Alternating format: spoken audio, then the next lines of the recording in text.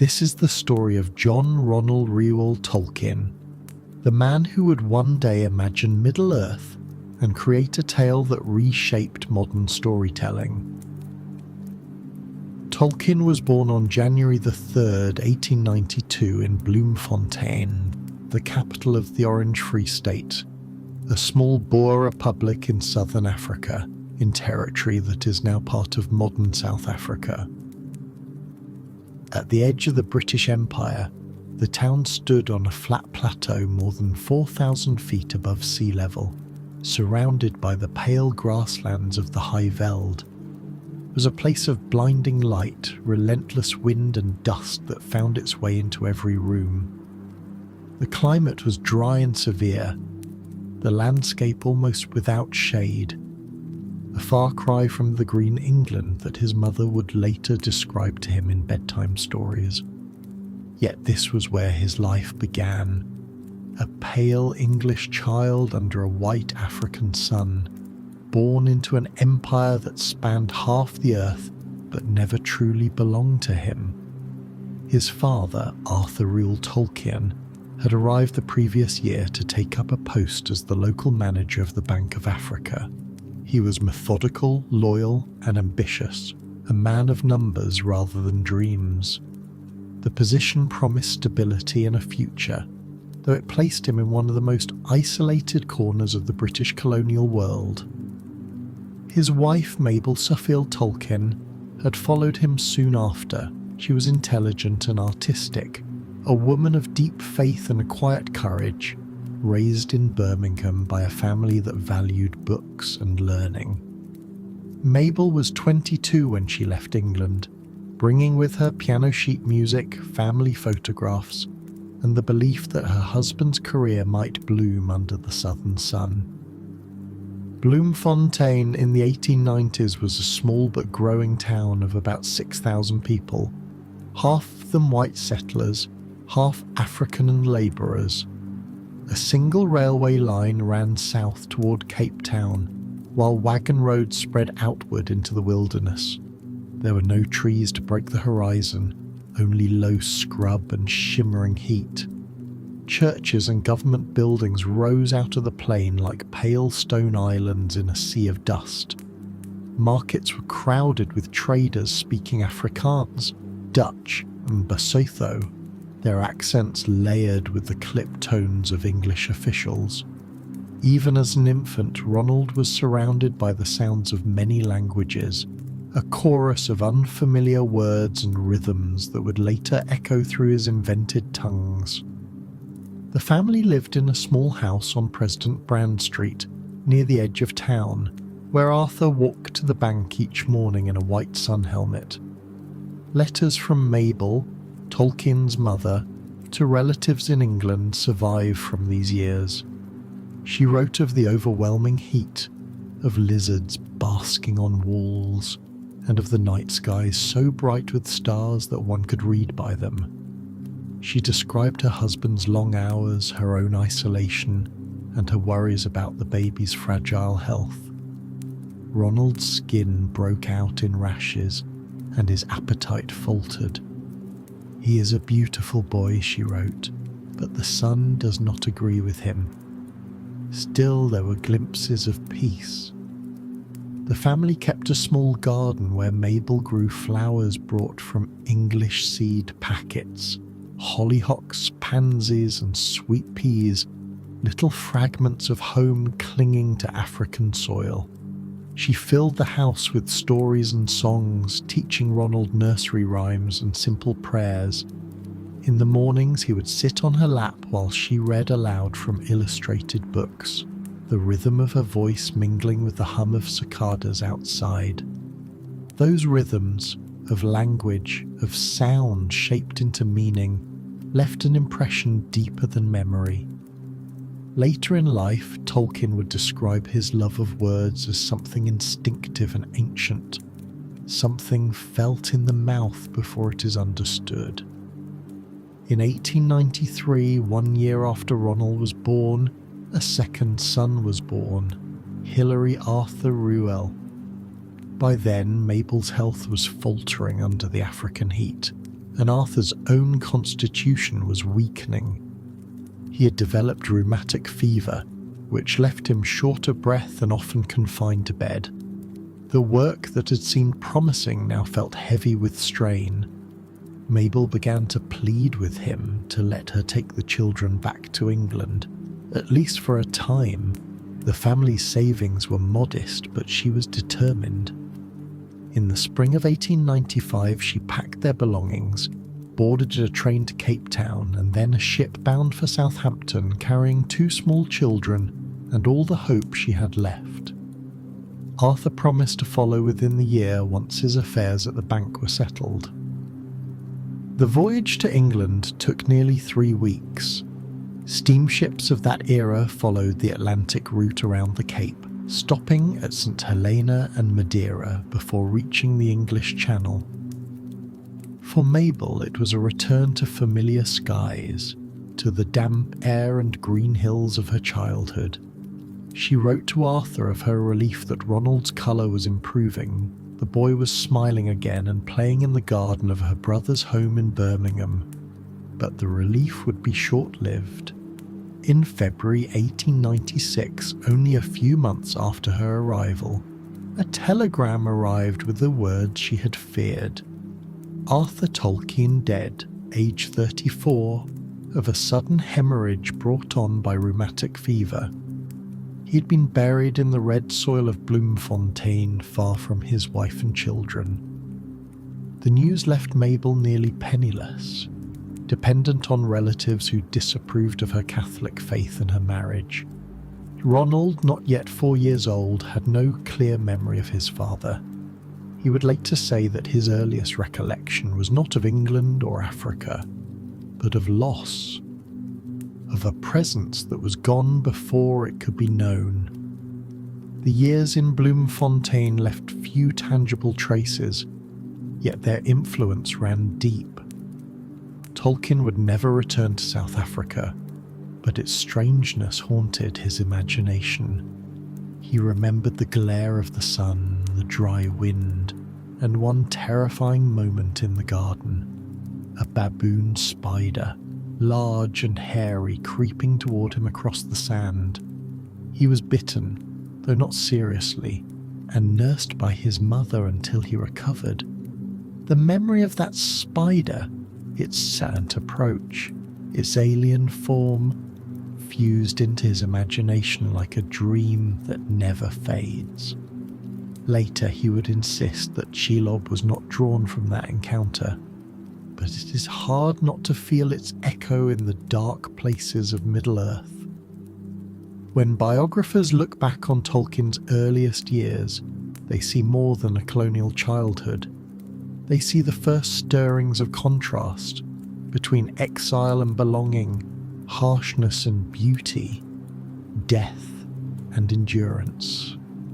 The contrasts that would later shape the emotional landscape of his fiction. South Africa, he lived at the margins of empire, surrounded by languages he could not yet understand and by nature both vast and indifferent. Those impressions, pressed deep into the mind of a child, would return decades later as myth. The Shire would become everything Bloemfontein was not. Green where it was red, soft where it was hard, familiar where it was foreign. And perhaps it was the very distance between those worlds that gave his imagination its power. A yearning for a homeland both real and remembered, yet never truly his own. When Mabel Tolkien returned to England in 1895 with her 2 young sons, she expected her husband to follow as soon as his work in South Africa was settled. Instead, as we now know, before he could rejoin them, a telegram arrived with the news she feared most. Arthur Ruel Tolkien had died in Bloemfontein, leaving her a widowed mother at just 26, responsible for Ronald, not yet 4, and Hilary barely 2. With grief still fresh, she had to confront a new reality, raising her children alone with little money, in a country that no longer felt familiar. The family first stayed in Birmingham, the centre of England's industrial boom, a place of crowded streets, iron foundries, railways and ceaseless noise. Smoke hung above the rooftops, the air thick with soot, and factories pressed outward throughout the city year by year. It was hardly the environment Mabel wanted for her sons, whose health had already suffered under African heat.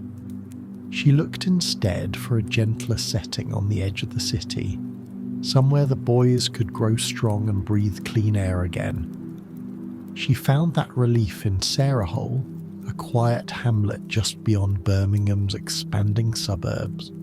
Here, the industrial landscape gave way to watermills, hedgerows, bright meadows, and the slow-turning currents of the River Cole. Mabel rented a modest cottage within walking distance of Sarahole Mill, a centuries-old mill, standing beside its pond and the footpaths that wound through fields toward Moseley Bog, a pocket of marshland and trees that felt like a gateway into another world. For Ronald, Sarahole became his first place of wonder. He roamed freely with Hilary along the riverbanks and through the fields, fascinated by the wheel of the mill turning water into motion, by the hush of willows, and by the busy life of gardens and insects. The natural rhythms of this small countryside, cool mornings, buzzing afternoons, lantern-lit evenings, replaced the harsh memories of South Africa and gave him the first landscape that truly felt like home. Decades later, when he described the Shire, its lanes and mills, gardens and simple comforts, he was describing this place. Yet the setting did not remove the hardship. Arthur's small savings were gone, and the Tolkien and Suffield relatives, both Protestant families, offered limited help, especially as Mabel's interest in Catholicism deepened. Her conversion would eventually separate her from much of her extended family, reducing financial support further, but she refused to compromise her convictions. Faith, she believed, would give her son strength when money could not. Despite the strain, education never slipped. Each morning she gathered the boys at their table to teach reading, writing, arithmetic and Latin. Ronald quickly showed an unusual gift. He absorbed words with fascination, rolling new sounds around in his mouth, curious about their roots and histories. His mother's lessons, mixed with Bible stories and English poetry, planted the earliest seeds of a lifelong devotion to language, not simply as communication, but as something beautiful and alive. Sarahole also taught him to pay attention. Mabel used the garden as a classroom, naming each flower and tree, hawthorn, holly, rowan, elm, so that Ronald learned to see the natural world not as background, but as a living presence with identity and character. That respect for nature would later appear everywhere in his stories. Forests that watch, trees with minds of their own, and landscapes that seem to remember. There were moments of childhood fear too. The miller, George Andrew, was known for scolding children who crept too close to the mill, and his sharp temper, set against such a peaceful setting, created the contrast Tolkien would carry with him. The idea that beauty and danger could exist side by side, and that small places could hold great power. By the end of the 1890s, Birmingham's expansion crept steadily towards Sarahole. Roads broadened, houses multiplied, and the quiet lanes grew busier each year. Change came slowly, but Ronald noticed and felt the loss of space and silence as the older countryside was pushed back by progress. Looking back many years later, Tolkien would describe that little pocket of Warwickshire as his first true paradise, the memory that shaped all later imaginings of home. The Shire, he said, was a reflection of the Warwickshire village life which I knew before the First World War. Those seasons in Sarahole, formed by his mother's devotion, by nature's calm, and by the early realization that beauty could fade, created the emotional foundation of his mythology. Before he ever drew a map of Middle-earth, its heart already existed in those fields. By the late 1890s, Mabel Tolkien was a young widow raising 2 sons in a world that offered her little support. Arthur's death in 1896 ended the family's short life in South Africa and left her alone in England with Ronald, age 4, and Hilary, age 2. Her only resources were determination, a few family connections, and a belief that her children deserved a future shaped by learning and faith. Those years of hardship would quietly become the foundation of everything her eldest son would later imagine. England was changing rapidly. The final decade of Queen Victoria's reign was marked by confidence in empire and industry, but many families lived with instability and limited options. For women, widowhood could be a sentence to poverty. Without a husband's income, Mabel's choices narrowed to dependence on relatives or the charity of the church. Both sides of the family, the Suffields and the Tolkiens, were Anglican and socially conventional. They expected her to remain within that world. But Mabel's interest in Catholic teaching grew steadily, and her relatives viewed it with suspicion. Anti-Catholic sentiment in English society remained strong, shaped by centuries of political and religious division. To step across that line was to risk reputation and financial security. In 1900, after several years of study and reflection, Mabel formally entered the Catholic Church, taking her sons with her. The decision placed her on the wrong side of both extended families. Support that had been strained became scarce. Letters stopped. Visits grew rare. It was a heavy price, but Mabel accepted it with quiet resolve, believing truth mattered more than comfort. Ronald, then 8, saw not just his mother's devotion, but her courage, a willingness to endure consequences for what she believed was right. The rituals of the Catholic faith, candlelight Latin prayers, the sense of the sacred, made a lasting impression on him, shaping how he would later think about beauty, language, and the presence of good in the world. Life at home became a classroom. With little money, Mabel took on the role of teacher. At the kitchen table or in the garden, she taught her sons reading, writing, arithmetic, and the basics of Latin. Ronald learned quickly, fascinated by the structure of language. He enjoyed tracing the roots of English words back to older forms, Old Norse, Anglo-Saxon, Latin, long before most children could even tell them apart. Mabel encouraged that curiosity, showing him that language carried history within it. Words were not just sounds, they were survivors of other times. Books were constant companions. She introduced the boys to stories from the Bible, folk tales, and children's novels. Ronald especially loved tales of knights and faraway lands, dragons, and hidden worlds. He soon began making his own imaginary maps and drawing strange trees and creatures, sometimes labeling them with Latin terms he had just learned. Those early attempts at invention were the first hints of the mythmaker he would become. The world around them also fueled imagination. Sarahole, a small rural area on the edge of Birmingham, was still defined by mills, hedgerows, and meadows. Industrial smoke drifted in from the city, but the lanes near Wake Green remained quiet and green.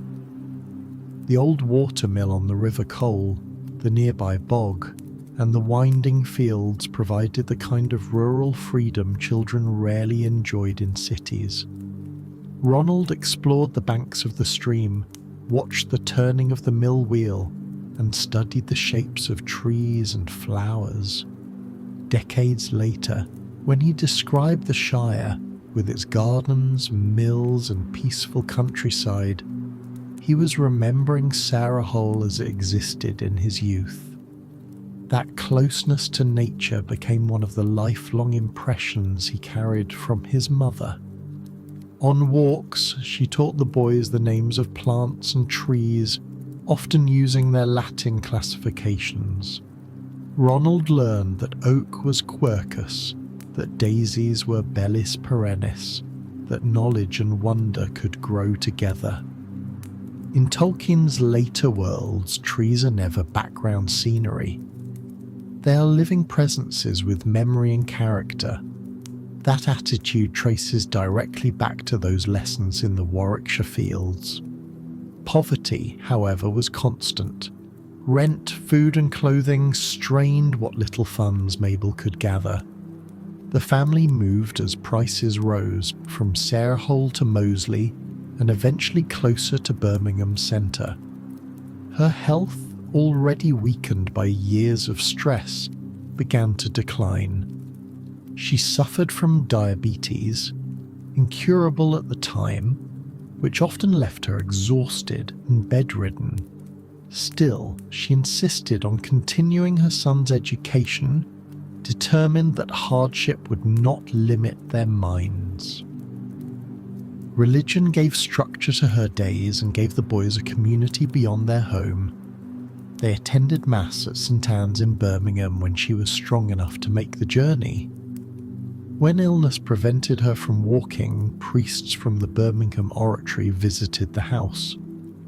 It was through the oratory that Mabel met Father Francis Xavier Morgan, a Welsh-born priest of Spanish heritage who would eventually play a decisive role in the boys' lives.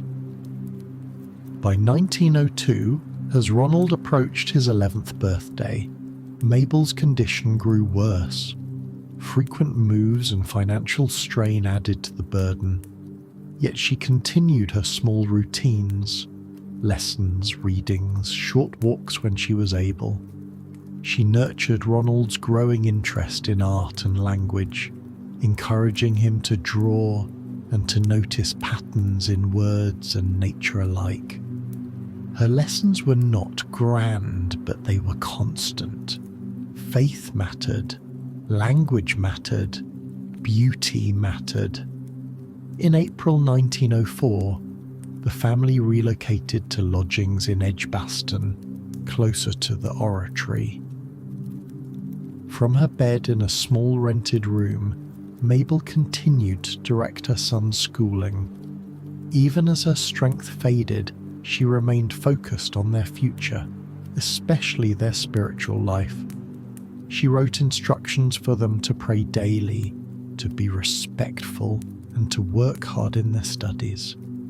She entrusted the boys' welfare to Father Francis, who promised to watch over them if she could not. By November 1904, she was too weak to remain at home. She entered a nursing facility run by the Sisters of Mercy. Ronald and Hilary visited her when allowed, but often they could only wait for updates. On November 14th, 1904, Mabel Tolkien died at age 34, the same age Arthur had been when he died 8 years earlier. Within a single decade, Ronald had experienced 2 losses that would remain with him for the rest of his life. Father Francis became the boys' legal guardian. He arranged for them to continue their education through the church, ensuring they would not be separated or sent to institutions. He visited them regularly and provided emotional stability at a time when their world had collapsed again. Mabel's influence did not disappear with her death. Her lessons shaped not only Ronald's intellect but his moral imagination. He carried with him her conviction that small things matter, that goodness can exist quietly and stubbornly in a world of suffering. When he later wrote of simple acts overcoming great evil, of pity restraining power, of hope surviving in darkness. He was reflecting the values learned at her table. He would eventually describe her as a martyr, someone who sacrificed her own life through constant struggle so that her sons would keep their faith and dignity. She died in the faith which we kept, he wrote many years later, and that was the greatest gift she ever gave us. By the time Ronald entered adolescence, the foundation of his imagination was firmly set. He had known loss, but also beauty. He had grown up with language as a source of wonder, and he had learned that faith, loyalty, and courage could endure quietly, even when the world seemed indifferent. Mabel Tolkien never saw the stories her son would write, yet her influence is present in every page, in every green landscape, every act of mercy, every hope that persists against despair. In those early years, she gave him the principles and the imagination that would one day blossom into myth.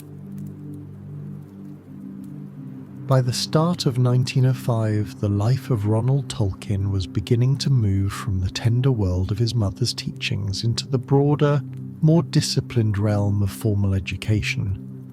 He was 13 years old, newly orphaned, and under the guardianship of Father Francis Xavier Morgan, who had made it his solemn duty to ensure that Mabel's sons received the finest schooling possible. Through Father Francis's intervention, Ronald won a place at King Edward's School, Birmingham, one of the most prestigious grammar schools in England, founded in the 16th century by King Edward VI and still regarded as a bastion of classical learning.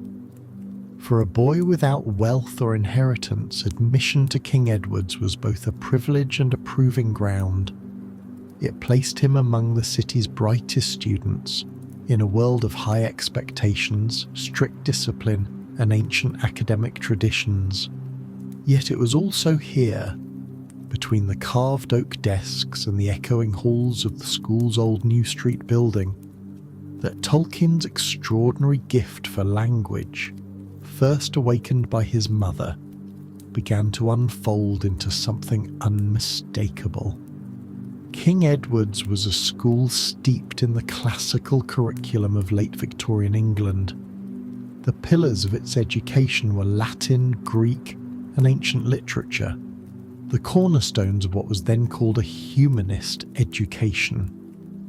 Boys were expected to read Virgil, Cicero, and Homer in the original tongues, to translate long passages by memory, and to pass every line according to grammatical precision and rhetorical structure. For most students, this was an exercise in endurance. For Ronald, it was revelation. He absorbed languages with an ease that astonished his teachers. Within his first year, he had mastered enough Latin to write his own compositions, and by 1907, he was reading Greek texts aloud for pleasure. His instructors noted his unusual sensitivity to sound, how he lingered on the cadence of words, how he could recall entire stanzas after a single reading. For Tolkien, words were not mere symbols of meaning, but living entities, musical and mysterious. He once said that discovering Latin declensions was like the unlocking of a hidden code, a feeling that would later return in his invention of languages like Quenya and Sindarin, which he treated not as puzzles but as organisms that breathed and evolved. At King Edward's, he also began to experience the intellectual freedom that would define his later years. Though the curriculum was rigorous, the school fostered curiosity. The headmaster, Robert Carey Gilson, encouraged literary exploration, allowing students to form reading groups and societies.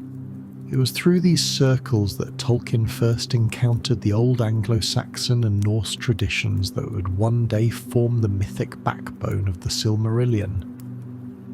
By the time he was 15, he had discovered Beowulf, the great Old English epic of heroes, monsters, and doomed glory. Most students treated the poem as an archaic curiosity, a relic of medieval literature preserved for linguistic study.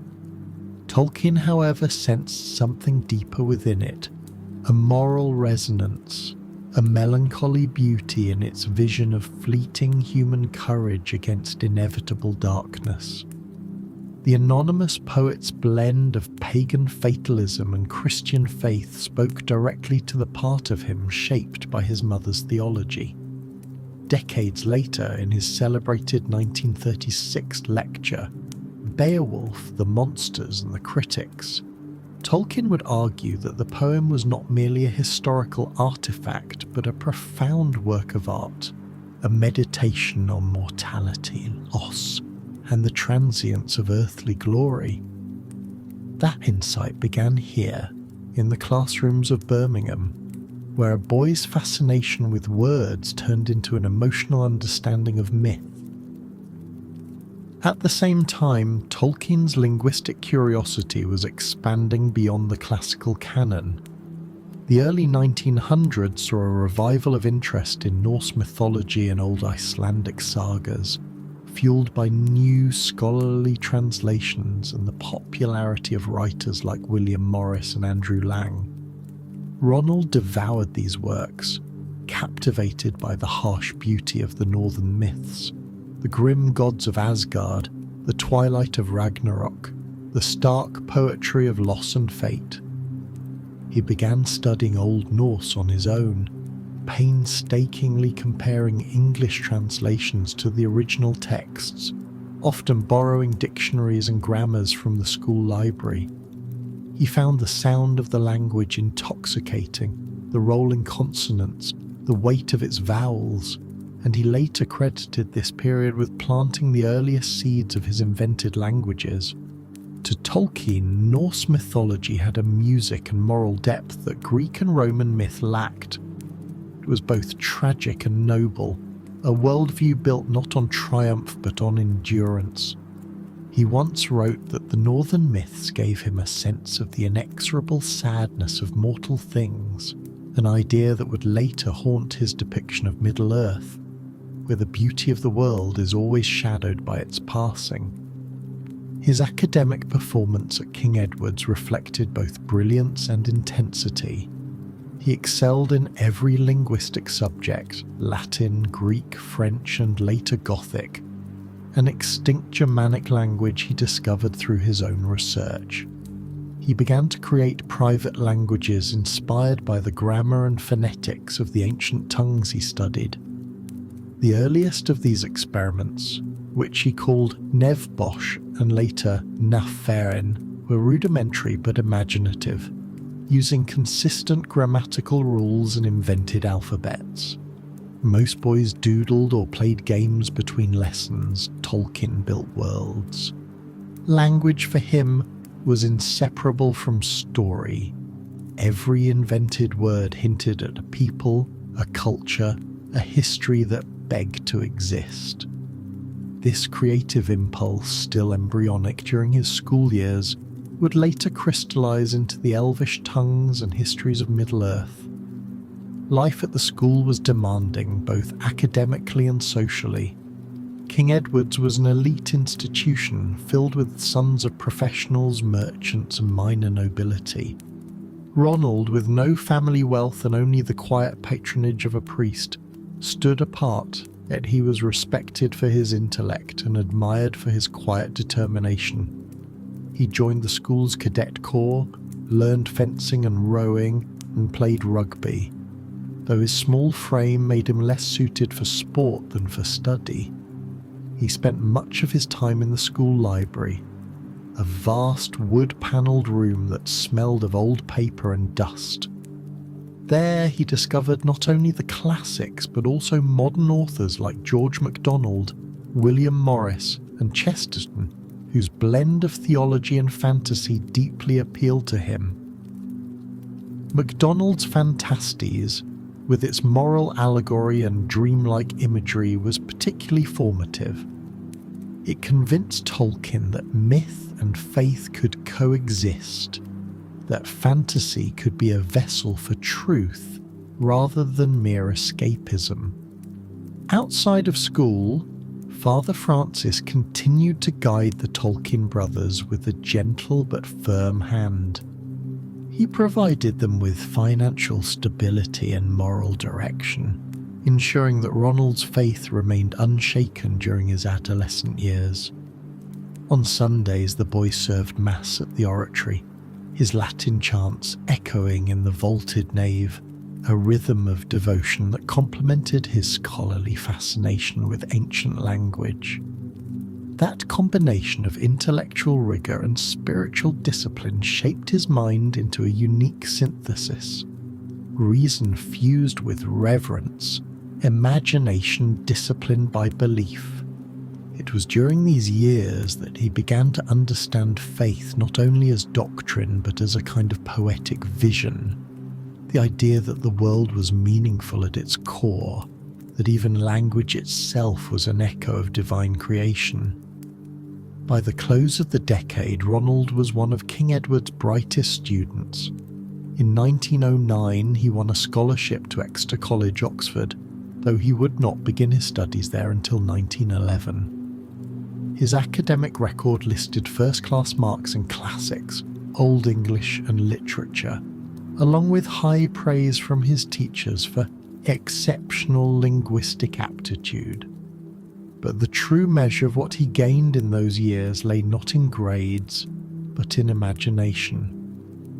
Within the walls of King Edward's School, the orphaned boy from Sarehole had found refuge in words.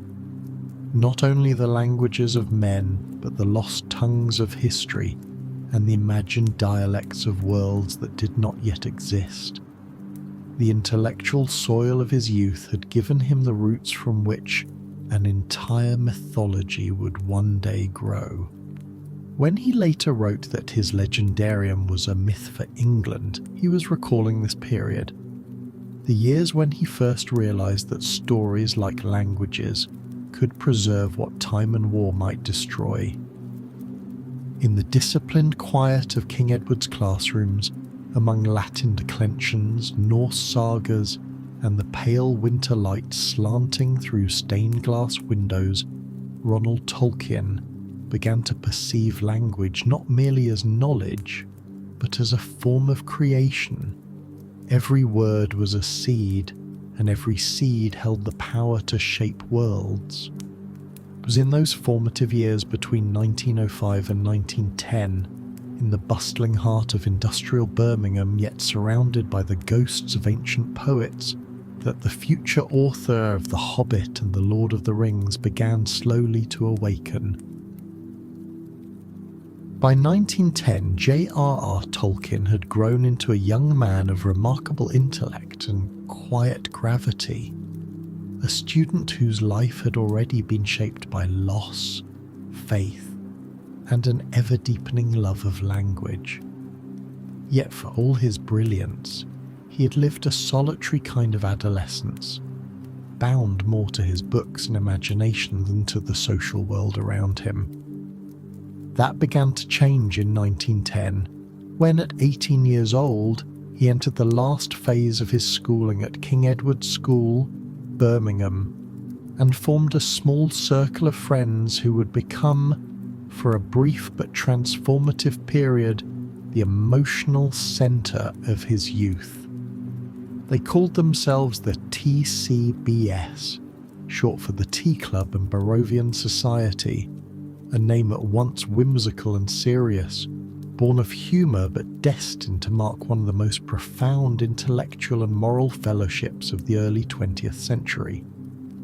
What began as a small group of schoolboys sharing tea and ideas in the library became in time a kind of sacred brotherhood. 4 young men bound by loyalty, idealism and creative ambition, who would together face the threshold of war and for some, never return from it. The origins of the TCBS were modest, almost accidental. At King Edward's, a handful of upper form students, Ronald Tolkien, Geoffrey Bache Smith, Robert Quilter Gilson, and Christopher Luke Wiseman began meeting informally during free periods to share conversation and contraband tea in the school library, where food and drink were strictly forbidden.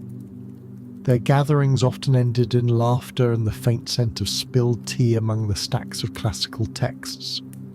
The librarian disapproved, but the boys were clever, choosing times when few others were present. The second part of their name came from the Barrows Stores, a nearby shop where they replenished their supply of tea, biscuits, and pastries.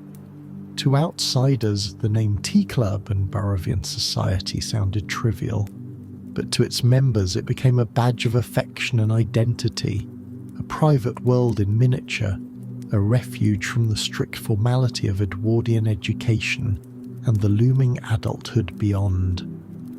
They were each of them gifted and restless, their minds alive with the ferment of ideas and the awareness that they stood on the edge of a changing world. Geoffrey Bache Smith, tall and fair-haired, was the poet of the group, sensitive and introspective, with a gentleness that balanced Tolkien's intensity. He wrote verse in the romantic style of Tennyson and Houseman, already publishing poems in the school magazine. Smith's poetry, though still youthful, carried a melancholy wisdom, a premonition of transience that would come to haunt their generation. Rob Gilson, the son of the school's headmaster, was graceful, charismatic, and socially confident. He had inherited his father's sense of order and education, yet his charm was tempered by a reflective nature. He would later study architecture at Cambridge and possessed a painter's eye for design and proportion. Christopher Wiseman, older than the others, was a musician and mathematician, brilliant in both fields, and the intellectual anchor of the group. He was methodical where Tolkien was impulsive, analytical where Smith was lyrical. And then there was Ronald, shy but fiercely articulate, whose passion for words and mythology lent their meetings an energy that none of them could entirely define. Together they created a circle that was half literary society, half brotherhood, a place where friendship, art and belief intertwined. Their conversations, held over steaming cups of tea or in the echoing corridors of King Edward's, ranged from poetry and philosophy to religion, music and the nature of art. They debated the morality of beauty, the purpose of creativity, the responsibility of intellect in a world that worshipped progress. To them, art was not merely entertainment but vocation, a calling to bring light into a modern age they already felt was losing its soul to machines and materialism. The industrial Midlands of their youth, with its factories and ironworks, loomed as a symbol of what they feared, a civilization advancing outward but decaying inward. In that sense, the TCBS was more than a school club. It was a protest of spirit against the ugliness of modernity. They wanted to restore meaning through beauty, truth through imagination. It was an idealism that would, in different forms, find its way into Tolkien's legendarium, where industrial desolation and spiritual corruption are always opposed by the simple, enduring beauty of creation. Tolkien's role within the TCBS was distinctive. He was its linguist, its mythographer in the making, the one whose imagination stretched furthest beyond the immediate world. By 1910, he was already experimenting with invented languages, charting their phonetic systems and even composing short texts and poems in them. He showed his friends his notebooks filled with runes, alphabets, and fragments of imaginary history. Instead of mocking him, they encouraged it. Geoffrey Smith especially saw in Tolkien's passion something profound, the birth of an art form. In his letters, Smith later wrote that Ronald's work had a spark of something new, something beyond us all. That encouragement was crucial, for Tolkien had spent most of his life treating his linguistic imagination as a private obsession. The TCBS gave him an audience, but more importantly, it gave him belief. For the first time, his creative work was received not as eccentricity, but as purpose. The boys also shared a spiritual and moral earnestness uncommon in their age group. Their friendship was built not only on shared interests, but on shared ideals, loyalty, honour, integrity, and the conviction that the world could be made better through art. They wrote letters to one another filled with reflection and faith in their generation's potential. They met on weekends at Wiseman's house or in local cafes to read each other's poetry, discuss literature, and dream about the future. By 1911, when Tolkien left King Edward's for Exeter College, Oxford, the TCBS had taken on an almost mythic identity in their minds. It was no longer just a tea club, it was, as Tolkien later described it, a fellowship of friends and the beginning of all that I have since achieved. The word fellowship would later take on an immortal meaning in his fiction, but its emotional roots lay here, in the bond of four young men who believed in each other's gifts and moral worth. What made the TCBS unique was its fusion of intellect and affection. In an age when masculine friendship was often reserved or ironic, theirs was openly emotional. They spoke of love, loyalty, and faith with the same seriousness they gave to literature. The Edwardian code of restraint gave way, in their company, to a language of brotherhood. Each felt that he belonged to something larger, a moral compact of creativity and trust. When Tolkien later wrote of the Fellowship of the Ring, of men bound by love rather than blood, by honour rather than ambition, he was reanimating this memory.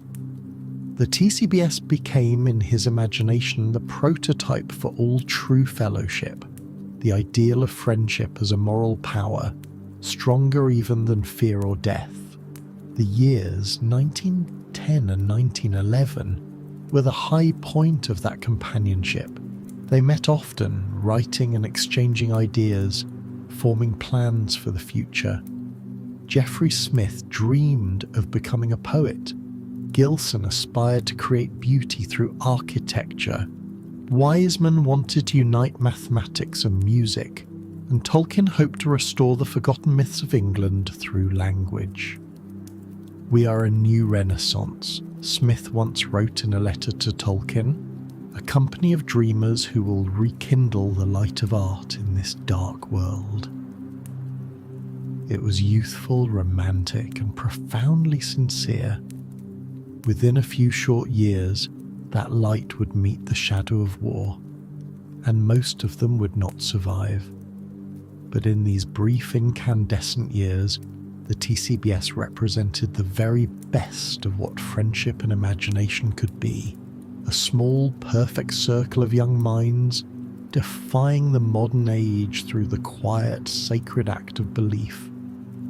And so it was in those tea-stained afternoons in the library, in laughter shared over forbidden cups, and in the long walks through the smoke-streaked streets of Birmingham, that Ronald Tolkien first experienced the true fellowship of equals, one that would sustain him through the years to come, when the world itself would fall apart. For all its brevity, the TCBS left an indelible mark upon his spirit.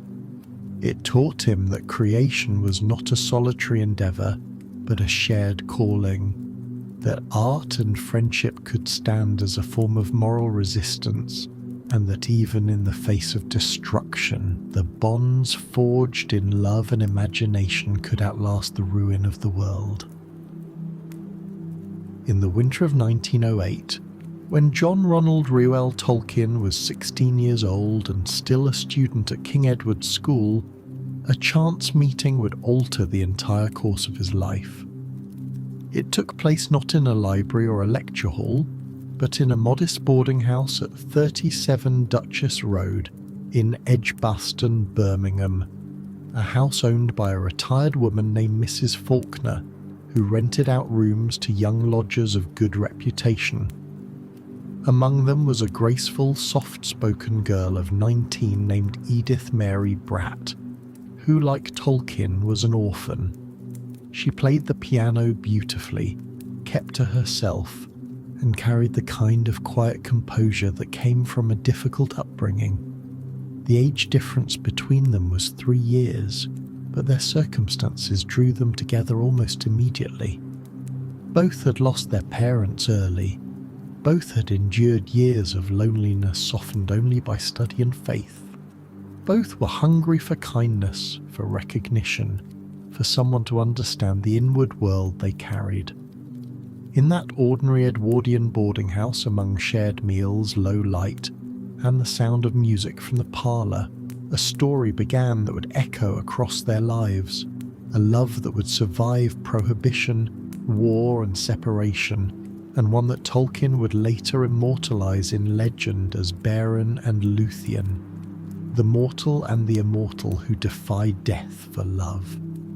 The Birmingham of those years was not a romantic city. It was an industrial heartland of the British Empire, ironworks, tram lines and smoke. But in the quiet interiors of boarding houses like Mrs. Faulkner's, small worlds of gentility persisted. Lodgers were expected to observe manners, attend church and maintain appearances. Tolkien, under the guardianship of Father Francis Morgan, lived there while finishing school and preparing for Oxford entrance exams. Edith, 3 years his senior, had come from a very different background. She had been born in Gloucester in 1889, the illegitimate child of a young mother who had died soon after her birth, leaving her in the care of a distant guardian. Though she was raised with propriety, she was marked by her social position. Too genteel to work as a servant, too poor to live independently, and always aware of the delicate line she walked in Edwardian society. She had attended finishing school and was trained in piano and etiquette, with hopes of becoming a music teacher or governess. Her life, like Tolkien's, was one of quiet constraint. They met through proximity and curiosity. Tolkien, serious and shy, noticed Edith's music drifting through the halls, the sound of piano pieces by Schumann and Chopin played with a sadness that seemed to carry more than melody. He would linger near the doorway, listening, and gradually conversations began. First polite exchanges about music, then long talks over tea in the common room. They found in each other a shared sense of displacement, of being slightly out of step with the world. Ronald, with his love of languages and myth, was already a boy half in another age. Edith, with her grey eyes and gentle humour, seemed to him like a figure from that other world. Soon they began taking walks through Birmingham streets and parks, especially Highfield Road and the Botanical Gardens, where the industrial haze gave way to patches of green. They would share cream teas in local cafes and laugh about small things. The friendship deepened quietly into love. To understand what that love meant, one must understand the severity of the world they lived in. In Edwardian England, class and religion divided lives as firmly as iron rails. Tolkien was Catholic, and Catholics were still regarded with suspicion in Protestant England, a minority often excluded from polite society. Edith, meanwhile, was Protestant and a young woman of independent mind. but she lacked both family wealth and social protection. For Tolkien's guardian, Father Francis Morgan, the relationship was unacceptable, not because of Edith's character, he in fact liked her, but because of his deep fear that the attachment would distract Ronald from his education and faith. He saw in the boy a rare intellect and believed that Oxford could open a future of scholarship and vocation. A teenage romance with an older Protestant woman he thought would derail that destiny. And so, when he discovered the relationship in 1909, he forbade it absolutely. The prohibition was total and immediate. Father Francis summoned Tolkien and told him that he was not to see, write to, or communicate in any way with Edith until he reached the age of 21. If he disobeyed, Father Francis warned, he would be withdrawn from school and lose all financial support. For a young man still dependent on his guardian's charity, there was no real choice. Tolkien obeyed, but it broke him.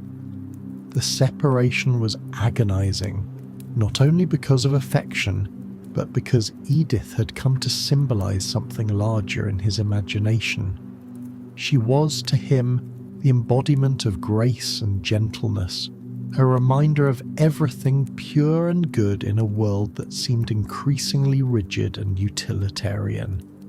He later said that his love for her during those years was like a star shining through fog, unreachable yet enduring. Edith, for her part, endured the separation with dignity, though she could not understand the depth of the church's objection. She left the boarding house in 1910 and moved to Cheltenham, where she lived with friends and took small tutoring positions. For the next 3 years, the two exchanged no letters and had no contact. Ronald buried himself in study, preparing for his Oxford scholarship examination, while Edith's life drifted into a quiet pattern of music lessons and solitary evenings. The silence between them was heavy with uncertainty. Neither knew whether the other still cared, whether the bond could survive time and distance.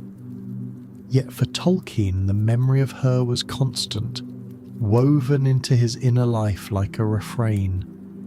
When he read poetry, he saw her in its imagery. When he walked through fields, he imagined her beside him. The love that could not speak became a myth of its own, an inner narrative that would, years later, transform into art.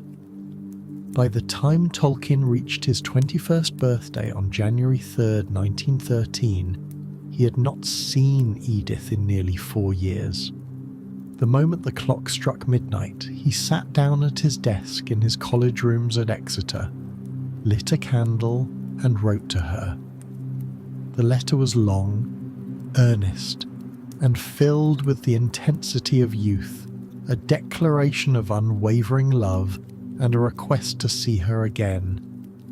When it arrived, Edith was living near Cheltenham, and she later wrote that she was astonished and torn. She had waited for him for years, but had finally begun to believe he had forgotten her. In the absence of any word, she had accepted a proposal from another man, a kind and steady one, but not a love match. Tolkien's letter shattered that illusion. Within days, she broke off her engagement and arranged to meet him at the railway station in Cheltenham. When she saw him again, after all those silent years, he looked older but unchanged. The same serious eyes, the same quiet warmth.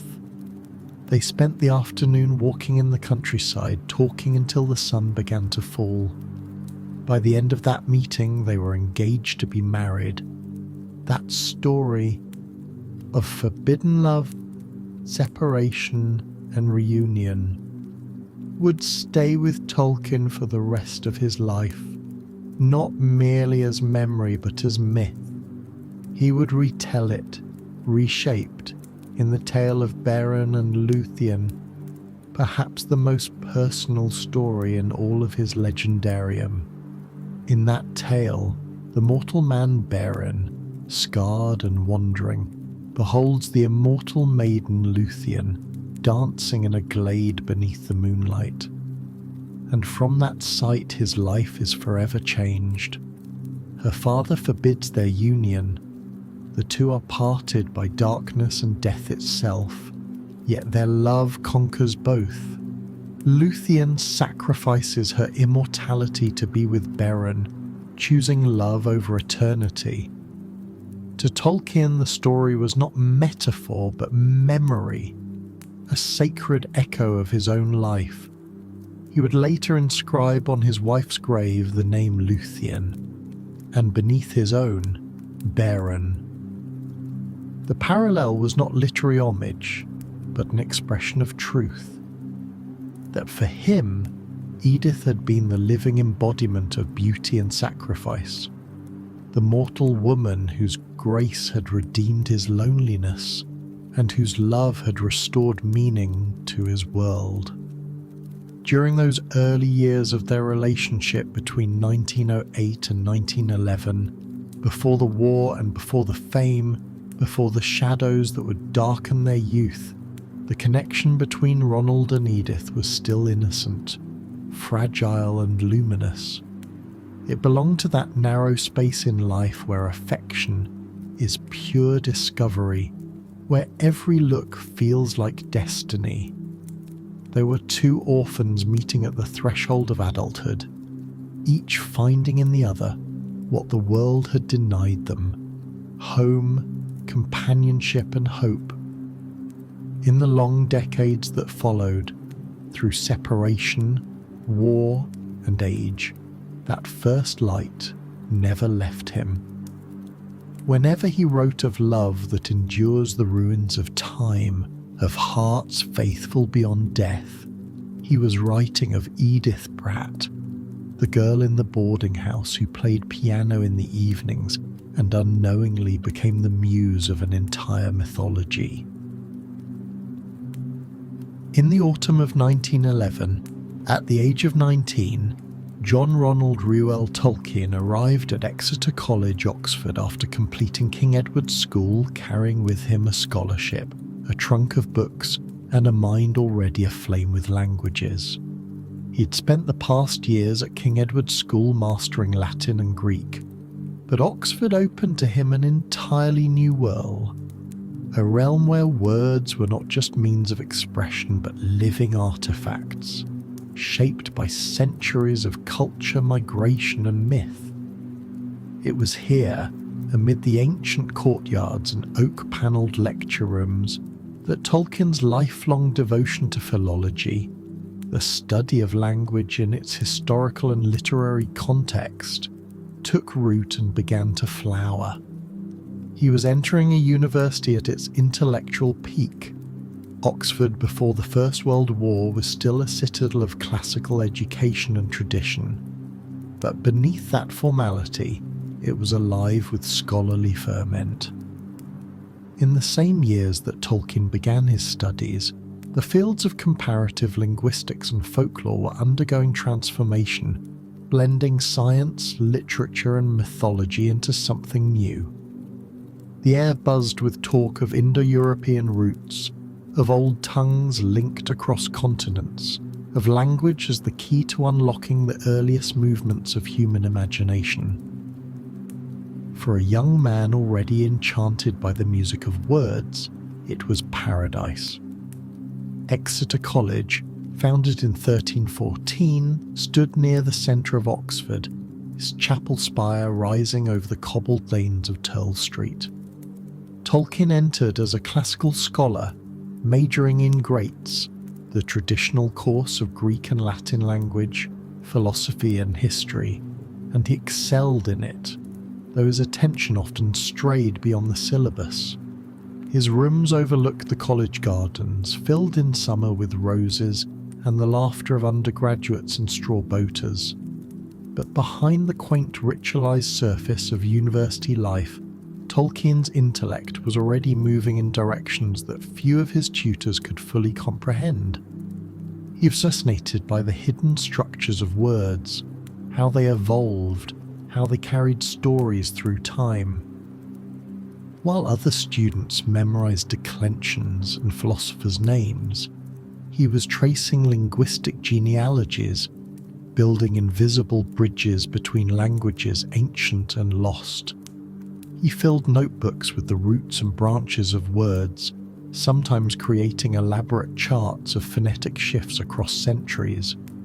Words like elf, ent, wyrd, and middangerd, fragments of Old English, began to resonate in his imagination not merely as vocabulary but as portals into forgotten worlds. Around 1912, his studies began to broaden dramatically. He discovered Old English through the writings of Anglo-Saxon England, a field that few students pursued seriously at the time. The great poem Beowulf, which he had first encountered at King Edward's, became a kind of touchstone. He read it aloud in the original tongue, fascinated by its alliteration and rhythm, by the way it balanced Christian faith with pagan heroism. The cadences of Old English, with its rolling consonants and sombre tone, spoke to him in a way Latin never had. He once wrote that it felt like the echo of an ancient music long since fallen silent. That sound, half mournful and half majestic, would later infuse the language of Rohan in The Lord of the Rings, whose riders speak a tongue drawn from the same Anglo-Saxon roots. But Tolkien did not stop with English. He moved backward through the linguistic chain, from Middle English to Old Norse, and from there to Gothic, a nearly extinct branch of the early Germanic family, preserved only in fragments. His fascination with Gothic was especially intense. Few students at Oxford even knew of it, and even fewer studied it. The surviving texts, most notably the Codex Argenteus, a 6th century translation of the Bible by the Arian bishop Ulfilas, represented a ghost language, preserved in a handful of manuscripts. Tolkien tracked down copies of grammars and glossaries, teaching himself to read and pronounce its strange words: Guth for war, Horbith for head, Sweths for sleep. He marvelled at the way the language seemed to stand midway between Latin order and Germanic power, its structure logical yet poetic. This self-directed study marked one of the first moments when his love of language crossed from academic curiosity into creation. He began to invent words of his own, first as exercises in philological reconstruction, and later as imaginative play. Not random nonsense, but plausible descendants or ancestors of real tongues. In doing so, he was already shaping the conceptual foundation of what he would later call subcreation, the belief that inventing languages and worlds was a divine echo, a human participation in the creative act of God. Another major influence arrived through the linguistic explosion of the late 19th century, the comparative study of Finno-Ugric languages, especially Finnish. Around 1913, Tolkien discovered the Finnish national epic, the Kalevala, in a translation by W.F. Kirby, and it struck him like a revelation. The Kalevala was a collection of mythic songs and runes compiled from Finnish oral tradition by Elias Lönnrot in the 1830s and 1840s. Its tone was strange and hypnotic, full of creation myths, magical incantations, and tragic heroes bound by fate and song. Tolkien later said that discovering Finnish was like discovering a complete wine cellar filled with bottles of an amazing wine of a kind and flavour never tasted before. He bought a Finnish grammar and began to study the language independently, fascinated by its intricate agglutinative structure, where meaning was built through layers of suffixes and internal harmony. He loved its sound, the soft consonants, the long vowels, the rhythm like waves, and the mythic depth that seemed inherent in it. It would become the primary inspiration for Quenya, the high elvish language of his later legendarium, which he described as a new and cleaner Finnish. At the same time, Tolkien was immersing himself in the comparative study of Indo-European languages, tracing their descent from a single ancient source. The idea that Greek, Latin, Gothic, Sanskrit, and Celtic were all branches of the same great linguistic tree appealed to his imagination as much as his intellect. He saw in it a reflection of his own longing for unity, the idea that all languages, and perhaps all myths, pointed back to a shared origin, a lost harmony before the divisions of history. This concept would become central to his mythology, that the languages of Middle-earth, though diverse, descended from a common Eldrin ancestor, fractured by exile and time. Even as a student, he was unconsciously shaping the linguistic architecture of a world that did not yet exist. His notebooks from these years contain tables of phonetic shifts, invented alphabets, and short passages in experimental languages that would evolve across decades into fully realized linguistic systems.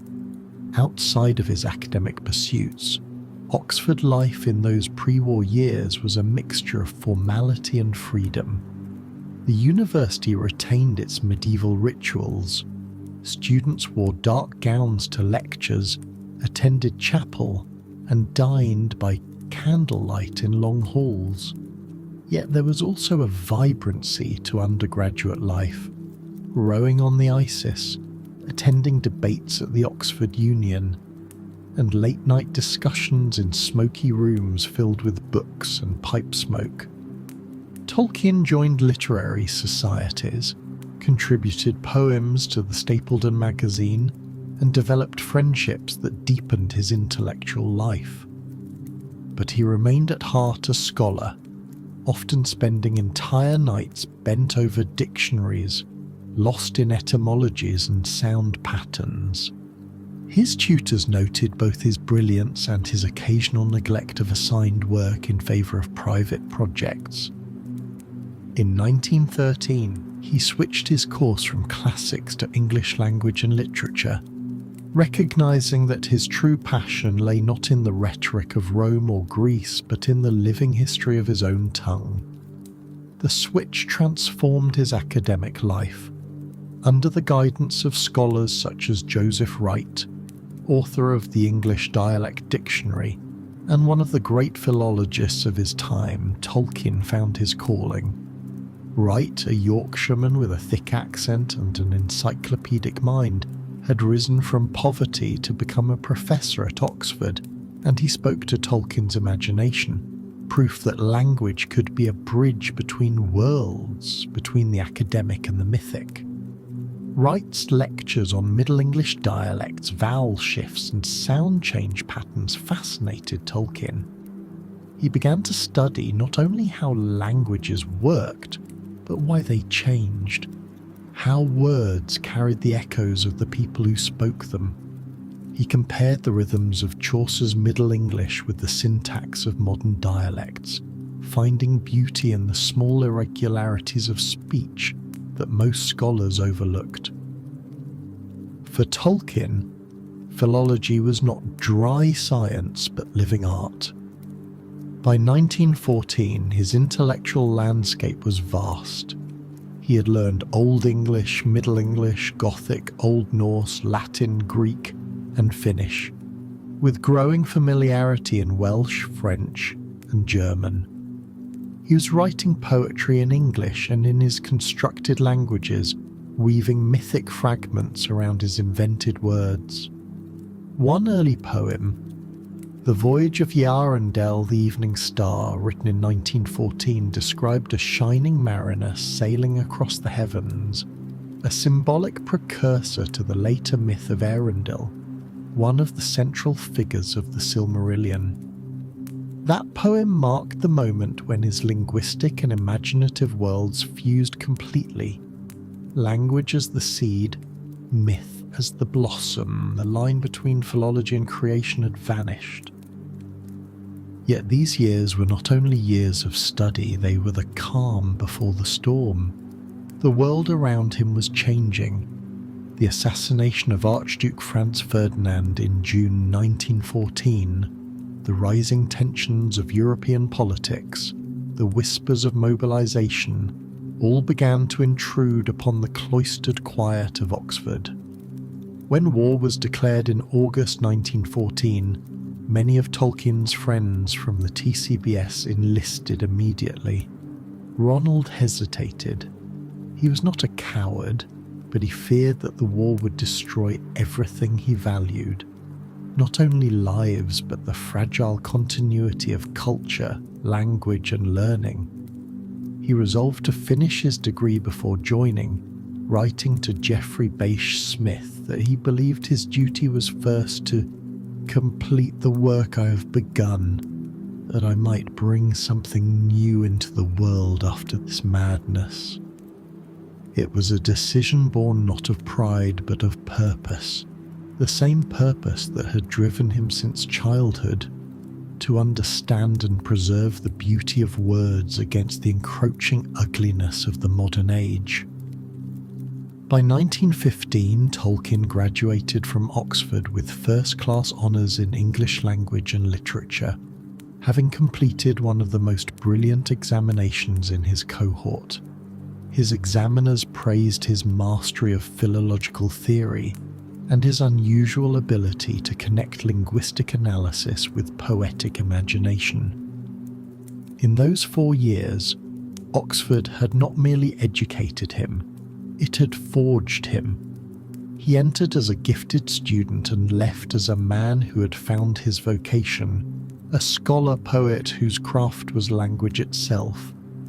Beneath the spires of Exeter and the dreaming towers of Oxford, Tolkien had built the invisible foundations of a mythology that would one day span worlds. The languages he studied had become his inheritance, and the myths he began to imagine in their shadows would become his offering to the generations that followed. When J.R.R. Tolkien completed his studies at Exeter College, Oxford, in the summer of 1915, the world he had known was already vanishing. The war that had erupted the previous year, now known as World War I, first greeted in England with patriotic fervour and songs of glory, had become a vast and mechanised slaughter. The newspapers spoke of Ypres, Neuve-Chapelle, and Loos, of mud-choked trenches and the thunder of artillery that turned farmlands into wastelands. Nearly every friend Tolkien had at Oxford, or from his days in the TCBS, had enlisted, some already dead before their letters could reach home. The British Expeditionary Force, which had marched so proudly into France in 1914, was now a shattered remnant of its former self. For young men of his generation, war was no longer an abstract duty. It was a summons that reached into every life, every classroom, every dream. Tolkien had resisted joining immediately, not out of fear, but from a sense of vocation. He believed he had something yet unfinished to offer the world through language, something his friends might never live to see. But by late 1915s, with his degree completed and the war entering its second brutal winter, he could delay no longer. On July 15th, 1915, he took his commission as a second lieutenant in the 13th Battalion of the Lancashire Fusiliers, one of the proud old county regiments of northern England. The decision came with both resolve and grief. He had married Edith Bratt only months earlier, on March 22, 1916, in a small Catholic ceremony at St Mary Immaculate Church in Warwick, after years of forbidden love and separation. The joy of that reunion, long delayed by Father Francis's prohibition, was shadowed by the looming certainty of war. Ronald and Edith had only a brief honeymoon before he reported to training camp. The photographs from that spring show a thin young officer in uniform, his eyes serious, the hint of a smile touched by apprehension.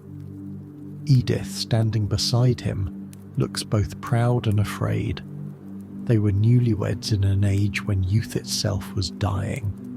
She would later say that she could feel, even in their happiest moments, the sorrow of parting already in the air. Tolkien's training began at Cannock Chase in Staffordshire, a vast army camp of wooden huts, barbed wire, and drilling grounds where thousands of young men learned the brutal efficiency of modern war. The 13th Lancashire Fusiliers were part of Kitchener's new army, a volunteer force hastily raised after the catastrophic losses of the early campaigns. These were not professional soldiers, but clerks, students, and labourers drawn from every corner of Britain, boys with soft hands and nervous smiles who would soon be sent into the mud of France. Tolkien's life in camp was a strange blend of discipline and monotony. Long hours of drill, physical endurance, bayonet practice, and tactical exercises interspersed with the endless waiting that defines army life. The poet in him rebelled against its stupidity, but he performed his duties with care, conscious that language could not protect him from the forces now shaping the century. In letters to Edith, he complained of the wearisome drudgery of military bureaucracy and the pettiness of officers obsessed with rank and appearance. Yet his affection for his fellow soldiers, the men who had marched beside him into the unknown, grew genuine and deep. They were miners, farmers, and factory workers, most of them with little education, but their humour and resilience impressed him. He listened to their dialects, noting their turns of phrase, their blunt wit, their songs sung by firelight in the huts at night.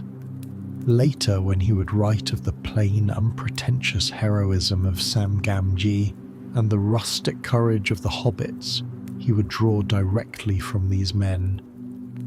"My Samwise," he once wrote, "is indeed a reflection of the English soldier, the private and batman I knew in the 1914-18 war, and recognised as so far superior to myself." By June 1916, after nearly a year of training, Tolkien's battalion received orders for the front.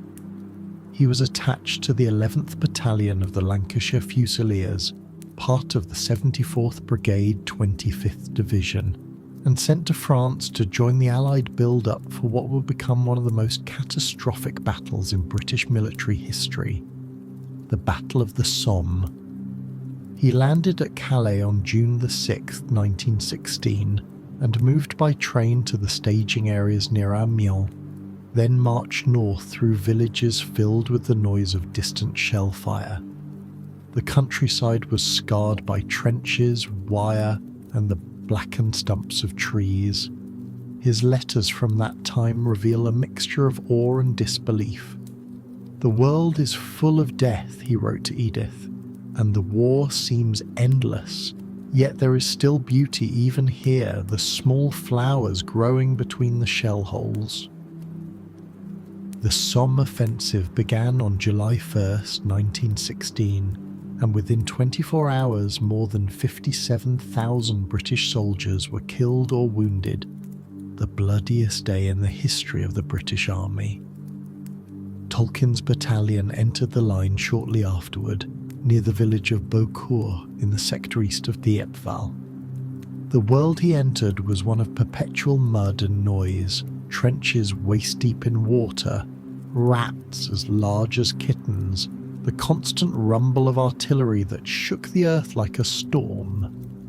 The smell of decay was everywhere, the mix of cordite, gas, and the stench of bodies buried in shallow graves. He served as a signals officer, responsible for maintaining communications between battalion headquarters and the front lines, a task that required him to crawl through shell fire to lay telephone wires and repair them when they were cut. It was dangerous work, and he performed it under conditions of exhaustion and terror few could imagine. The strain of trench warfare left a permanent mark on him. In letters to Edith, written whenever senses and circumstance allowed, he described the scenes in spare but vivid prose. The night sky flashing with guns, the men moving like shadows through the mist, the air full of noise and yet horribly empty. The psychological toll was immense, yet those letters also contained moments of tenderness and poetry. Edith was his anchor, the one thread of sanity in a world unravelling. He carried her photograph in his breast pocket, often taking it out in the rare quiet moments between bombardments. In one letter he wrote, "I see your face before me always, my Luthien, even here amid the noise and stench." The name Luthien, not yet attached to a written story, was already alive in his mind, a private name for love itself, born in the mud of France. As the battle raged through July and August, Tolkien witnessed the annihilation of entire battalions. Among the dead were two of his dearest friends from the TCBS. Robert Gilson, the son of his former headmaster and one of the founding members of their fellowship, was killed on July 1st, leading his men into the first assault at La Boisselle. Geoffrey Bache Smith, the poet of the group, survived the initial weeks, but was mortally wounded by a shell burst near Wiley in November 1916. Before his death, Smith wrote to Tolkien, "May God bless you, my dear John Ronald, and may you say the things I tried to say long after I am not there to say them." That final message, arriving in a letter weeks after the event, devastated Tolkien, but also filled him with purpose. He understood, perhaps for the first time, that his creative calling was not merely personal but memorial, a way to give voice to all that had been lost. By October 1916, the war's physical toll reached him as well. While still in the trenches near Eaucourt-l'Abbaye, he contracted trench fever, debilitating infection transmitted by lice, which caused high fever, exhaustion, and delirium. He was evacuated to Birmingham on November 8th, just as winter descended on the Western Front. His weight had dropped drastically, and his body trembled from recurrent fever. The diagnosis saved his life. His battalion suffered horrific casualties in more of the following weeks, but it also left him bedridden for months. During his convalescence in hospitals at Birmingham and later in Great Haywood, Staffordshire, Edith stayed near him whenever possible. It was during those long, feverish weeks of recovery, surrounded by the distant echo of guns and the knowledge that his friends were dead, that Tolkien began to write what he called the Book of Lost Tales. This early collection of stories, written between 1916 and 1917, was the first articulation of what would eventually become the Silmarillion. The tales imagined a mythic prehistory of the world, an island called Tol Eressëa, inhabited by elves who preserved the memory of creation and loss. Fragments of the mythology were drawn from the same well of grief that the war had opened. Stories of exile, of fading beauty, of immortal beings haunted by mortality. It was as though he were transmuting the horrors of the trenches into myth, translating the loss of his friends and the collapse of his age into a vast, elegiac cosmology. The first story he drafted, The Fall of Gondolin, told of a hidden city destroyed by fire and betrayal, a reflection, perhaps, of the burning villages he had seen at the Somme.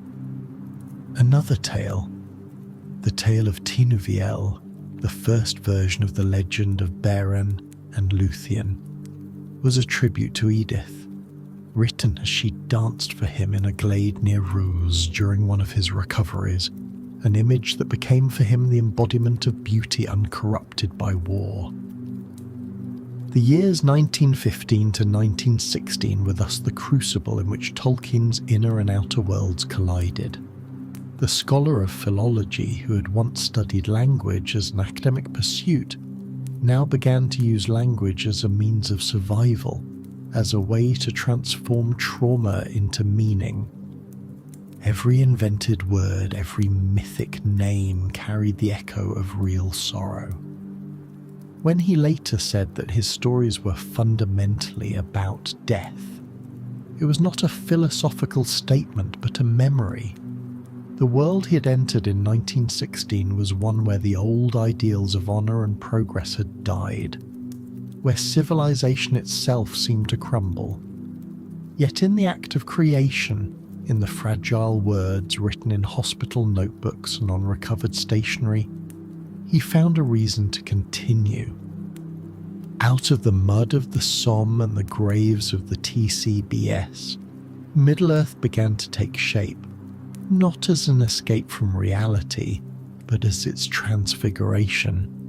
Through myth, he sought not to forget but to redeem what had been lost, to give it voice, to ensure that beauty, however fragile, could still endure.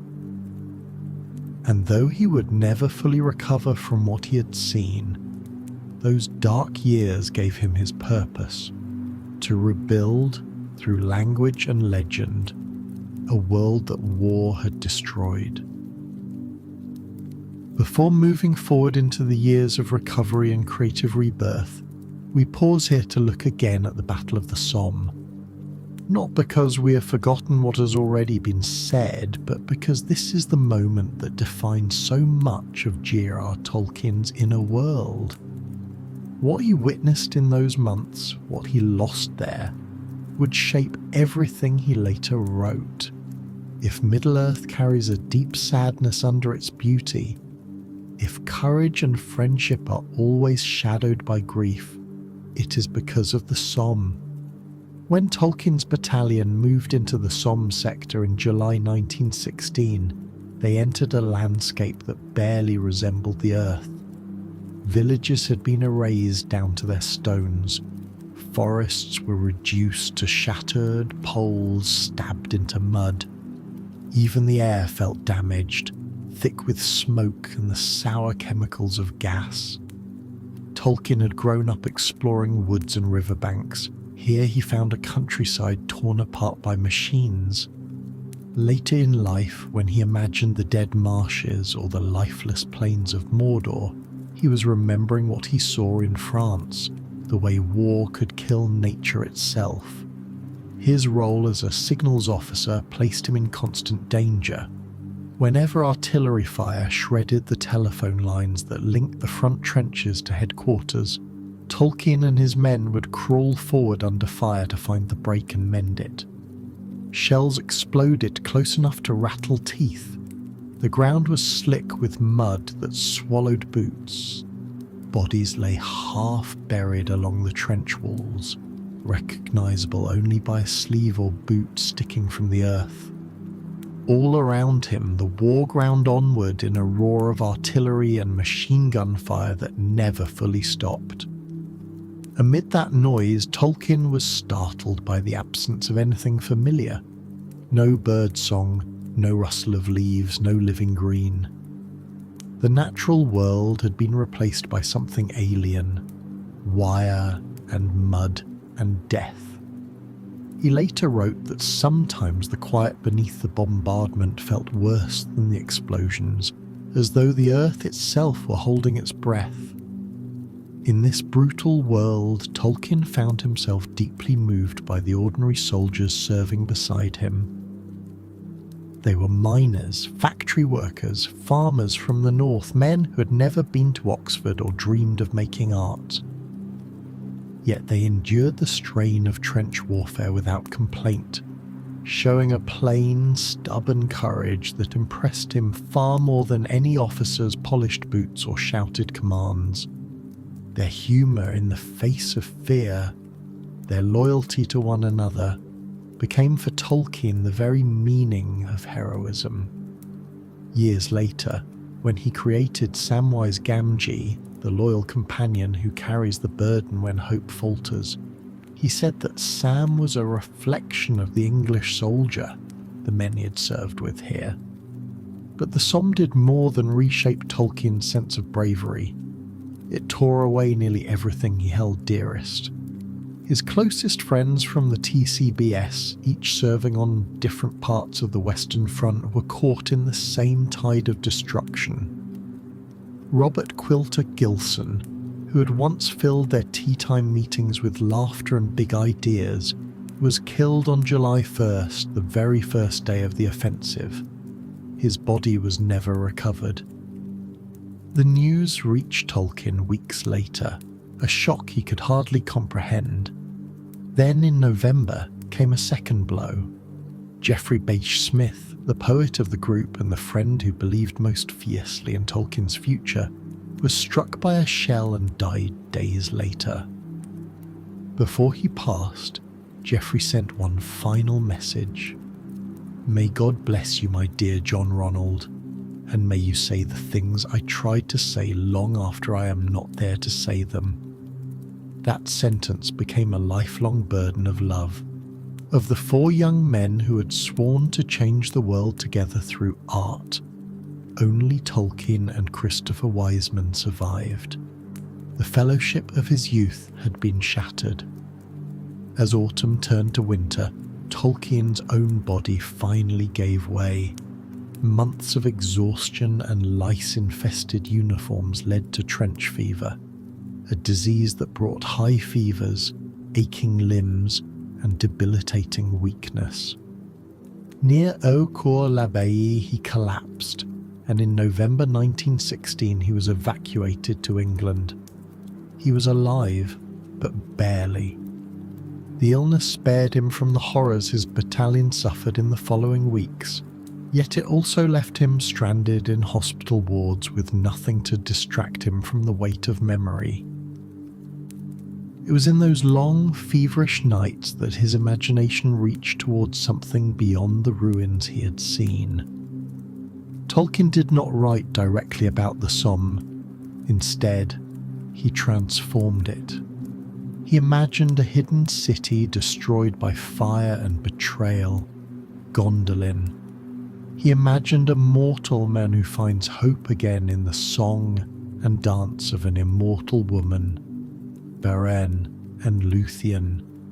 He imagined marshes filled with the dead whose faces stare up from beneath the water, haunting echoes of no man's land after rain. He began to sketch an ancient world of beauty and sorrow, where light and darkness wage their eternal struggle. These stories were not escapism. They were an attempt to rebuild meaning out of devastation. The Somme remained inside him long after the war ended. He rarely spoke of it, even to his children, but it is there in the bones of his mythology, in the belief that every victory carries a shadow, that even the most heroic hearts can break, and that hope survives not by strength, but by endurance. When Tolkien later wrote that his work was fundamentally about death, he was not making a grand philosophical claim. He was remembering his friends and the generation that did not come home. By the time the battle officially ended in November 1916, more than 1 million men on both sides had been killed or wounded for a gain of only a few miles. History called it progress. Tolkien felt only the heavy finality of loss, yet from those months came the seed of everything he would later write. The sorrow in Middle-earth, the loyalty of its characters, and the belief that goodness, though fragile, is worth defending. The Somme destroyed the world as Tolkien had known it, but in the shadows it cast, he began to build another, one where courage mattered more than power, where beauty could rise again from ruin, and where the memory of the fallen could become something death could not silence. The year 1917 found J.R.R. Tolkien a changed man. The trench fever that had torn through his body during the Battle of the Somme had left him weak, trembling, and susceptible to relapse. His nerves were damaged, his energy depleted, and yet his mind, always restless, always seeking meaning, burned with new purpose. He'd returned to England, to the relative quiet of hospital wards and convalescent homes scattered across the countryside, but he carried the Western Front within him. The mud, the noise, the faces of the lost, these did not fade.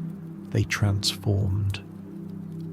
While millions of soldiers were returning to shattered lives, broken families, and a nation numbed by grief, Tolkien began slowly and quietly to build another kind of world. Not an escape from the one he had known, but a reconstruction of it through language, myth, and beauty. The years 1917 to 1918 became a strange interlude in his life, outwardly still and fragile, but inwardly fertile beyond measure. During this time of illness and healing, he wrote the first versions of the great legends that would later form the Silmarillion, and composed one of the most important poems in his entire career, The Voyage of Arundel the Evening Star, the spark that would one day illuminate the Lord of the Rings.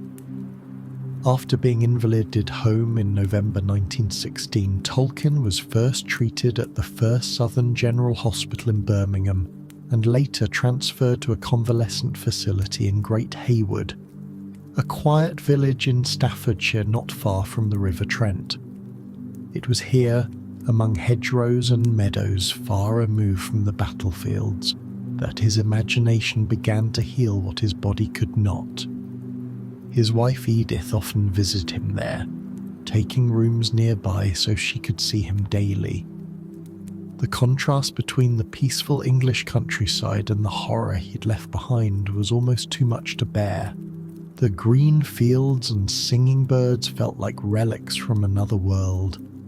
But it was precisely this contrast between innocence and ruin, between the beauty of England and the desolation of war, that gave birth to the mythic sensibility of his later work. He began to conceive of an ancient world that paralleled his own, a world in which beauty and sorrow were eternally intertwined. By the spring of 1917, Tolkien was well enough to write regularly, though still weak and confined to rest. In this isolation, he began work on what he titled The Book of Lost Tales, a collection of interwoven myths intended to form a complete mythology for England, something the English, he believed, had lost amid centuries of invasion and religious upheaval. The concept was audacious, a vast mythic history stretching from the creation of the world to its eventual fading, peopled by immortal beings, spirits of nature, and mortal heroes whose struggles reflected the tragedy of his own time. He envisioned it not as a single story, but as an entire cosmology, a mythology to give the English their due, one that could stand beside the Norse Eddas, the Finnish Kalevala, and the Greek Theogony. The tales were framed by the story of a mariner, a mortal man who, sailing westward, discovers the island of the elves, where he learns their ancient histories. This framing narrative, which he called Tol Eressëa, became the foundation of his mythic universe, linking all the stories into one great tapestry of creation, rebellion, loss, and redemption. It is impossible to overstate how unusual this ambition was for a man of his time. The early 20th century was the age of modernism, of T.S. Eliot, James Joyce, and Virginia Woolf, writers who were deconstructing the old forms of art and language. Tolkien moved in the opposite direction. He sought not to fragment, but to restore, to re-enchant a disenchanted world. The war had convinced him that modernity, with its machines and slogans of progress, had severed man from meaning. His answer was to rebuild that meaning from the oldest material possible, from the soil of myth and the roots of language itself. In this sense, his recovery was not only physical but spiritual. He was rebuilding the inner architecture of a world shattered by war. During his stay in Great Hayward, Edith became both companion and muse. One evening in the woods near Roos, as she danced for him among the flowering trees, Tolkien saw a vision that would become immortal. The image of his wife, radiant and graceful in the dappled light, stirred something deep within him, the living memory of beauty surviving sorrow. That moment inspired the story of Beren and Luthien, which he began sketching soon afterward. In his tale, the mortal man Beren beholds the immortal maiden Luthien dancing beneath the moonlight in the forests of Doriath, and their forbidden love sets in motion events that alter the fate of the world. To Tolkien, the story was not fiction, but myth transmuted from life, a myth that allowed him to make sense of his own experience of love and loss. When he later inscribed the name Luthien upon Edith's tombstone and Beren upon his own, it was because he saw no distinction between the myth and their lives. That vision was born here in 1917, amid illness and memory, in a moment of fragile grace. At the same time, his creative focus began to expand into cosmological territory. He drafted the music of the Ainur, his first account of the creation of the world through divine harmony, a myth that would later become the opening chapter of the Silmarillion, Ainulindal. In this vision, the universe is sung into being by angelic powers under the guidance of Eru Ilúvatar, the One. But into that harmony comes dissonance, the rebellion of Melkor, the mightiest of the Ainur, whose discord introduces suffering and death into the world. The tale was both mythic and theological, reflecting Tolkien's Catholic faith and his understanding of evil, not as an equal power to good, but as its perversion. In this early cosmology, written while he was still confined to bed, Tolkien articulated in symbolic form what the war had taught him, that beauty and grief are inseparable, that even the fall of creation can serve a greater music. These were the first notes of the philosophy that would define his life's work. Also during this period came the composition of his seminal poem, The Voyage of Eärendil the Evening Star. Written in 1914 but revised and expanded during convalescence, it marked the true emergence of Middle-earth's mythic imagination. Eärendil, later transformed into Eärendil, the mariner who sails into the heavens, represented the bridge between mortal and divine, between exile and homecoming. The poem, with its haunting refrain and archaic diction, described a lone wanderer crossing the dark seas, seeking the light beyond the world. It was both a vision of transcendence and a reflection of Tolkien's own inner journey, the soldier-scholar drifting between the darkness of war and the promise of peace. He later said that the word Eärendil, drawn from the Old English Eärendil meaning morning star or shining light, filled him with a sense of something far beyond ancient English.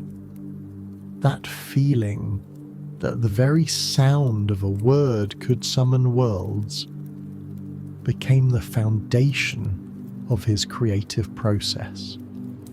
Throughout 1917 and 1918, as his health fluctuated and his strength returned by degrees, Tolkien continued to write feverishly. The notebooks from this time are filled with early drafts of Elvish genealogies, sketches of geography, and evolving linguistic systems, the first consistent forms of his invented languages, Quenya and Sindarin, derived from his studies of Finnish and Welsh. These were not arbitrary ciphers. They were living languages with internal grammar, phonetic beauty, and centuries of imagined evolution. Each new word carried a history, each name a story. To Tolkien, language and myth were inseparable. The one could not exist without the other. In the Book of Lost Tales, this unity began to take visible form. The names he invented, Valinor, Beleriand, Gondolin, Morgoth, Feanor, shimmered with the resonance of a lost antiquity. The very act of naming became for him an act of creation, a way to give reality to what existed only in the soul. Though confined to recovery for most of 1917 and part of 1918, Tolkien was never completely isolated. He received letters from surviving friends, updates from Oxford, and news from the front. His fellow TCBS member Christopher Wiseman, still serving at sea in the Royal Navy, became the recipient of many of his writings. Tolkien sent him fragments of his emerging mythology, sharing ideas and asking for feedback. These exchanges sustained the remnants of their old fellowship, keeping alive the spirit of the TCBS even after the deaths of Gilson and Smith. In a letter written to Wiseman late in 1917, Tolkien confessed, "I feel a burden upon me, a call to say what others would have said had they lived. I feel that perhaps the TCBS may not perish, for it lives in what I may yet bring forth." Those words reveal the depth of his purpose. His mythology was not escapism, it was resurrection.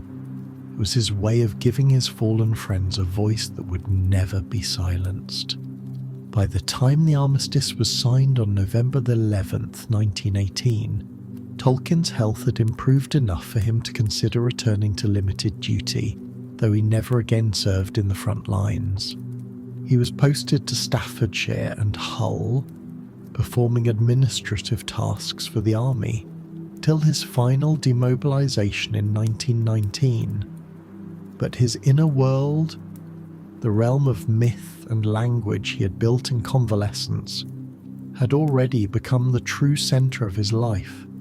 Out of the fever and sorrow of those years emerged the foundation of everything that would follow. The languages, histories and theology of Middle-earth, the conviction that creation itself was sacred, and the understanding that even in the ruin of the world, beauty could endure through art.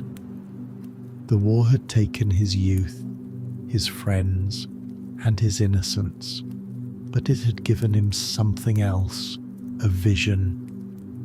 Out of mud and blood he had fashioned a mythic order, a symbolic world that held both the grief of mortality and the hope of redemption. Between 1917 and 1918, as his body healed and his imagination soared, Tolkien became what he would remain for the rest of his life. Not just a scholar of languages, but a sub-creator of worlds. One who could look upon the wreckage of his time and, through the alchemy of words, remake it into something eternal. When the guns of Europe finally fell silent in November 1918, the world into which J.R.R. Tolkien returned was unrecognisable.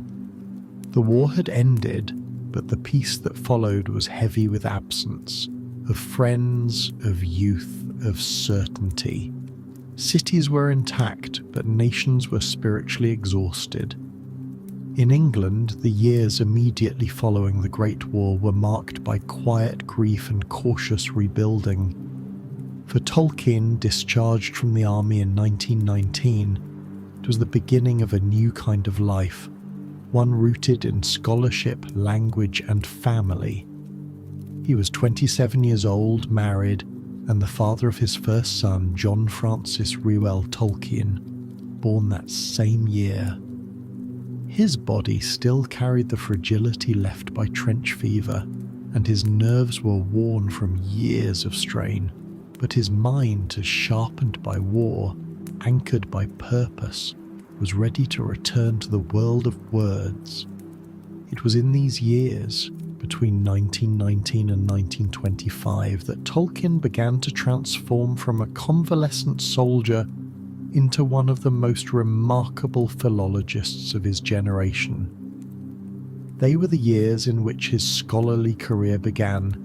His languages matured and the seeds of Middle-earth found their intellectual soil in the ancient roots of English.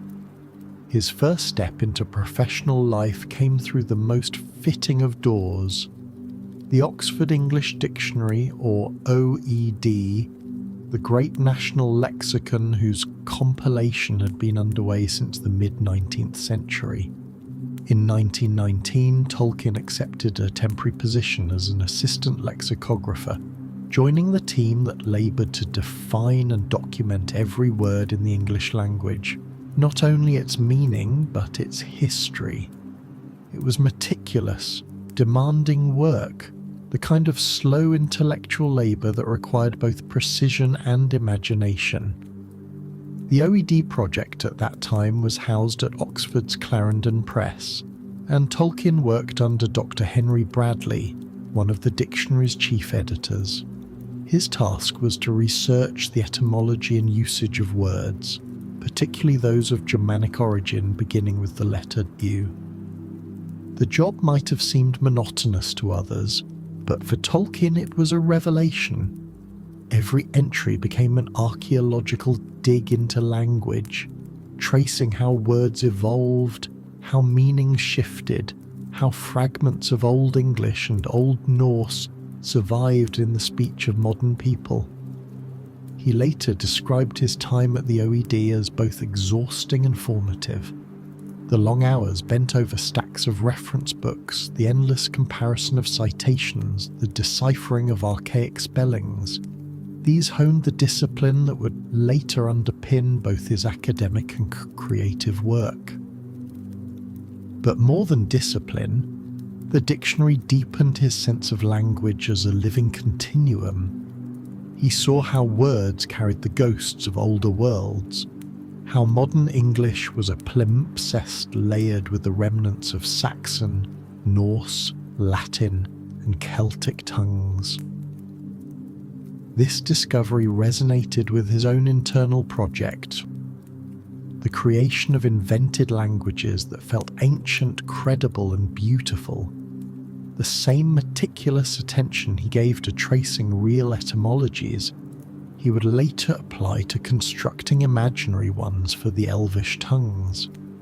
His work at the OED lasted less than 2 years, but it left him with a lifelong fascination for linguistic genealogy, the sense that every word was not an invention, but an inheritance. In 1920, seeking a more stable and active academic post, Tolkien left Oxford for a lectureship at the University of Leeds, one of England's newer universities that had risen to prominence in the industrial north. Leeds, with its factories and coal smoke, was a far cry from the cloisters of Oxford, but its English department was small, ambitious, and full of energy. At just 28, Tolkien became the youngest lecturer in the university's history, teaching courses on English language, philology, and medieval literature. His arrival marked the beginning of one of the most productive and influential phases of his early career. He quickly distinguished himself by his ability to make ancient languages come alive for students, to make the strange cadences of Old English or Middle Norse sound like living voices rather than relics. His lectures were rich with recitation. He would stand before his students and chant lines of Beowulf in its original tongue, his voice resonant and rhythmic, translating afterward with poetic precision. He treated philology not as a dry science, but as an act of resurrection. Leeds also provided to him the freedom to write, both academically and imaginatively. During his years there, he co-authored with his colleague E.V. Gordon an authoritative edition of Sir Gawain and the Green Knight, a 14th century Middle English poem of chivalry, temptation and moral testing. Their edition, published later in 1925, became the definitive scholarly text for decades, its meticulous notes and glossary reflecting Tolkien's exacting standards. The partnership with Gordon was also a friendship, one that mirrored in an academic setting the kind of camaraderie he had once known in the TCBS.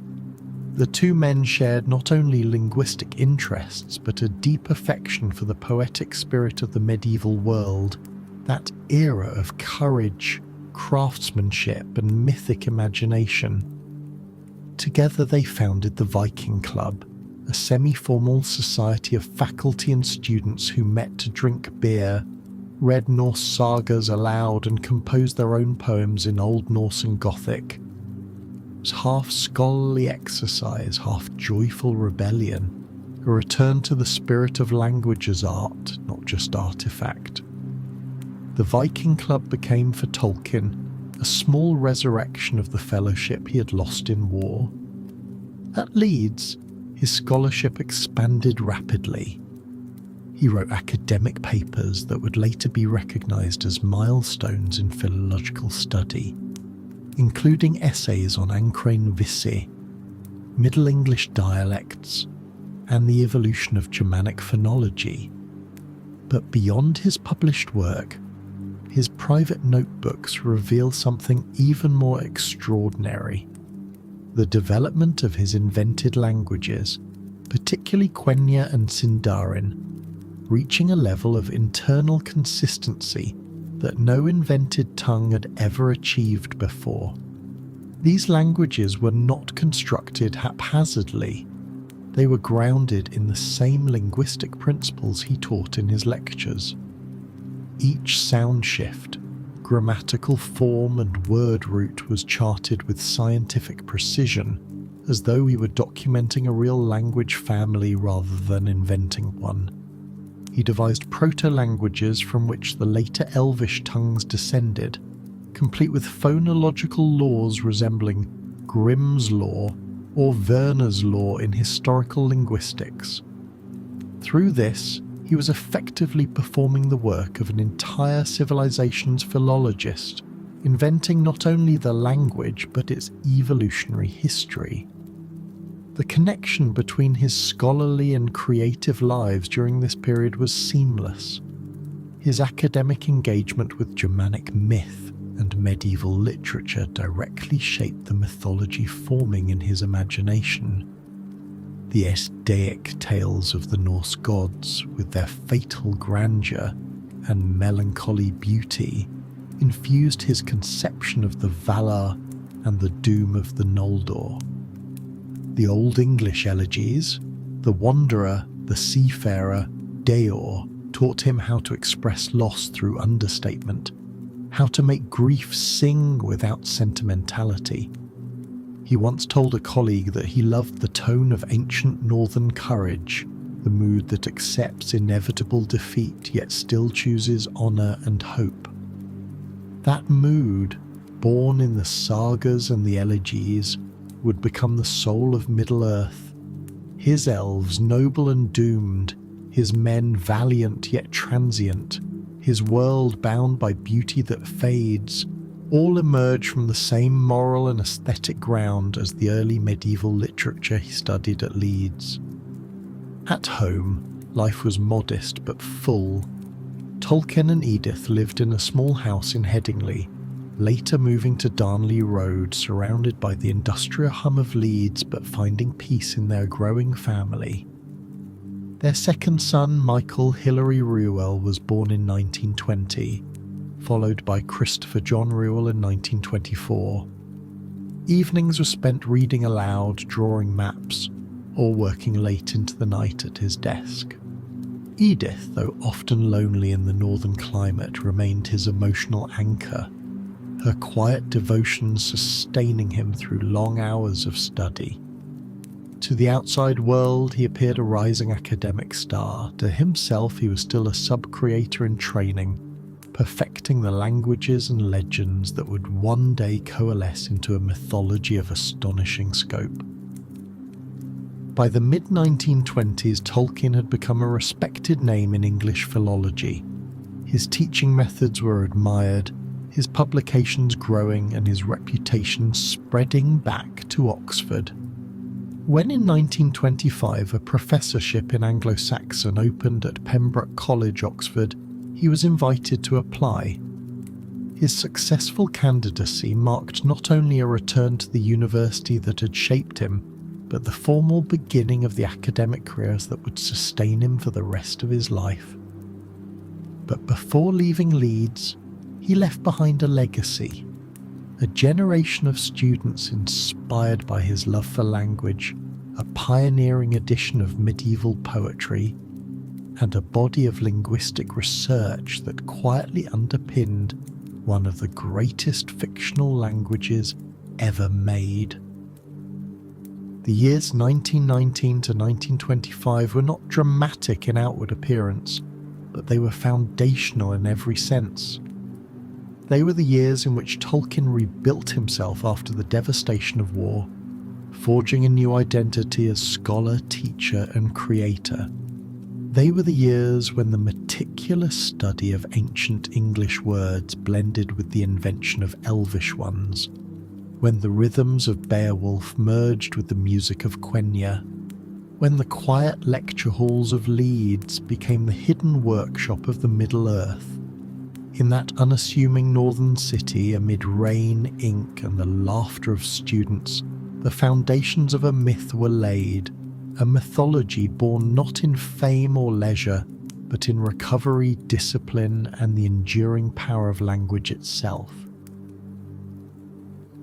Before J.R.R. Tolkien ever stepped into the mud and terror of the Western Front, something far more precious had begun.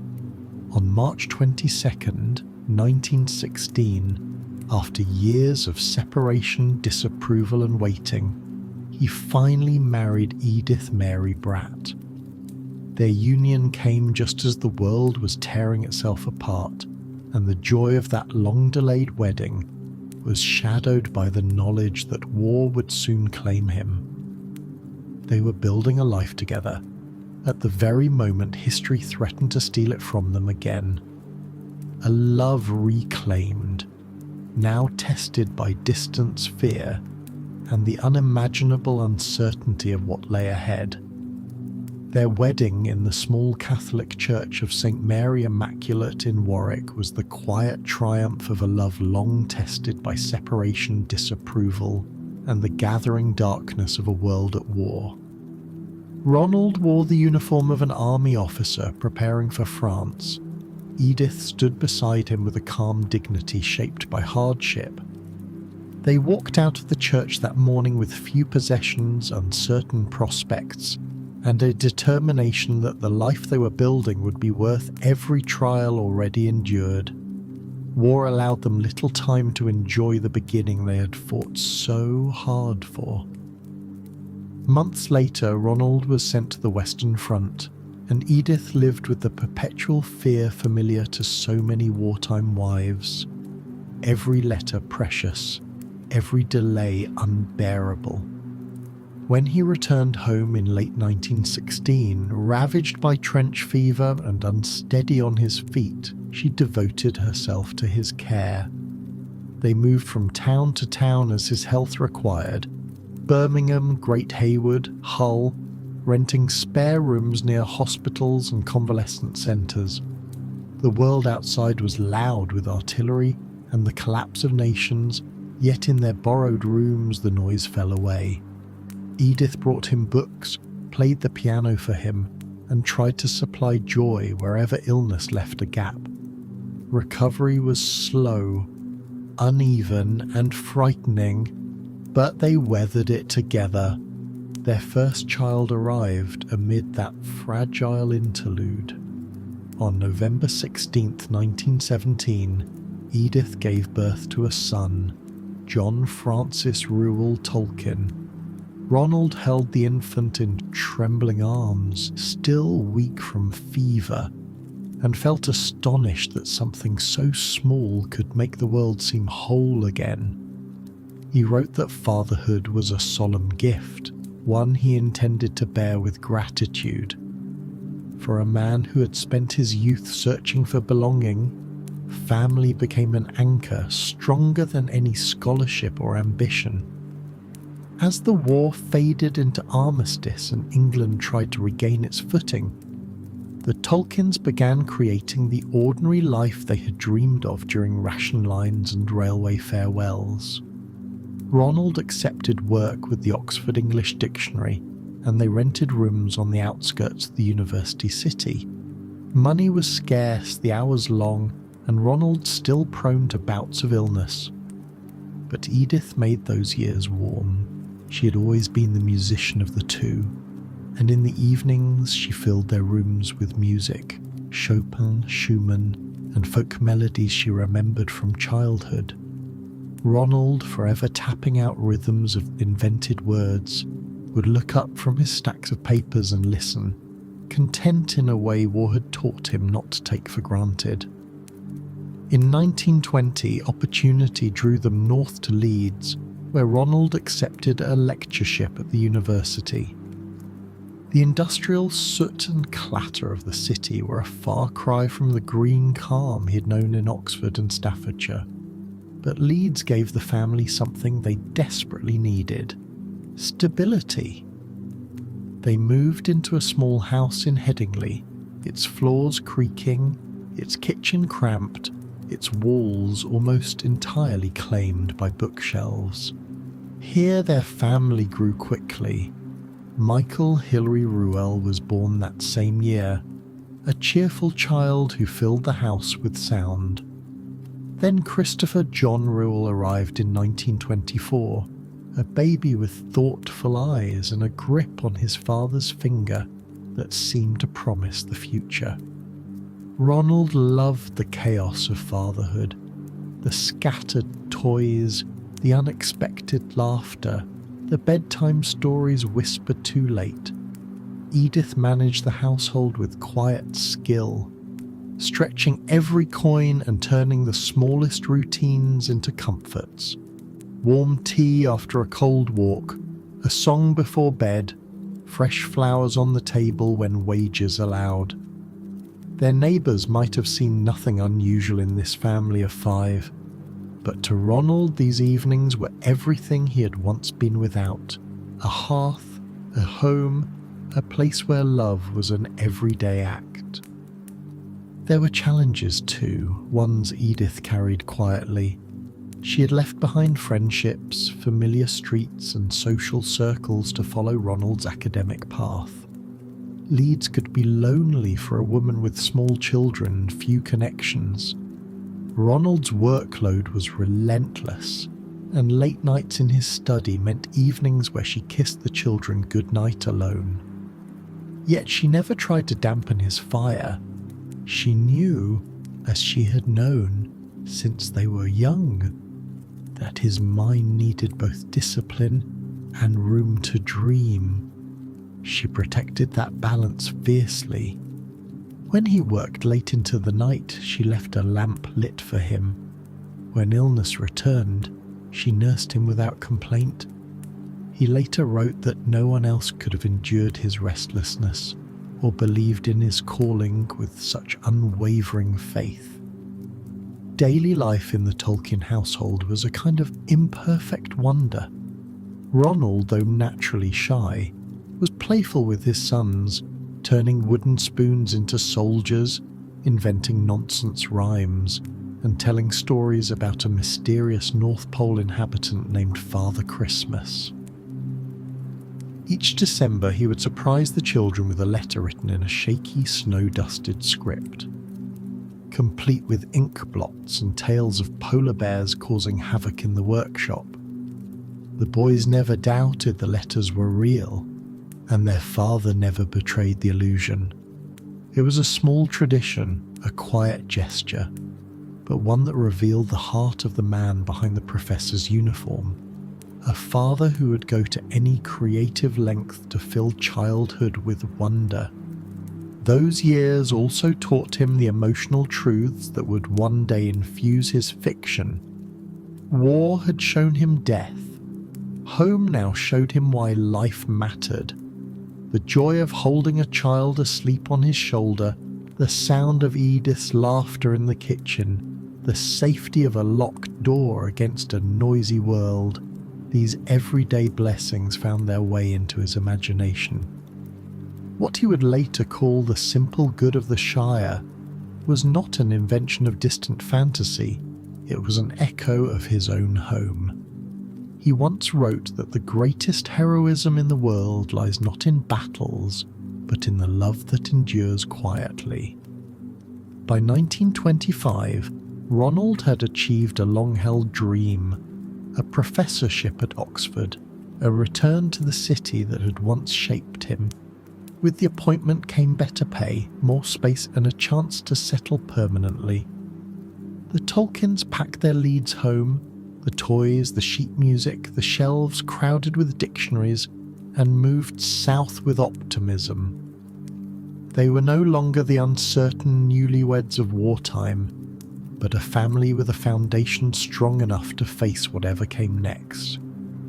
Looking back, these years between 1916 and 1925 were, in many ways, the true beginning of Tolkien's life.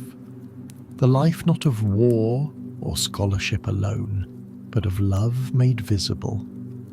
They were the years when he learned what home meant, when the companionship of a woman who once danced for him in a grove of trees became the quiet heartbeat beneath every story he wrote.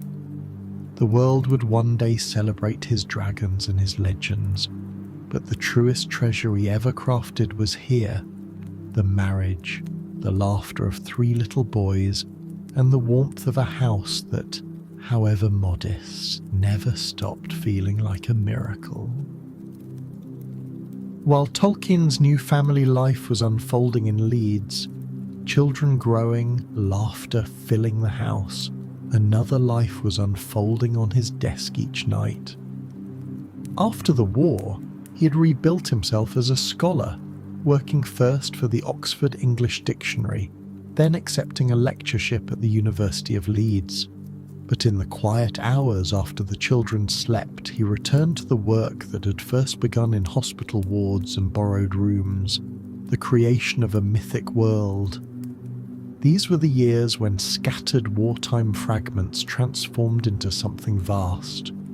The stories he had written during convalescence, the Book of Lost Tales, began to link together into a single, enormous history.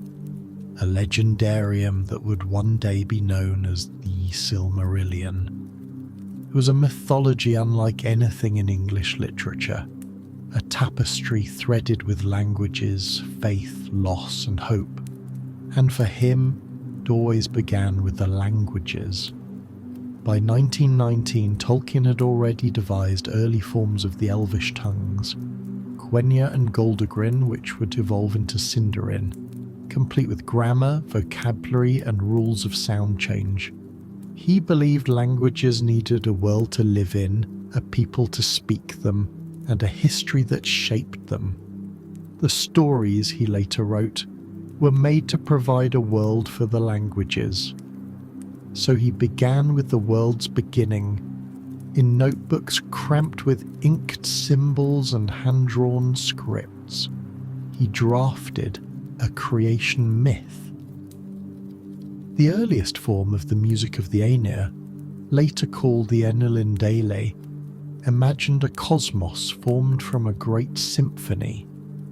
Eru Iluvatar, the one god, calls forth the Aenir, and their music, woven in harmony and marred by one rebellious voice, becomes existence itself.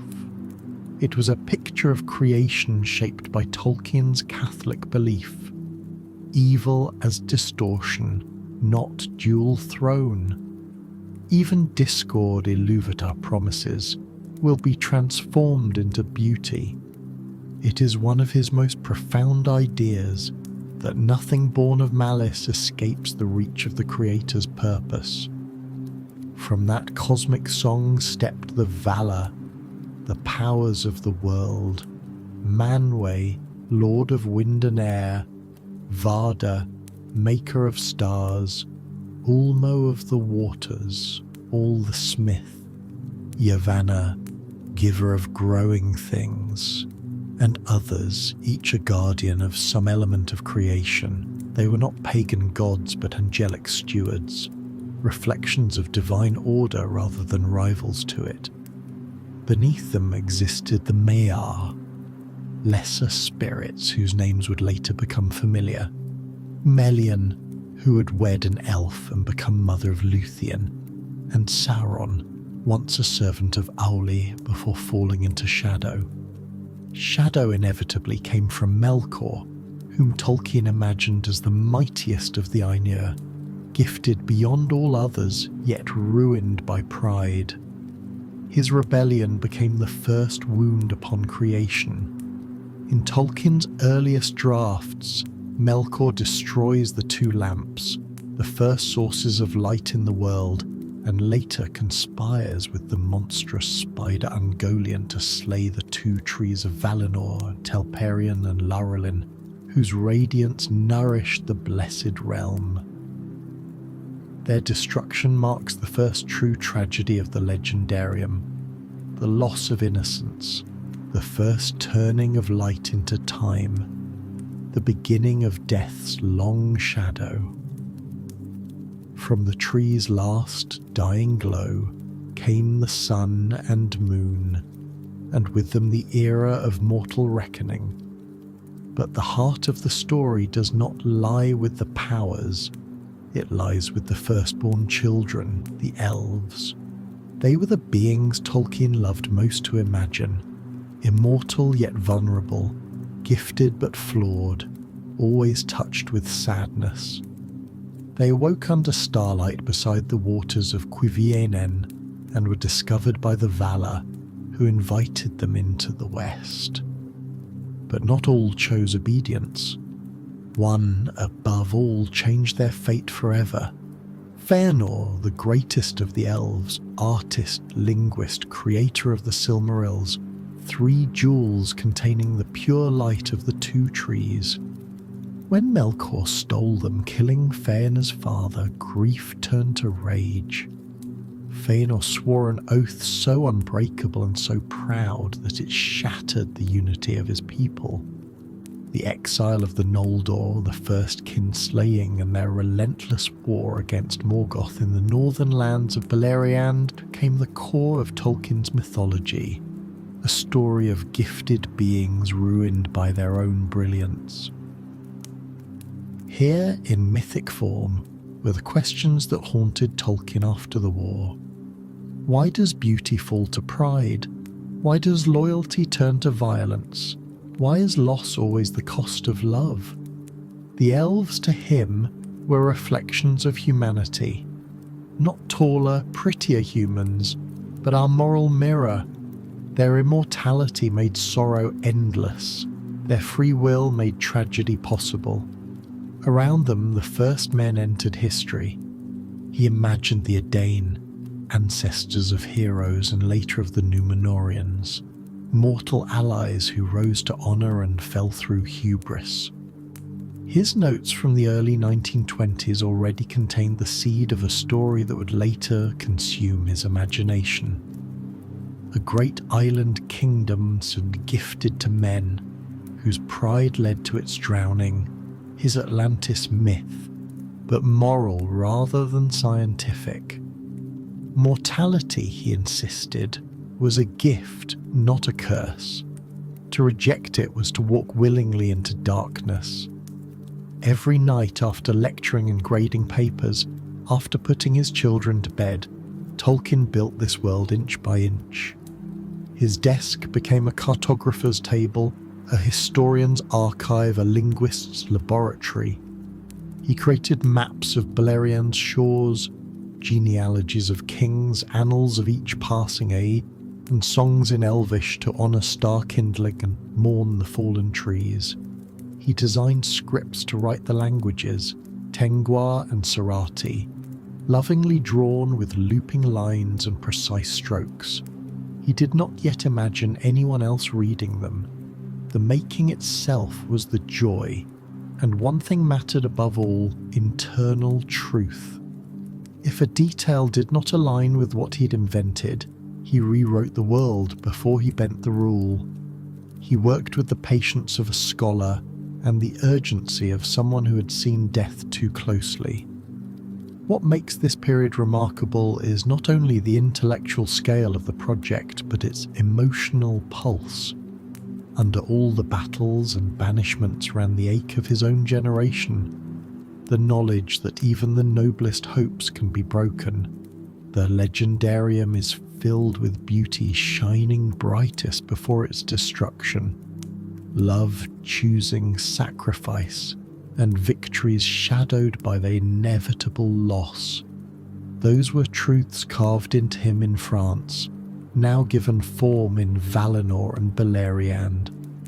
By 1925, when Tolkien returned to Oxford as Professor of Anglo-Saxon, the Silmarillion existed, not in final shape, not yet ready for print, but as a living world. The architecture was there, a divine creation, a cosmic fall, a history of exile, and a long struggle against darkness. It would take decades before a reader outside his family glimpsed even part of it. He did not rush, he was building something he wanted to endure. In an era still recovering from war, Tolkien was crafting a mythology meant to heal, a vision of light that survives every attempt to extinguish it. The Silmarillion was, at its heart, a remembrance of beauty lost and beauty restored, of worlds shattered and worlds remade, of the belief that even in the darkest age the first light still matters. The world would later know him as the author of The Hobbit and The Lord of the Rings. But before hobbits ever stepped onto a page, this was the foundation, a single mind late at night, rescuing ancient light from the shadow of the modern world. In the summer of 1925, John Ronald Reuel Tolkien returned to the city that had first shaped his scholarly and spiritual identity, Oxford. Nearly a decade had passed since he had last walked its cloisters as a student of Exeter College, and in that time war, marriage, fatherhood, and the building of an entire mythic world had transformed him utterly. Now, at 33 years old, he returned not as a pupil, but as a professor of Anglo-Saxon, the youngest ever to hold that distinguished post at Pembroke College. His appointment marked the beginning of what would become the most intellectually fertile period of his life.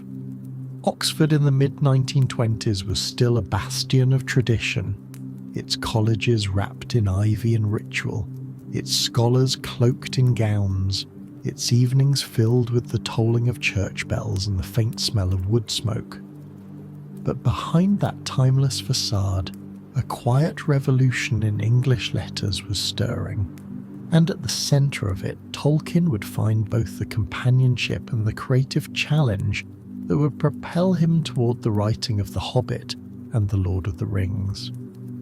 His return to Oxford was not merely professional, it was a homecoming of spirit.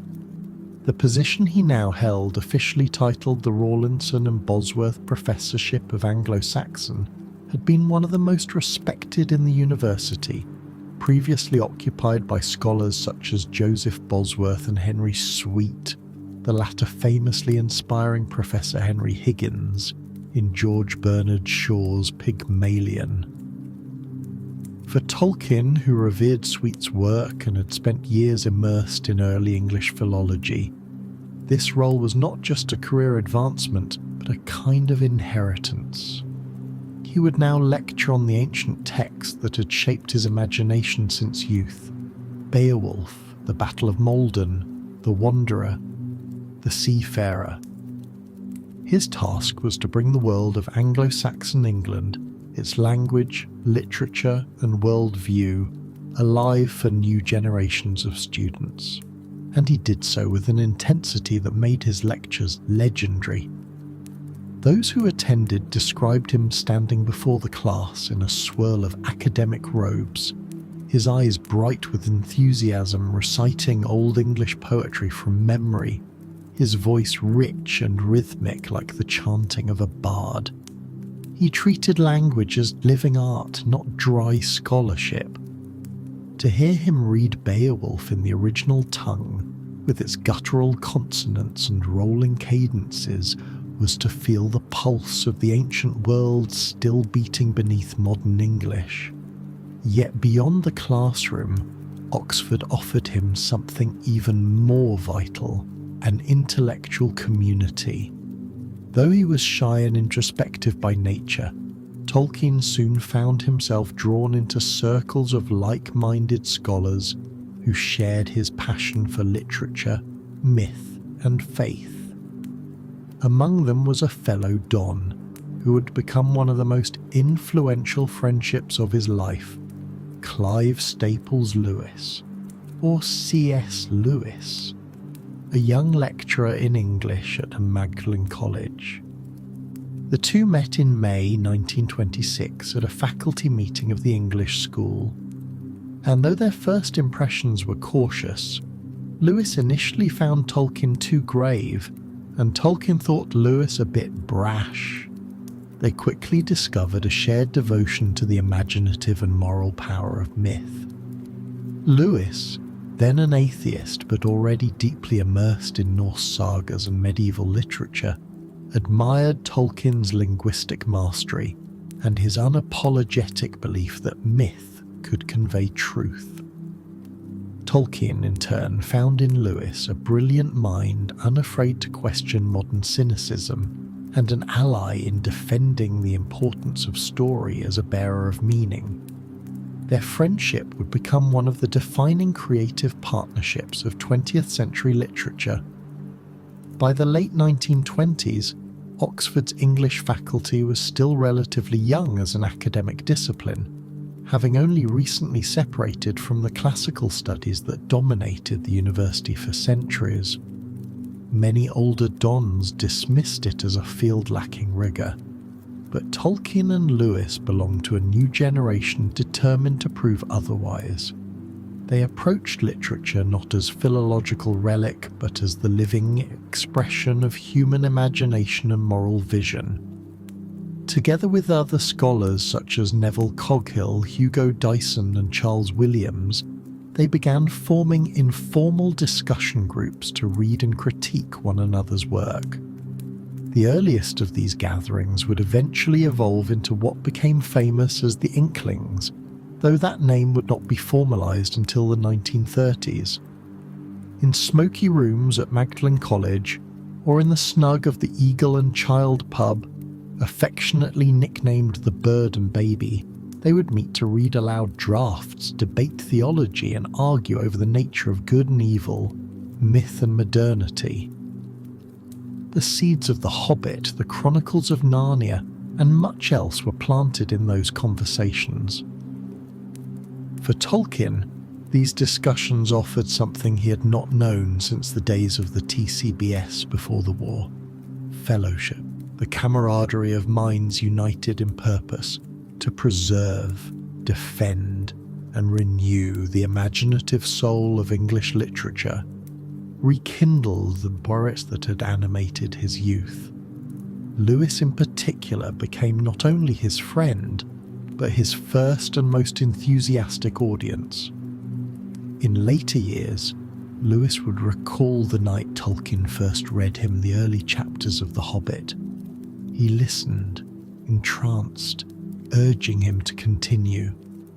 But even in 1925 to 1927, their exchanges were already sharpening Tolkien's creative thinking.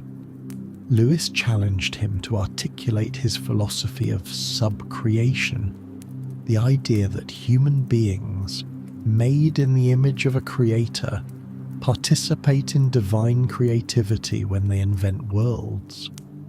Tolkien in turn pushed Lewis toward the realization that myth could reveal the simple truth rather than conceal it, a conviction that would later contribute to Lewis's conversion to Christianity in 1931 during one of their famous late-night walks through the grounds of Magdalen.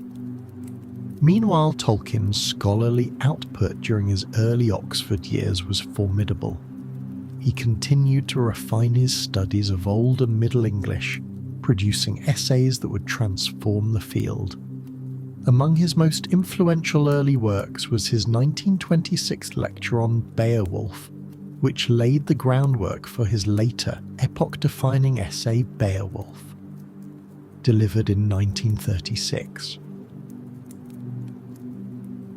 In these early talks, he argued against the prevailing academic view that Beowulf was merely a historical document or linguistic curiosity. Instead, he insisted it was a profound work of art, a heroic elegy exploring the tension between courage and mortality.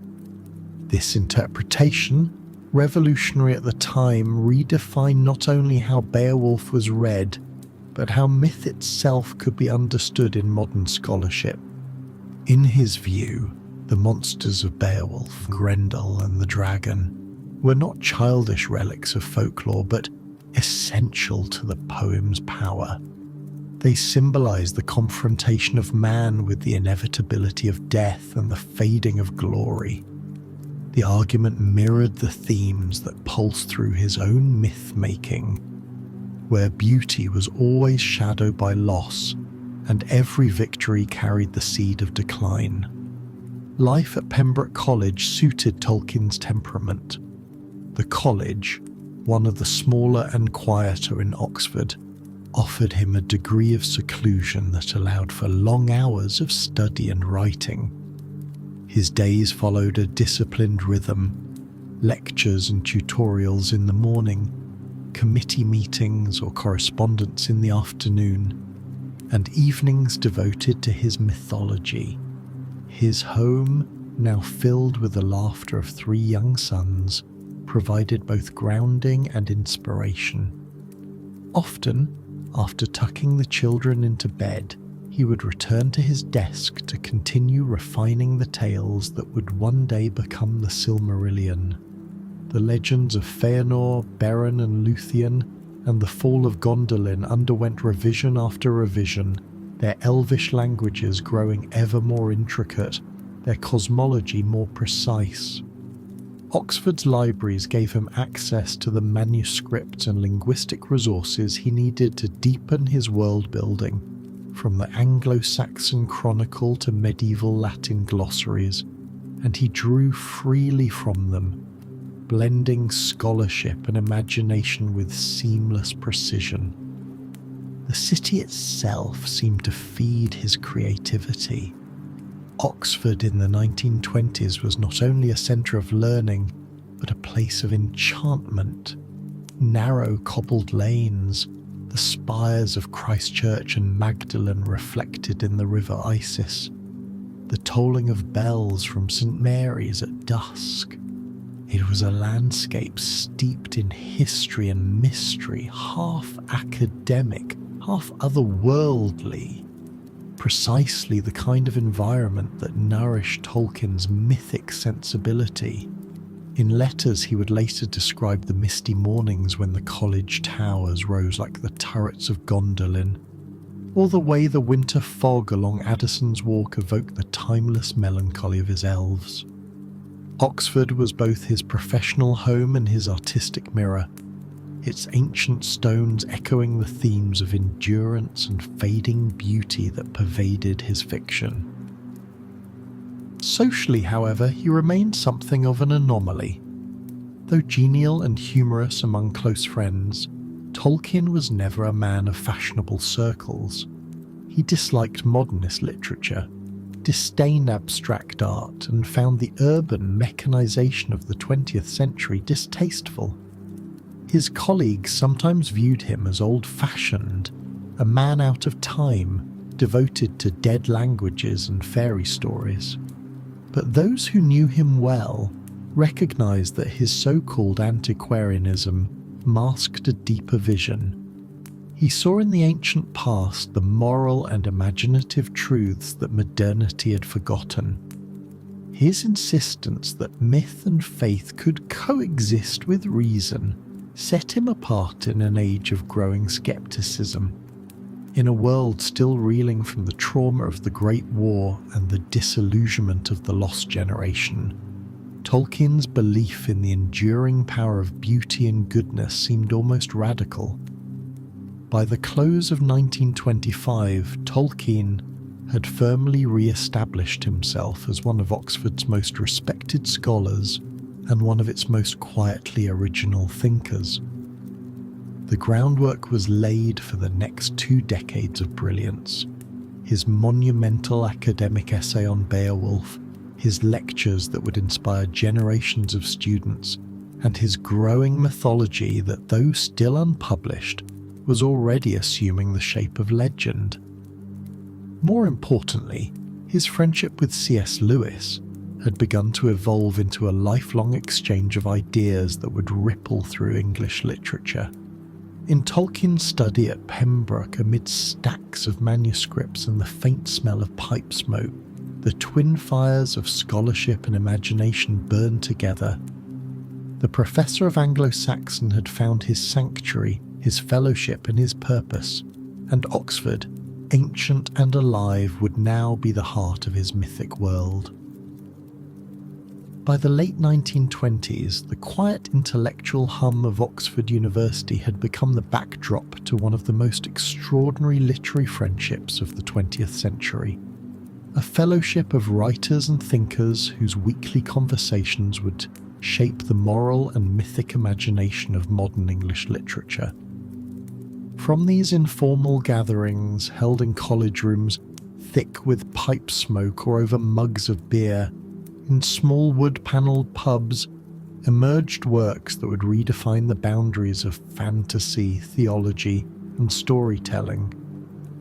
This circle, later known as the Inklings, began not as a formal society, but as a handful of men bound by a shared conviction that myth mattered, that stories could still bear truth in an age that had begun to distrust it.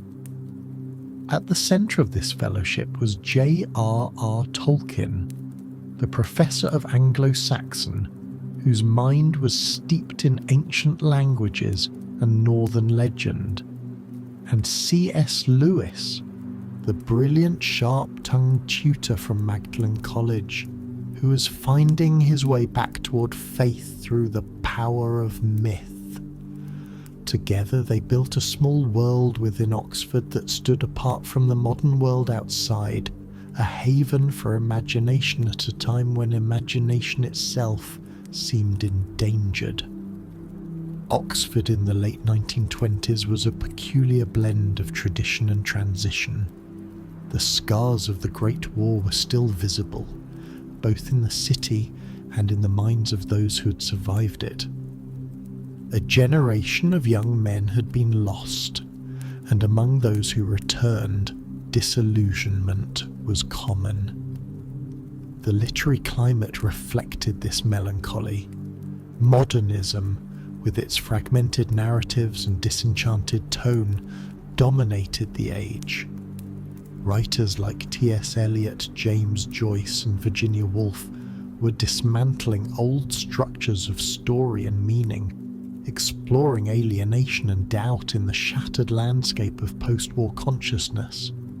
But at Oxford, a countercurrent was forming, one that looked not forward into abstraction, but backwards toward tradition, myth, and faith.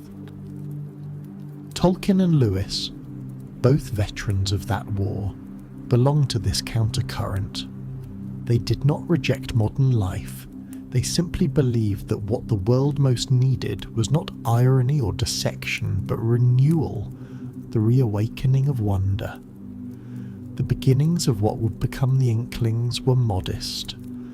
Around 1926, shortly after Tolkien's return to Oxford, he and Lewis began meeting regularly to discuss literature and philosophy. At first, their conversations took place privately, in their offices or while walking across the meadows of Magdalen College. Tolkien would bring drafts of his mythological writing, the early versions of the Silmarillion, and Lewis would read aloud from his own critical essays or imaginative experiments. Their debates were passionate, sometimes combative, but always fruitful. Tolkien's devout Catholicism and Lewis's skepticism clashed in lively exchanges about truth and story, faith and reason. Tolkien argued that myth was not falsehood but truth, seen through imagination, that God himself communicated through story, and that the human impulse to invent worlds was a reflection of divine creativity. This idea, which Tolkien called sub-creation, would become central to both their work. Lewis, who had long loved Norse and Greek myths yet dismissed Christianity as just another legend, began to see that the story of Christ might be the true myth, the myth that had entered history. In time, this insight would lead to Lewis's conversion in 1931, a moment he would later credit to the influence of Tolkien's reasoning and friendship. By 1929, their private dialogues had begun to expand into larger gatherings that included other colleagues and former students. One of the earliest participants was Hugo Dyson, a witty and sharp-minded lecturer known for his humour and disdain for pretension. Others soon joined: Neville Coghill, a scholar of medieval drama; Owen Barfield, philosopher and mystic, whose book Poetic Diction deeply influenced both Tolkien and Lewis; and later Charles Williams, a poet, novelist and editor from the Oxford University Press, whose mystical theology fascinated the group. Though the formal name, the Inklings, would not be applied to these meetings until the early 1930s, the spirit of the fellowship was already established, a small brotherhood united by love of language, faith and the moral imagination. They met wherever conversation could flourish, sometimes in Lewis's rooms at Magdalen College, with the fire crackling and books stacked in precarious towers, and sometimes in one of Oxford's taverns, most famously the Eagle and Child on St Giles, or the Bird and Baby, as they affectionately called it. There, amid the smell of beer and the hum of ordinary patrons, they would occupy a corner, reading drafts aloud and dissecting them with a mixture of generosity and brutality. Tolkien, shy but earnest, often shared early chapters of his mythic writings, reading in a low, deliberate voice that demanded attention. Lewis, more exuberant, would respond with booming laughter or sharp critique, always encouraging him to continue. In these meetings, the boundaries between work and friendship dissolved. Every argument about a line of verse or a theological nuance became a shared act of creation. The atmosphere of these gatherings was unlike anything else in academic Oxford. Where the rest of the university was preoccupied with formal scholarship and critical theory, the Inklings allowed imagination to reign freely. They believed that great literature was not an artifact of culture but a vessel of truth, that through story human beings could touch something eternal. In Tolkien's mythic elves and Lewis's allegorical lions, they sought to express not escape from reality, but a deeper engagement with it. Their conversations often moved fluidly between literature and theology, the nature of evil, the moral purpose of art, the concept of eucatastrophe, Tolkien's term for the sudden, joyous turn in a story that mirrors divine grace. For both men, these ideas were not abstractions but lived realities. Having survived a war that had annihilated faith for so many, they were reconstructing meaning through imagination. The late 1920s were also a time of creative acceleration for Tolkien personally. The encouragement of his new circle gave him confidence to continue expanding his legendarium. He refined the cosmology of the Silmarillion, deepened the genealogies of the elves, and developed the philosophical underpinnings of his mythic universe, particularly his conviction that creation, though marred by evil, remained fundamentally good. Lewis's praise for these early writings was unqualified. He told friends that Tolkien was a genius of a very rare kind, a man who had achieved a literary perfection in myth, unmatched since the ancients. For Tolkien, who was often racked with self-doubt, this affirmation mattered deeply. He had long believed that his work might never find readers outside his own family, but among the Inklings, he found not only readers, but believers, men who treated his imaginary world as something worth defending, questioning, and cherishing. The gatherings were not limited to Tolkien and Lewis's writings. Charles Williams, whose arrival in Oxford in 1939 would later formalise the group, brought his own brand of mystical Christian fiction. Dense, symbolic novels like Descent into Hell and The Place of the Lion into the mix. Barfield introduced philosophical discussions that challenged the others to see language itself as a living organism, evolving not just in form but in meaning. Dyson provided comic relief, mocking anything too solemn or self-serious. Their meetings often lasted late into the night, alternating between high argument and laughter, theology and nonsense. It was, as Lewis later wrote, a society where we talked of the things that mattered most and never wearied of them. In these years, the intellectual synergy between Tolkien and Lewis was at its height. Lewis, inspired by Tolkien's mythic rigour, began experimenting with mythopoeic fiction of his own, first in The Pilgrim's Regress, 1933, and later in the Space Trilogy and the Chronicles of Narnia. Tolkien, in turn, benefited from Lewis's unflinching enthusiasm. When others dismissed his meticulous myth-making as eccentric, Lewis saw it as visionary. Their bond was creative, spiritual, and at times fraternal. Tolkien once said that Lewis's friendship had brought out all that was best in me, while Lewis confessed that Tolkien had given back to me my love of myth and faith in its truth. Theirs was not a smooth relationship. They argued fiercely over theology, literary taste, and even the nature of good writing. But out of that friction came brilliance. What made the Inklings remarkable was not merely the talent of its members, but the sense of mission that animated them.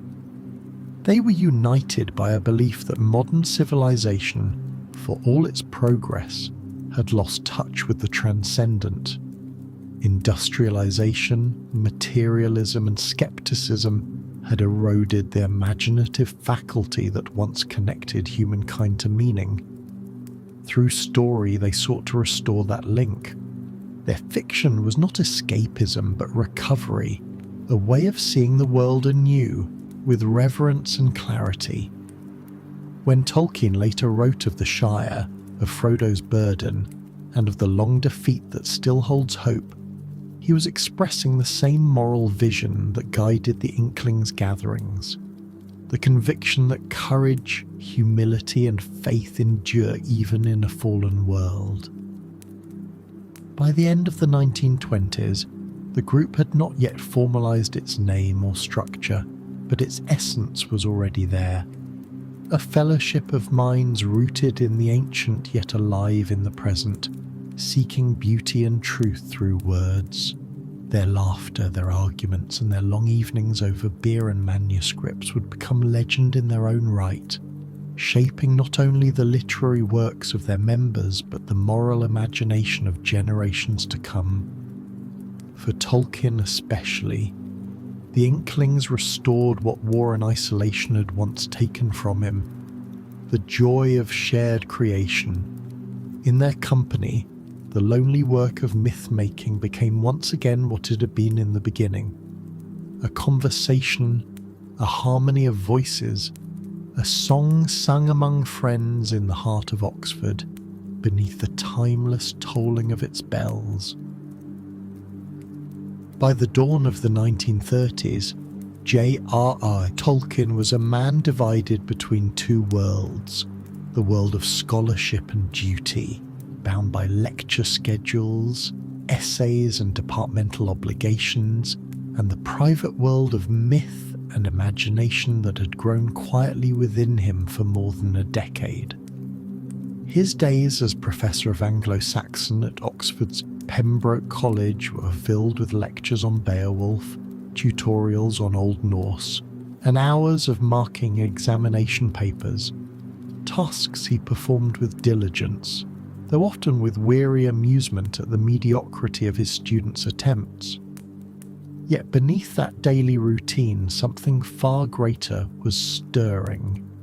His legendarium, the vast mythology of the Elder Valor and Men of the West, had expanded into thousands of pages of drafts and linguistic charts, still unpublished and perhaps unpublishable in their depth and density. And though it was his life's greatest labour, it remained, at that point, a private mythology, unknown beyond a few friends and family. Then, sometime around 1930, in an unremarkable moment on an ordinary afternoon, Tolkien's imagination made a quiet leap that would change his life and modern literature forever. The story goes that while grading papers, surrounded by a pile of dull student compositions, he turned over a blank page and, without forethought, wrote a single sentence. In a hole in the ground there lived a hobbit. It was a small act, almost accidental, but like the striking of a match, it lit the way to a new world. That single sentence has since become one of the most famous openings in the English language, but its origins were as humble as its tone. Tolkien himself later admitted that he did not know why he wrote it or what it meant. The word hobbit was not drawn from any existing myth or language. It seemed to arrive unbidden, carrying with it a sense of domestic coziness wrapped in mystery. What sort of creature, he wondered, would live in a hole, and not a nasty wet hole filled with the ends of worms, but a comfortable, well-furnished one? The question lingered. It was playful, childlike, even absurd by the standards of his academic work. Yet in that playfulness was something profound, an instinctive return to wonder, to the storytelling voice he had long cultivated for his children during bedtime tales. In an instant, the tone of his mythology shifted. The Book of Lost Tales and the Silmarillion were works of high legend, solemn, tragic and vast, but the creature called a hobbit suggested a smaller world, one nearer to home, where adventure might still be dangerous but also delightful, a story told not to kings but to children. At the time of this sudden inspiration, Tolkien was living with Edith and their 3 sons, John, Michael and Christopher, in Northmoor Road, Oxford, a leafy neighbourhood of tidy brick houses just a short walk from the university. Their home was warm, full of books, laughter, and the constant hum of language. Tolkien was a devoted father who delighted in inventing stories for his children. He'd already created the series of Father Christmas letters, richly illustrated and filled with goblins, snow-dwelling bears, and comic disasters at the North Pole, sent each year to the Tolkien children under the guise of Santa Claus himself. These letters had honed his gift for mythic whimsy, for blending the magical with the domestic, the grand with the absurd. The world of The Hobbit grew directly out of this intimate storytelling tradition. It was not conceived for publication or even as part of his grand mythological design, but as a tale for his own family, a private amusement that sprang naturally from the same imagination that built Valinor and Beleriand. The Hobbit, he imagined, was no immortal elf or mighty warrior. He was instead a mirror of the ordinary Englishman, unheroic, comfort-loving, respectable, and reluctant to be bothered by adventure. Tolkien gave him the name Bilbo Baggins, an unassuming inhabitant of the Shire, a pastoral realm inspired by the English countryside he loved. In the rolling hills and hedgerows of Oxfordshire, with its warm pubs, pipe smoke and second breakfasts, Tolkien found the spirit of a world that was already vanishing under the pressures of industrial modernity. The Shire became his ideal of peace and simplicity, a refuge from both the mechanised warfare he had endured in France and the mechanical age that followed. It was a place where life was ordinary but good, where courage and decency still mattered, and where the great dramas of the world touched only faintly at the edges.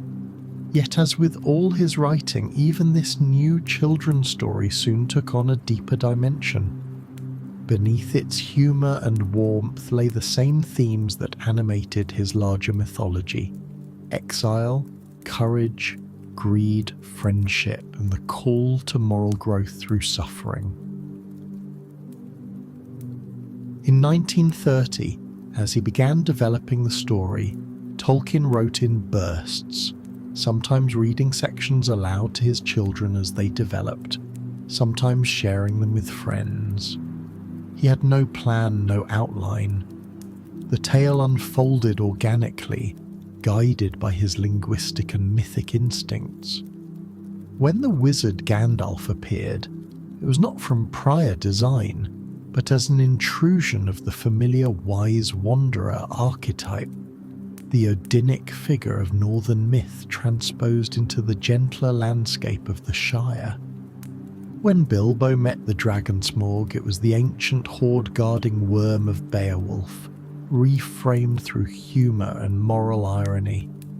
When he stumbled upon the One Ring in Gollum's cave, it was at first only a device for invisibility, a plot convenience, but even in that early draft, something about it carried a darker weight.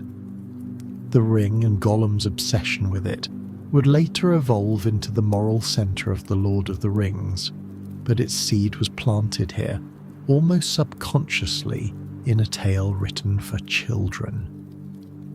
The writing of The Hobbit took place over several years, in the interstices of academic life. Tolkien was then in the midst of heavy teaching loads and committee duties at Oxford, as well as ongoing linguistic research. He wrote whenever he could, at his desk late at night, or in notebooks carried between lectures. He read chapters aloud to his sons as bedtime stories, testing their reactions. Their delight became his encouragement. The book's tone was shaped by the intimacy of that audience. Direct, conversational, full of humour and asides. "You must understand," he would write in the narrator's voice, addressing his reader as if speaking to a child by the fire. This warmth distinguished The Hobbit from the austere mythic style of his earlier work. Yet it was precisely that accessibility, that ability to blend the ordinary and the extraordinary, that made it powerful. Tolkien had, without intending to, created a bridge between myth and modernity, a story that could carry the weight of ancient truth in a language of modern simplicity. The landscape of The Hobbit also drew heavily from Tolkien's deep-rooted love of England's rural past. The Shire was in part a reconstruction of Sarahole, the Birmingham countryside of his boyhood, a place of mills, fields, and simple folk, untouched by industrial sprawl. But beyond nostalgia, there was a moral vision. Tolkien saw the Shire as a symbol of innocence and contentment, a world worth saving. Its values, hospitality, humility, fellowship, and the quiet heroism of ordinary people, stood in contrast to the greed of dragons and the corruption of power. The journey from the Shire to the Lonely Mountain was not merely an adventure, but an allegory of moral awakening, of a small person discovering the largeness of the world and his own capacity for courage. As the story grew, it began to attract interest beyond the family circle. By 1932 or 1933, Tolkien had read portions of it to his colleague C.S. Lewis, who immediately recognized its charm. Lewis later recalled that he had been struck by its complete consistency of tone and the way it captured the feeling of an older and more enchanted world. Encouraged by such reactions, Tolkien began revising and expanding the manuscript, refining the language, deepening the lore, and polishing the humour. Yet he still regarded it as a private amusement rather than a literary achievement. He had no thought of publishing it, and it might have remained a family treasure if not for chance, the same kind of accident that had sparked its creation in the first place. One of Tolkien's former students, Elaine Griffiths, happened to mention the manuscript to Susan Dagnall, an employee at George Allen and Unwin, a London publishing house. Dagnall read it, was captivated, and persuaded Tolkien to submit it formally in 1936. But that lay years in the future. For now, in 1930, the story of The Hobbit was still a private world. A small, bright corner of the imagination blooming in the midst of Oxford's grey routines. It was a reprieve from the demands of academia, a gift to his children, and, though he could not yet know it, the opening chapter of his immortality as an author. That single sentence, written absent-mindedly on a student's blank exam paper, represented more than a creative impulse. It was a moment of spiritual alignment, a sudden reconnection between the mythic grandeur of his Silmarillion and the humble tenderness of everyday life. In the Hobbit hole, Tolkien found what all his mythology had been missing: a doorway through which ordinary readers could enter the vastness of his world. He had created not just a creature, but a voice, a bridge between the ordinary and the eternal. And through that quiet act of imagination in 1930, sitting alone amid stacks of exam papers, Tolkien began the journey that would lead him, and countless readers after him, from the cosy hearth of the Shire to the farthest reaches of Middle-earth. The previous chapter followed the spark, that single mysterious sentence that appeared on a blank exam paper and quietly shifted the course of Tolkien's life. But The Hobbit did not spring fully formed from that moment. It took 6 more years of revision, discovery, and encouragement for that spark to become a book. To understand how Middle-earth truly entered the world, how Bilbo Baggins found his voice, how the ring found its darkness, and how a children's tale became a bridge into Tolkien's mythology, we need to follow that quieter, slower story. This is where imagination turns into craft. By 1930, Tolkien was settled into his demanding role as Professor of Anglo-Saxon at Oxford. His days were spent lecturing on Beowulf and Old Norse poetry, marking endless student essays and navigating faculty committees. Yet in the evenings, once the children were asleep and the house fell into calm, his imagination reopened. For years he'd been building a great mythology, the high tales of elves' valor, and an ancient world of tragic beauty, but none of that was meant for publication, and little of it was known outside his closest friends.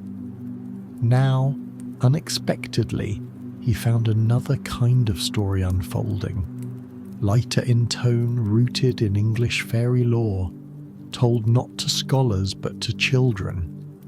He wrote the first chapters of The Hobbit in longhand, usually in a large notebook, his tiny script winding between rough maps and doodles. The narrator spoke directly to the reader. As you will see, you must understand, a fireside voice that came from his own bedtime storytelling traditions. But as Bilbo's journey expanded, Tolkien's deeper mythic imagination began seeping into the text. It was becoming something far more resonant than a private amusement. The balance he struck was unusual in modern literature. On the surface, The Hobbit followed familiar fairy story patterns: a quest, riddle games, talking creatures, a dragon guarding untold treasure. Yet beneath those familiar shapes lay a structural foundation only Tolkien could provide. The names of the dwarves were lifted straight from the Völuspá of the Old Norse Edda: Thorin, Belin, Dwalin, Fili, Kili, giving them the weight of ancient legend. Smaug's name came from the Germanic smugan, to squeeze through a hole, a linguistic joke embedded in myth. Even the seemingly whimsical word hobbit echoed Old English holbitla, as though Tolkien's philological instincts were guiding him unconsciously. As chapters accumulated, the tone deepened. Bilbo Baggins, mild-mannered and comfort-loving, slowly emerged as Tolkien's answer to the reluctant hero archetype, an ordinary soul compelled into courage. His transformation from sound breakfast to dragonfire echoed far older journeys found in Homer, Beowulf, and medieval romance. But Tolkien's version moved with humour and humility. Bilbo did not conquer evil through strength. He survived through wit, decency, and moral choice. The first major sign of deeper significance came in the darkness beneath the mountains. The riddle game with Gollum, drafted in the early 1930s, was playful on the surface and haunting underneath. Two desperate creatures locked in a contest that revealed the fragile line between curiosity and corruption. Here the ring first appeared. At that time it was only a magical trinket offering invisibility. But Tolkien felt a growing unease about it. The ring tugged at the story with more weight than he had intended. Soon he revised Gollum from a sad, cooperative monster into a creature consumed by possession, a pivotal change that would later reshape the entirety of The Lord of the Rings. As the manuscript grew, Tolkien's perfectionism became both a blessing and a burden. He revised constantly, rewriting dialogue, adjusting pacing and redrawing maps again and again. The famous map of Wilderland was not a decorative illustration but a piece of the world's architecture. Distances, moon phases, and travel speed were all internally consistent. The runes were modified from real Old Norse alphabets, grounding the fantasy in historical craft. Tolkien believed that a secondary world had to ring with truth, or the spell would break. Even the elves of this story, playful and merry, were shadows cast from the grander Eldar of his hidden mythology, and when Gandalf mentioned a sinister necromancer lurking in the south, Tolkien revealed, without yet fully realising it, a connection to his First Age myths. The so-called children's tale was quietly stitching itself into the vast legendarium he had been building in secret. Two worlds, the cozy and the cosmic, were becoming one. Throughout these years, his children were the first audience. Christopher and Michael begged for new chapters, spotted contradictions, and laughed at the right parts. Their joy shaped the rhythm of the tale. Meanwhile, Tolkien's closest friends, especially C.S. Lewis, championed the manuscript. Lewis insisted that it was not merely charming, it was important. The informal readings aloud with the Inklings at Oxford's pubs became a kind of workshop. Encouragement from those circles kept Tolkien writing when self-doubt crept in. By 1936, the story was nearly complete. The climactic Battle of Five Armies gave the adventure unexpected emotional depth. Despite victories, something had been lost. Bilbo's return to the Shire, wiser, braver, but forever changed, carried that distinctly Tolkienian melancholy. Innocence can be regained only in memory.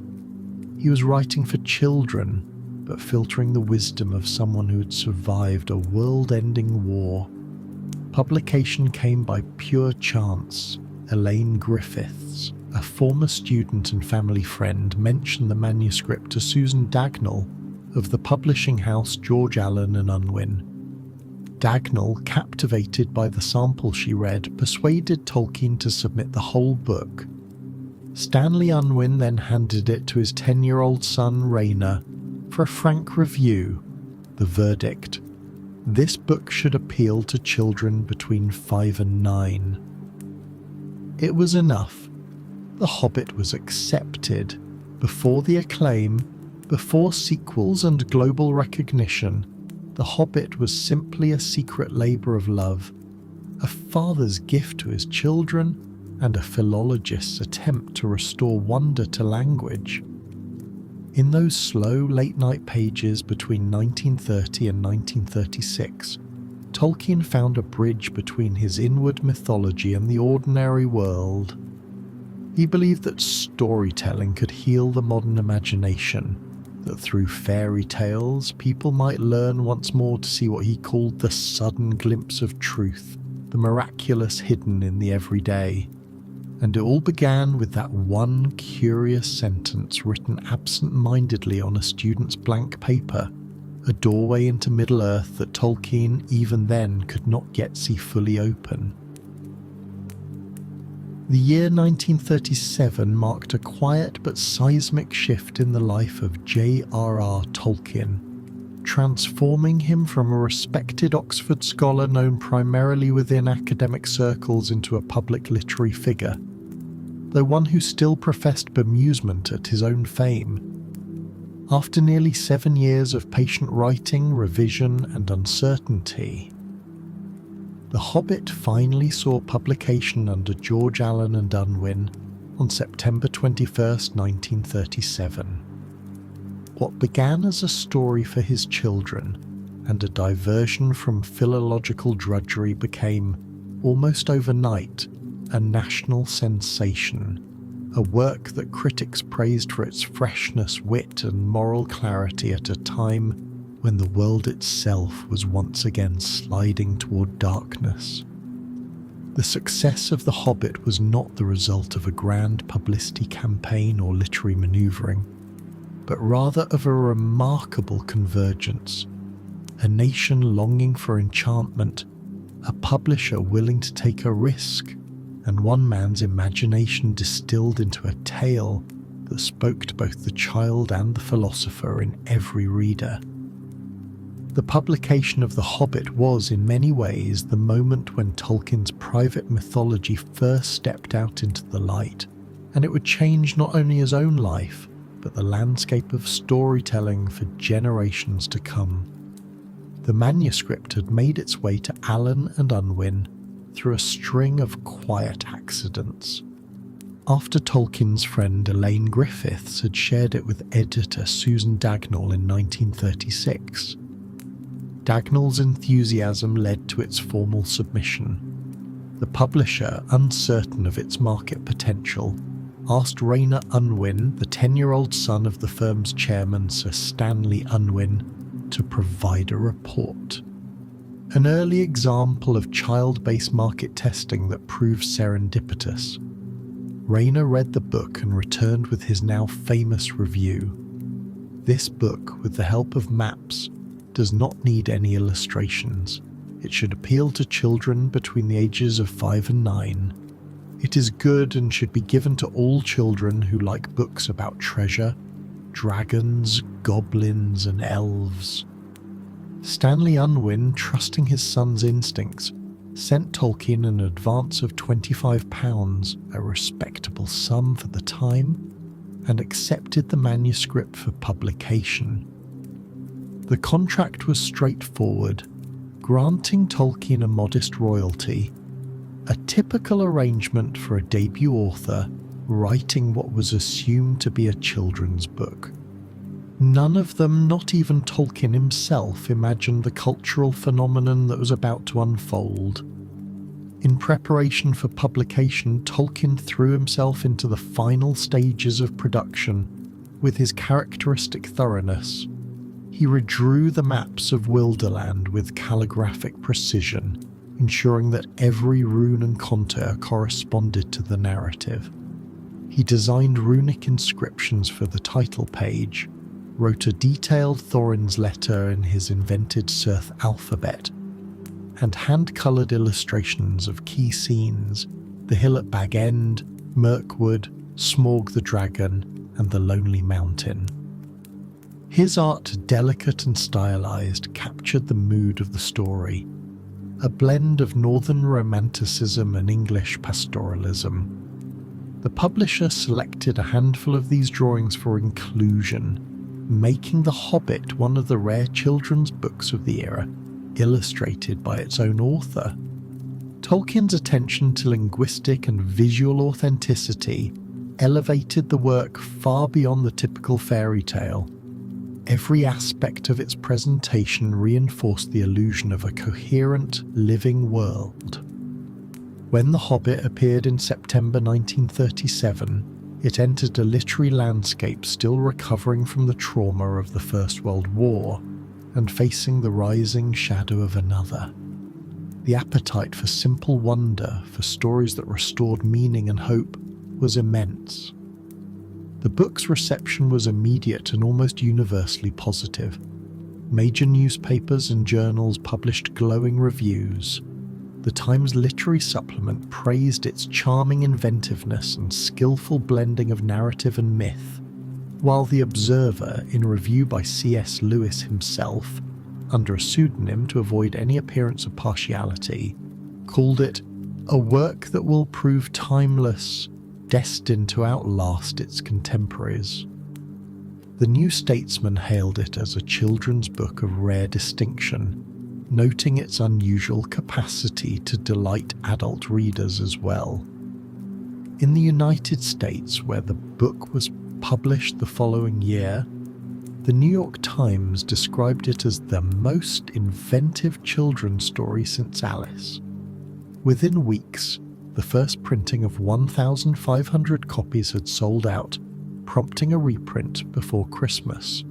For Tolkien, who had long assumed his mythological writings were too esoteric to ever find an audience, the book's success was both gratifying and bewildering.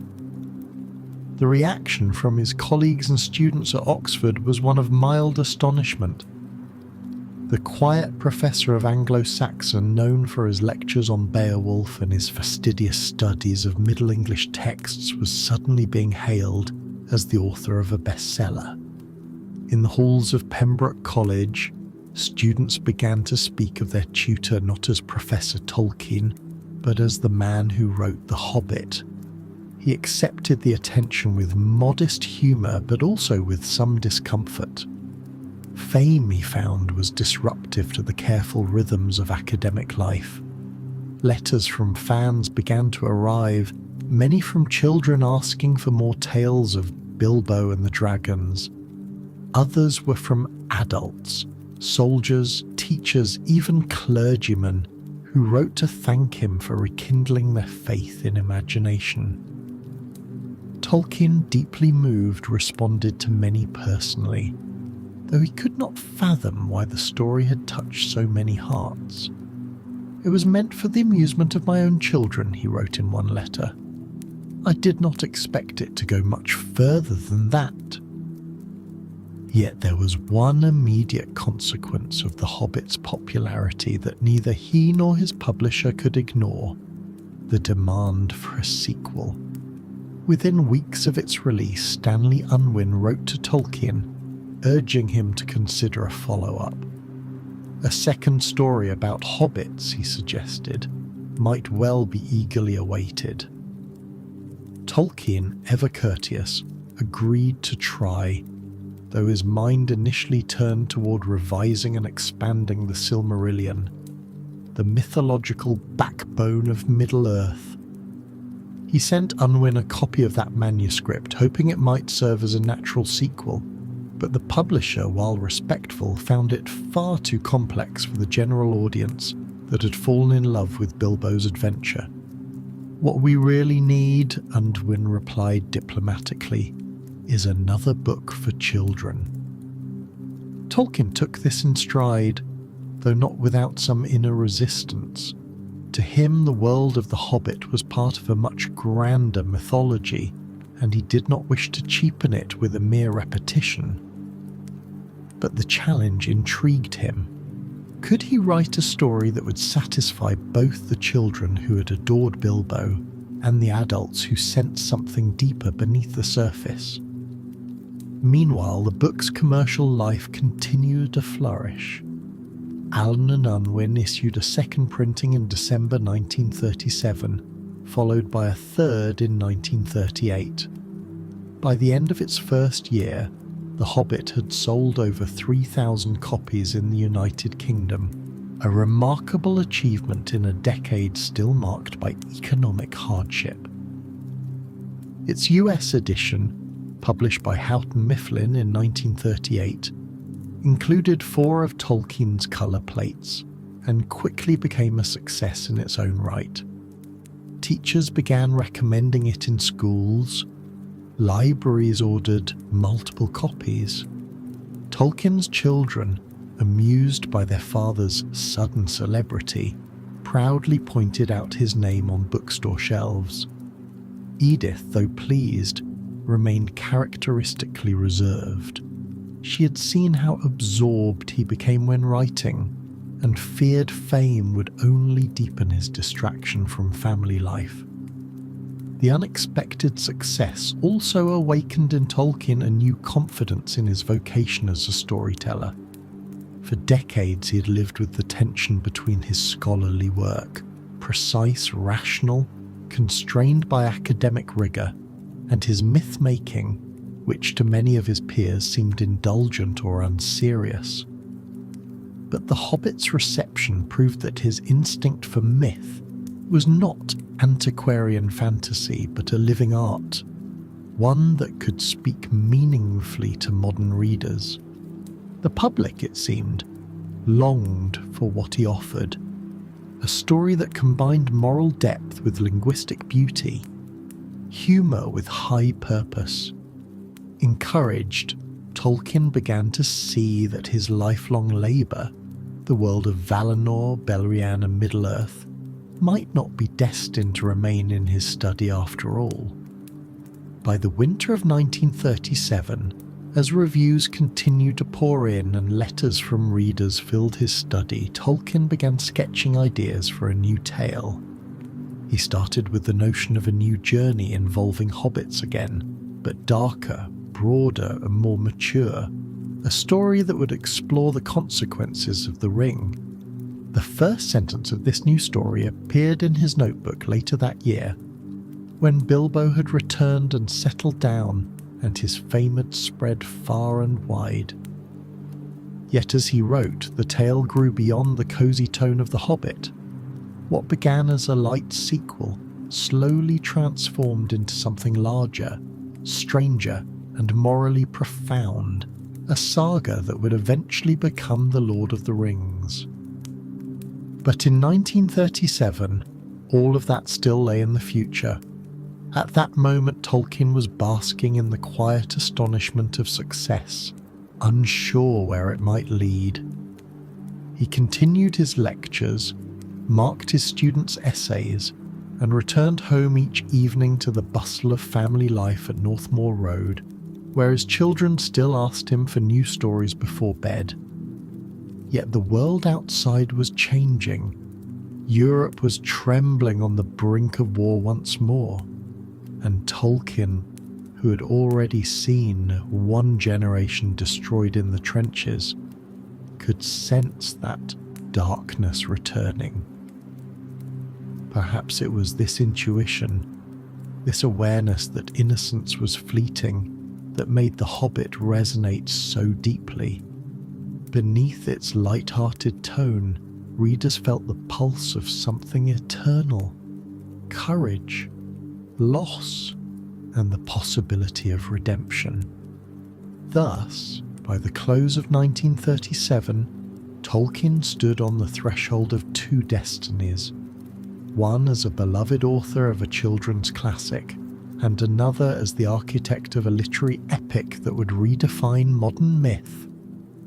The Hobbit had begun as a story told to amuse as children, written in the margins of exam papers, yet it had captured the imagination of an entire nation.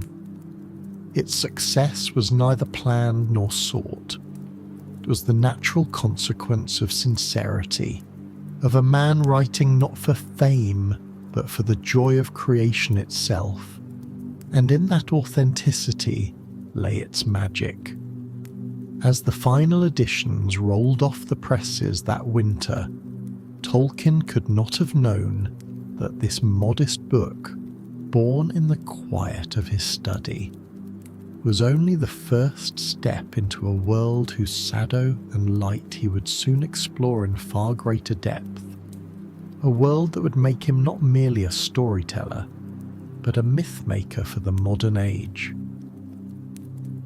In the years that followed the triumphant publication of The Hobbit in 1937, J.R.R. Tolkien found himself in a strange and restless quiet, a creative lull that was neither true inactivity nor deliberate pause, but rather a prolonged struggle between inspiration and uncertainty. Between 1938 and 1941, his imagination was caught in suspension, pulled in two directions. On one side, the growing public demand for another Hobbit adventure. On the other, the looming reality of a world sliding once again toward war. The years of the long silence, as scholars would later call them, were marked by false starts, abandoned drafts, and deepening anxiety. A time when Tolkien sought to rediscover the voice that had once spoken so effortlessly in The Hobbit, but now found it clouded by doubt, exhaustion, and the darkening sky over Europe. It was a period of quiet gestation, in which his next great work, The Lord of the Rings, was slowly taking shape beneath layers of hesitation and grief, like a seed lying dormant in frozen earth, waiting for the thaw of history to bring it to life. When The Hobbit was published, Tolkien's publisher Stanley Unwin had immediately requested a sequel, confident that another story about Bilbo Baggins would secure both critical and commercial success. Tolkien, eager to please and always loyal to his publishers, began experimenting almost at once. The first working title he used was The New Hobbit. In the earliest outline, written sometime in late 1937 or early 1938, he envisioned a light-hearted continuation. Bilbo, now older and comfortable in his fame, would embark on another journey, perhaps to recover treasure, visit new lands, or explore the broader world hinted at in the first book. Yet from the beginning he sensed that something was wrong. The whimsical tone that had once flowed naturally now felt forced, inadequate to the deeper undercurrent stirring in his imagination. He could not return to the innocence of The Hobbit because, by the late 1930s, neither he nor the world was innocent any longer. The drafts of The New Hobbit that survive, brief fragments of storylines and discarded notes, show Tolkien's uncertainty. He toyed with ideas of new adventures involving Bilbo's treasure, of strange lands beyond Mirkwood, even of a mysterious shadow rising again in the east. But none of it satisfied him. "I have the sequel in mind," he wrote to Unwin in the December 1937. "The ideas are growing rather dark." That darkness reflected not only his own artistic restlessness, but the times themselves. Europe in 1938 was a continent trembling on the edge of catastrophe. Hitler had already annexed Austria in the Anschluss, and the Munich Agreement that autumn handed over the Sudetenland to Germany, an act of appeasement that Tolkien, like many in Britain, viewed with deep foreboding. Though he avoided overt political commentary, he despised totalitarianism in all its forms. Having witnessed firsthand the industrialized slaughter of the Great War, he recognized in Nazi Germany the same perversion of power and machinery that haunted his fiction. The ancient myth of corruption and domination that he had woven into the story of Melkor and Sauron was now reappearing horribly real on the world stage. The encroaching war created both an emotional and creative paralysis. Tolkien continued his academic work at Oxford, teaching Old English and Gothic, and serving as an examiner for the university, but his imagination faltered. He wrote letters of apology to his publishers, explaining that the story refused to take shape, that the desire to write is there, but the right words are not. The sense of moral unease in the world, the collapse of old certainties, the mechanization of society, the rise of propaganda and tyranny made it difficult for him to return to the light-hearted fantasy that had once flowed so easily. The new story he envisioned would have to speak to this changed world, not ignore it. Yet he did not yet know how. Meanwhile, his home life was undergoing its own transformation.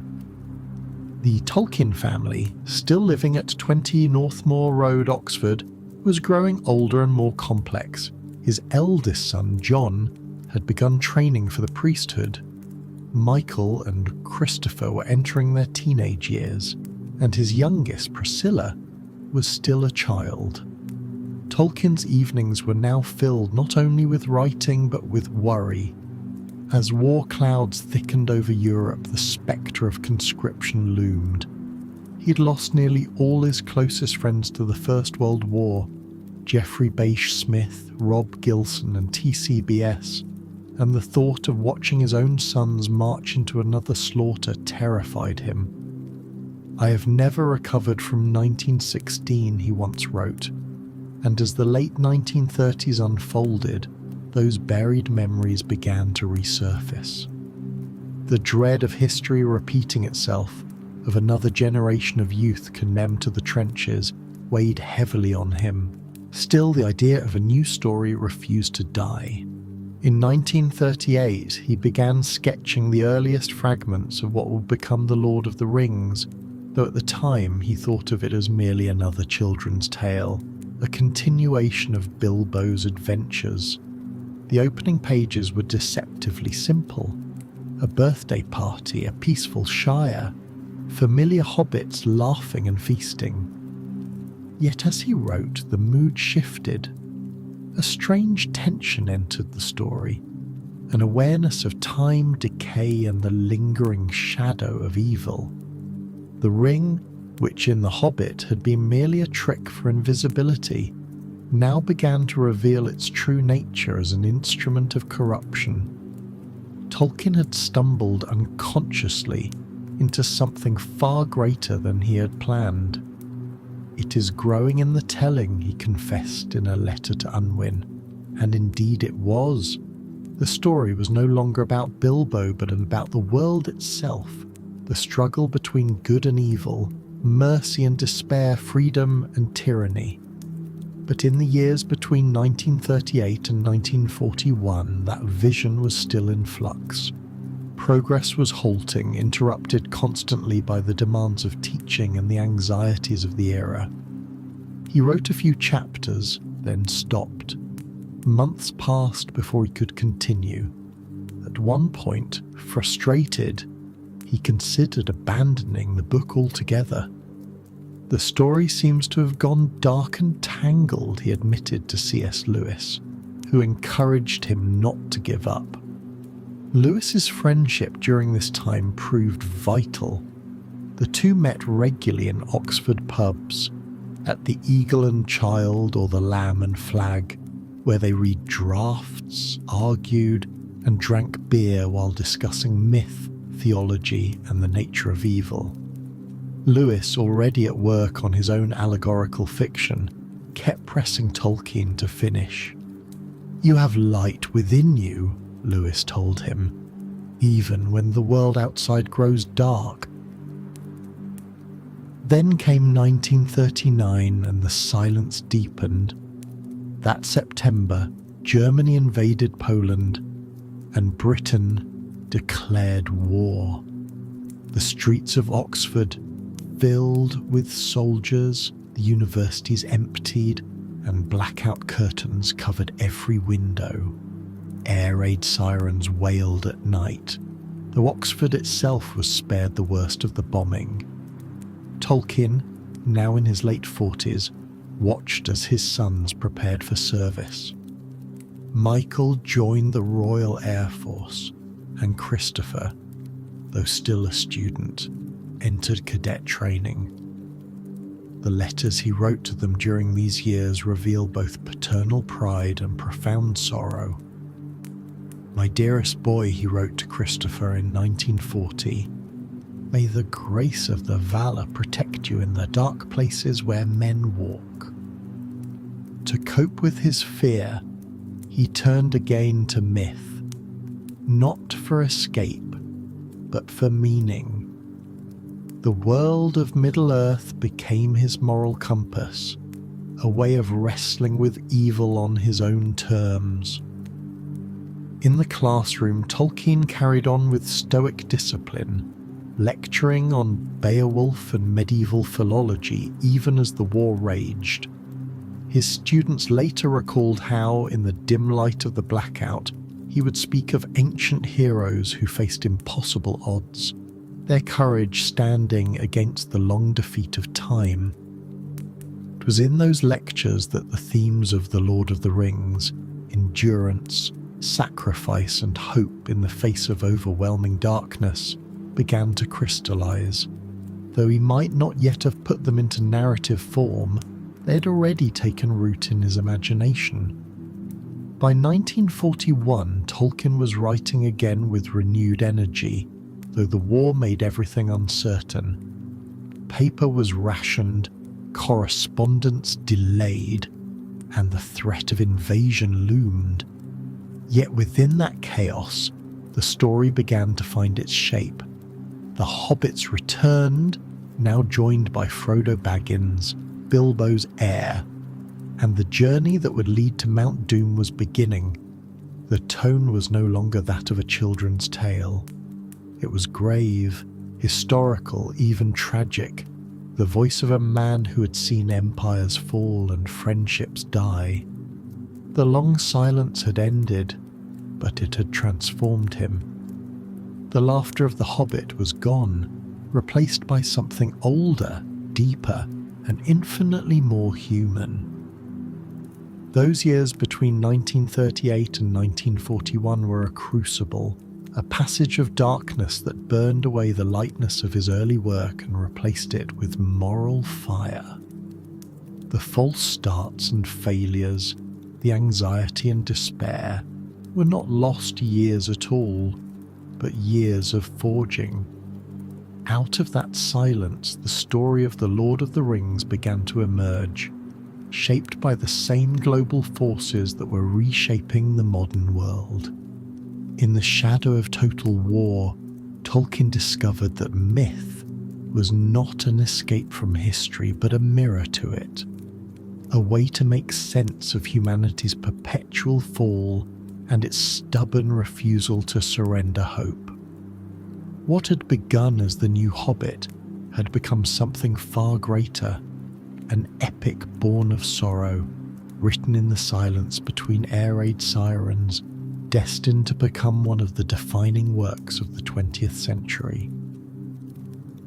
Between 1941 and 1944, as war thundered across Europe and bombs fell upon London, J.R.R. Tolkien was quietly forging one of the greatest literary epics of the 20th century in the modest calm of Oxford. It was during these years of uncertainty, rationing and emotional strain, that The Lord of the Rings began to take its true form. The story that had begun as a simple new hobbit slowly transformed into a vast mythic chronicle of courage, corruption, and companionship. The transformation was not sudden, nor was it planned. It happened page by page, in long nights of writing at his desk on Northmoor Road, often by candlelight, surrounded by dictionaries, maps, and letters from his sons serving in the war. What began as an innocent sequel about Bilbo's world had become something altogether different. A saga of light and shadow, of friendship tested by evil, and of hope persisting against the long defeat. Themes that echoed not only the age he lived in, but also the wounds of his own past. When Tolkien resumed the story in earnest around spring 1941, he was no longer writing in the world of bedtime tales. The Hobbit had been a self-contained adventure. The Lord of the Rings was to be a world entire. At first, he still called it The New Hobbit in his notes, but the story almost immediately resisted that name. In the earliest drafts, the protagonist was not Frodo, but Bingo, Bilbo's son, a playful figure who embodied the same light-hearted charm as his father. Yet as the writing deepened, the tone began to shift. Tolkien realized that the central object, the magic ring Bilbo had found in Gollum's cave, was no mere curiosity. It had a will of its own. He began to sense instinctively that it was an agent of corruption, a relic of ancient evil that demanded a story commensurate with its gravity. Thus, Bingo gradually evolved into Frodo Baggins, a new kind of hero. Quieter, more introspective, a character with moral weight. By late 1941, the name Frodo had replaced Bingo entirely, and with that change, the entire narrative found its soul. The story was no longer about mischief and adventure. It was about burden and responsibility, about the cost of bearing evil without surrendering to it. Tolkien's creative process during these years was both deliberate and chaotic, a blend of inspiration and meticulous craft. He wrote longhand, filling reams of paper with neat but densely packed script, often revising sentences mid-line or in the margins. He mapped distances between villages, calculated days of travel, and even determined the phases of the moon for narrative consistency. Every name, every place was chosen with linguistic precision. The Shire was not merely a setting, but a philological reconstruction, an idealized England rooted in Anglo-Saxon sound and rhythm. Rivendell, Moria, and Lothlorien emerged not from arbitrary imagination, but from etymological invention, each tied to his evolving languages. The Elvish tongues, Quenya and Sindarin, that he had begun decades earlier, were now fully alive, influencing the geography, culture, and poetry of his world. This was subcreation at its most complete, a mythic universe built not from borrowed archetypes, but from linguistic logic and moral truth. Outside Tolkien's study, the war pressed closer. His sons were scattered across military service. Michael served with the Royal Air Force, while Christopher, his youngest son and closest kindred spirit, was undergoing flight training with the Royal Air Force Volunteer Reserve. The correspondence between father and son became one of the most important creative lifelines of Tolkien's career. In letters written during 1943 and 1944, he discussed the unfolding story, shared passages in progress, and reflected on its deeper meaning. "My dear boy," he wrote in one, "I find that the darkness of the world creeps ever nearer into my tale." To Christopher, stationed far from home, the story was a bridge, a reminder of beauty and purpose in a time of chaos. For Tolkien, it was an act of defiance, a way of preserving goodness in a world threatened by mechanized evil. By 1942, the early chapters of The Lord of the Rings had taken recognizable shape. The opening in the Shire retained some of the charm of The Hobbit: the birthday party, the gossiping neighbours, the green fields, but a note of unease ran beneath it. Bilbo's departure from Bag End and the introduction of the mysterious wizard Gandalf frame the story not as a comic adventure, but as the prelude to something vast and foreboding. The discovery that Bilbo's ring was, in fact, the One Ring of ancient legend transformed the tone of the entire narrative. This revelation did not come easily. Tolkien wrestled with drafts, uncertain of how the ring's true nature would connect to his earlier mythology. In one notebook entry from 1942, he speculated that the ring might be a lesser ring of invisibility, unrelated to the great powers of the First Age. But the more he wrote, the more he felt the gravitational pull of his older legends. The necromancer of The Hobbit became Sauron, the fallen servant of Morgoth from the Silmarillion. The two worlds, once separate, fused completely. For the first time, Tolkien realized that The Hobbit had always been part of the same universe as his mythological writings, and that this sequel was not just a continuation, but the culmination of his life's work. The writing, however, was anything but smooth. Between 1941 and 1943, progress was painfully slow. Tolkien often lost momentum, distracted by university duties, air raid warnings, and his growing responsibilities as an Oxford professor. There were times when months passed without a single page written. "The story seems to wander off and lose itself," he confessed to his publisher. Yet each time he returned, the scope of the tale grew. The Hobbit's journey out of the Shire, initially a light-hearted trek, soon darkened into an odyssey through haunted landscapes. The Black Riders appeared, terrifying shadows that marked the intrusion of evil into the pastoral world. Tolkien's imagination, shaped by memories of the First World War, the mud, the fear, the long marches through desolation, infused these scenes with realism. The trek through the old forest, the crossing of the Barrow Downs, and the arrival at Bree drew on his soldier memory of being small and powerless against vast impersonal forces. Yet the companionship of the Hobbit, their songs, humour and loyalty, counterbalanced that darkness. The theme of fellowship was already emerging. That evil might be vast, but the bonds of friendship were stronger. By 1943, the story had reached Rivendell, where Tolkien paused for months to reconsider its entire structure.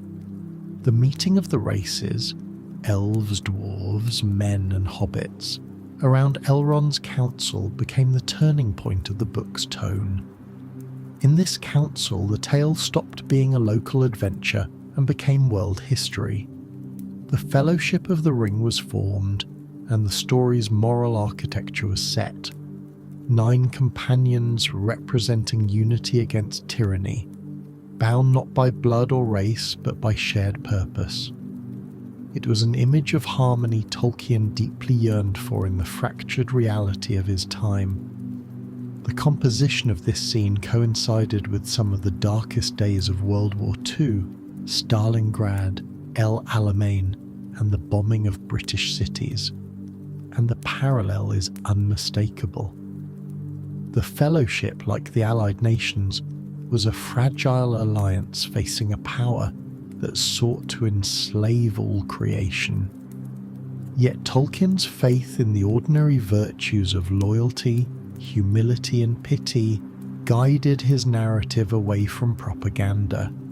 His struggle was never political but moral, to show that the smallest person could change the course of the future, not through domination, but through compassion and endurance.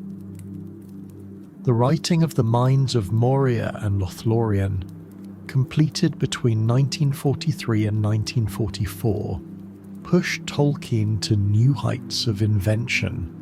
The Khazad-dûm sequence, with its echoing halls and ancient shadows, was one of the first scenes to bring him genuine satisfaction. Here, he wrote to Christopher, the story seemed suddenly to become alive. The death of Gandalf in Moria was not planned in advance. It shocked Tolkien himself as he wrote it, but it marked the moment when the book took on a tragic, mythic weight. The crossing into Lothlorien, by contrast, revealed his lifelong fascination with the interplay of sorrow and beauty. The elven realm, with its timeless melancholy, embodied what he called the longed feet, the sense that all good things fade, yet remain eternally worth preserving. Through Galadriel's wisdom and Frodo's growing burden, the story achieved its mature tone, elegiac, spiritual and moral, rather than merely adventurous.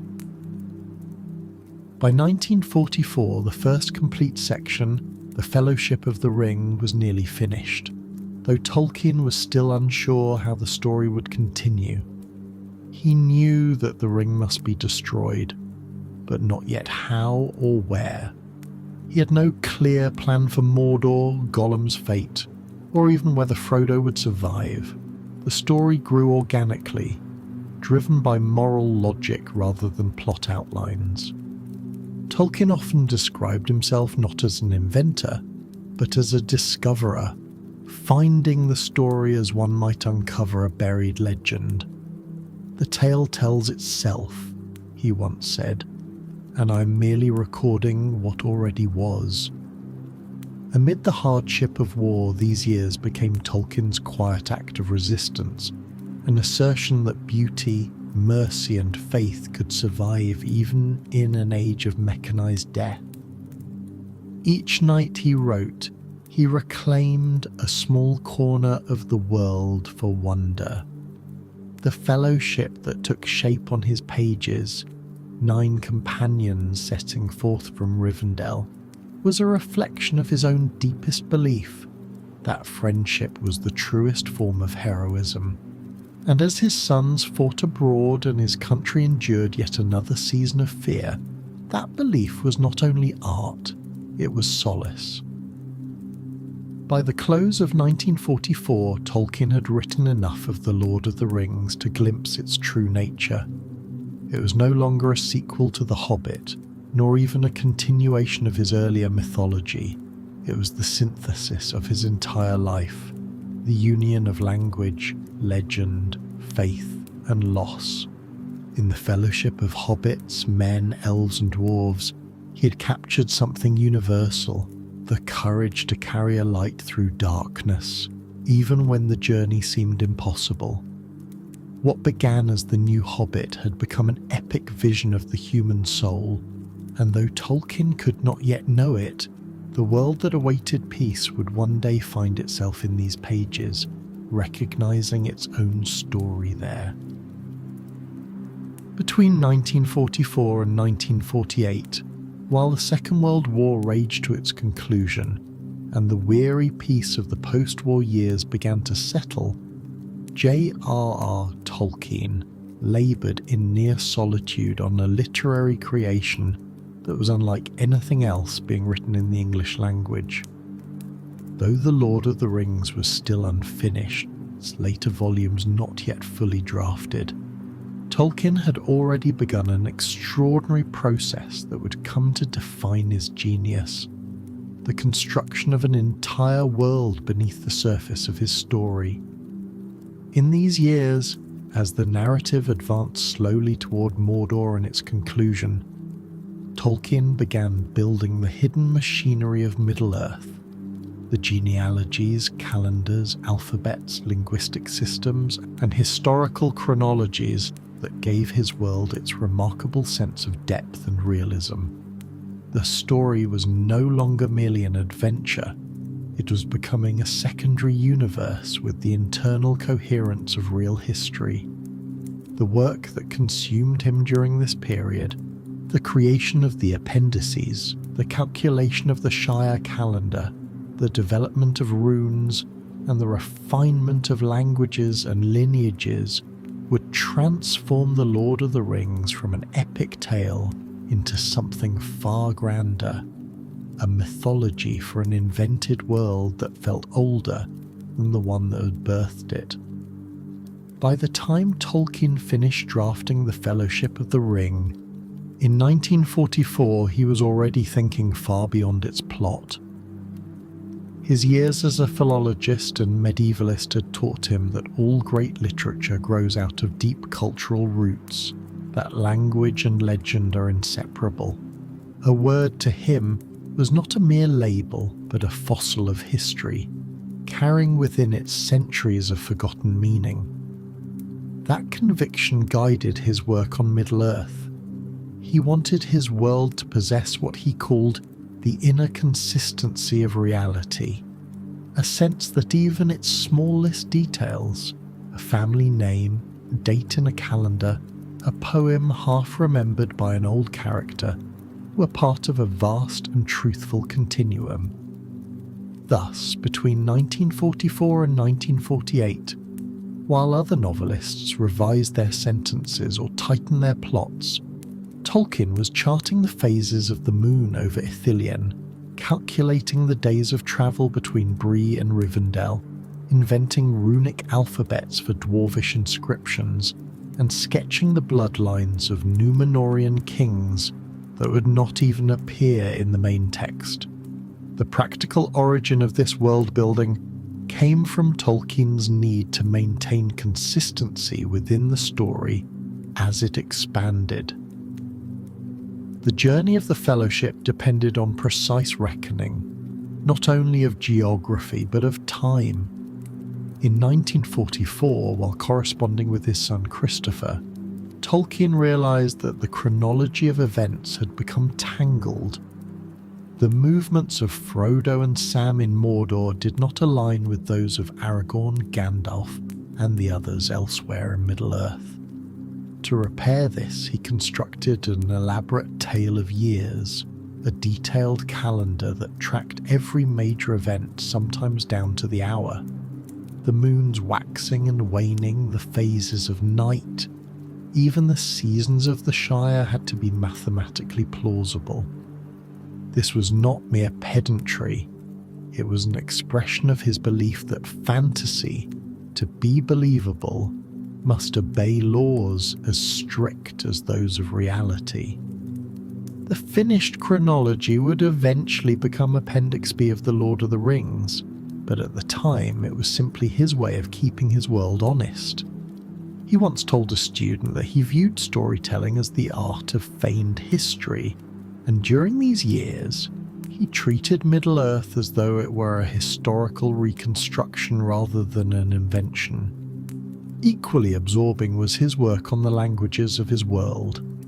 The Elvish tongues, which had begun decades earlier as abstract linguistic exercises, became living systems in the 1940s.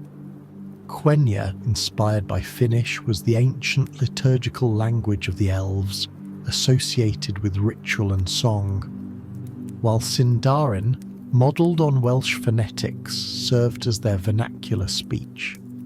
Tolkien designed not only vocabulary but grammar, phonetic evolution, and dialectal variation.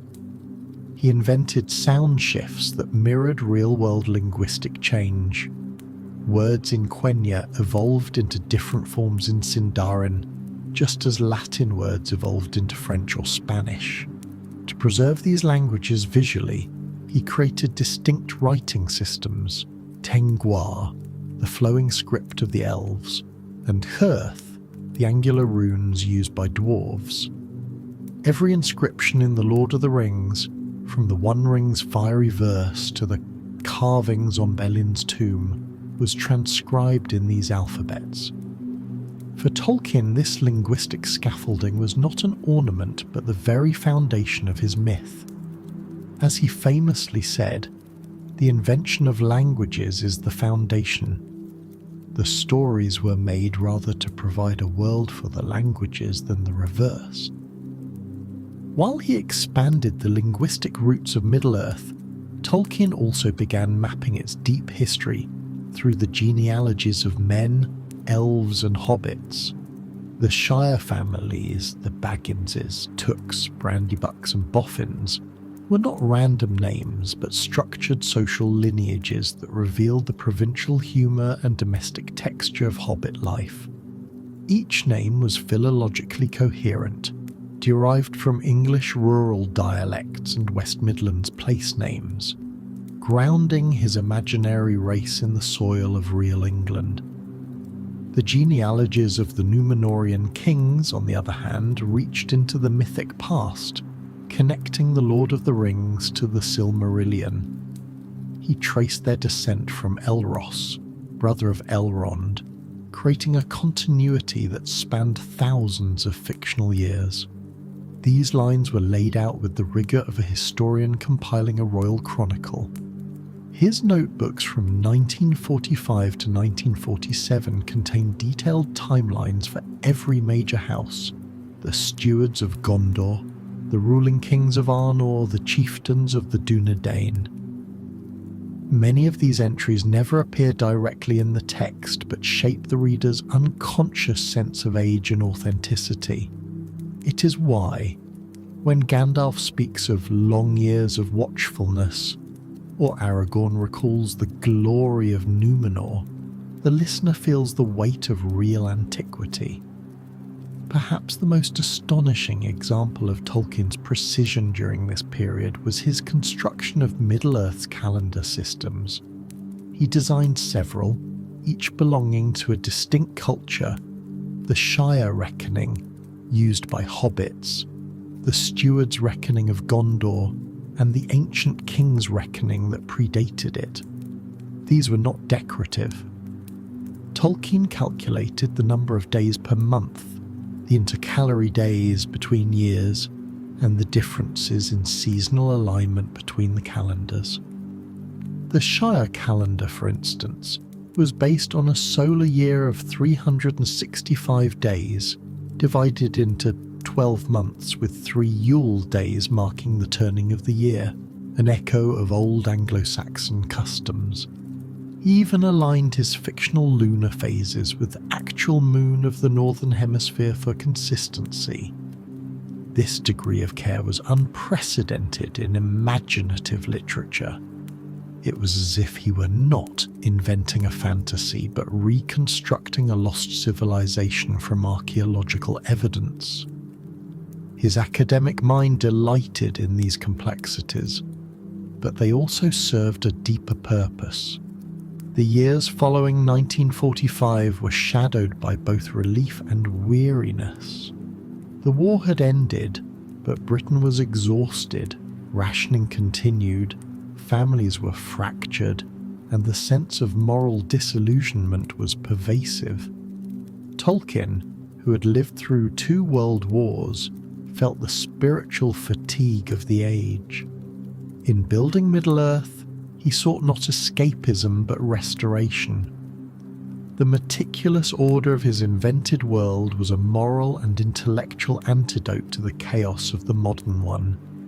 Where history seemed to have lost its meaning, he created a world where every event, every name, every phase of the moon carried purpose. It was in essence an act of faith, a reaffirmation that coherence and beauty could still exist in a fractured age. Throughout these years, the Inklings, his literary circle of friends that included C.S. Lewis, Charles Williams and Owen Barfield, continued to gather in Oxford pubs to hear new chapters read aloud. Lewis, whose own Chronicles of Narnia were still years away, marvelled at the depth of Tolkien's creation. "You have built a world," he told him one evening, "as real as our own, and far more beautiful." But this very depth made the work difficult to complete. The story expanded like a living organism, each new discovery requiring new histories to support it. Tolkien sometimes despaired that he would never finish. "It is not so much writing as archaeology," he joked to Lewis. "I dig and find bits of old legends, and they demand to be made whole again." By 1948, however, after nearly a decade of labour, Tolkien finally completed the full draft of The Lord of the Rings.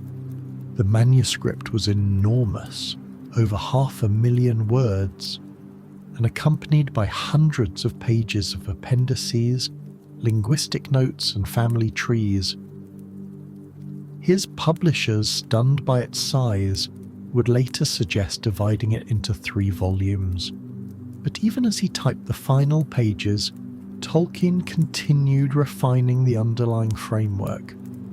He revisited the Elvish phonology, adjusted the Shire calendar to match the phases of the moon in 3019 of the Third Age, and revised the Númenórean timelines to align with the Silmarillion.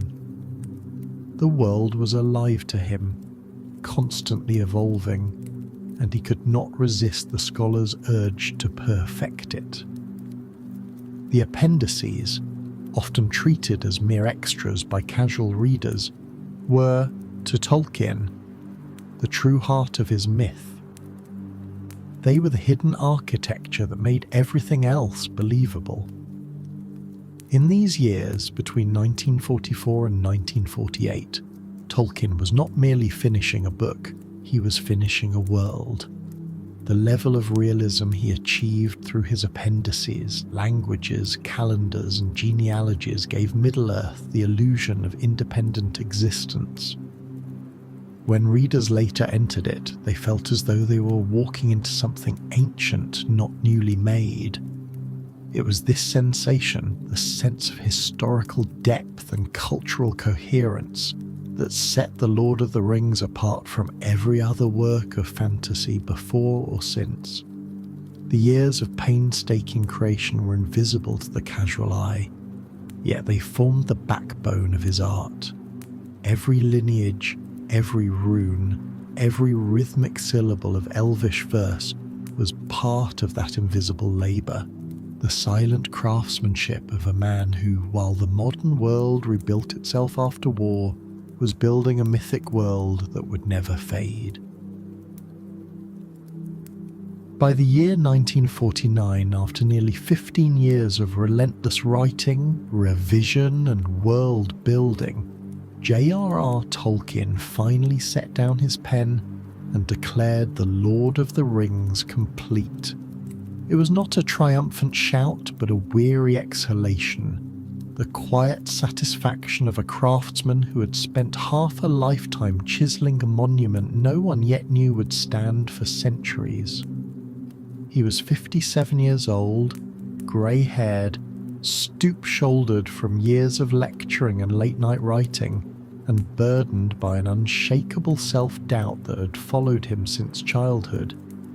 Yet in his small study at 20 Northmoor Road, surrounded by maps, manuscripts, and the ever-present scent of pipe smoke, he had finished something no one else in modern literature had attempted. A fully realised mythic epic written in the English tongue, equal in moral scope to Beowulf and the Iliad, yet intimate enough to make the reader care for the smallest of creatures. 15 years earlier it had begun as a simple sequel to The Hobbit.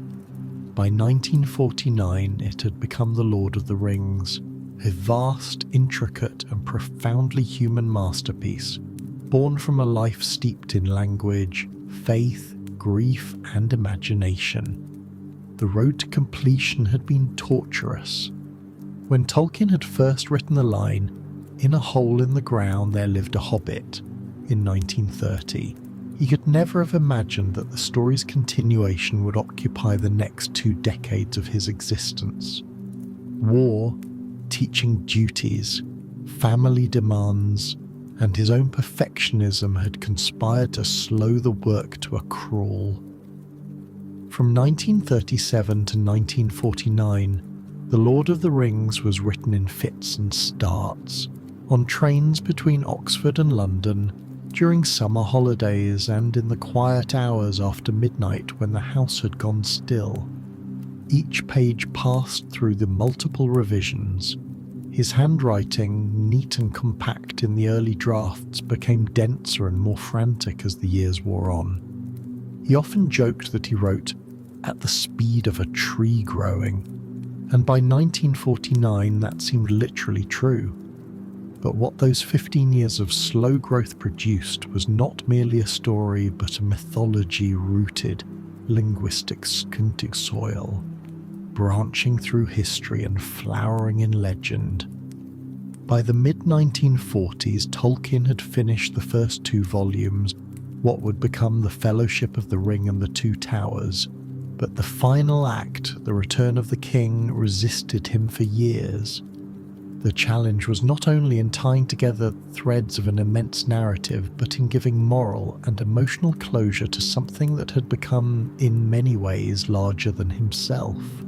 The story's climax, Frodo's final ascent of Mount Doom, did not arrive easily. Tolkien rewrote it several times between 1946 and 1948, uncertain of tone, pacing, and the ultimate moral logic of the ring's destruction. He struggled particularly with Frodo's failure at the brink, the moment when Frodo, unable to resist the ring's power, claims it for himself. To Tolkien, this moment was not failure but revelation. It affirmed his deepest belief, shaped by his Catholic faith, that even the smallest creature cannot save the world by willpower alone. Salvation, he believed, is always a gift, an act of providence rather than triumph.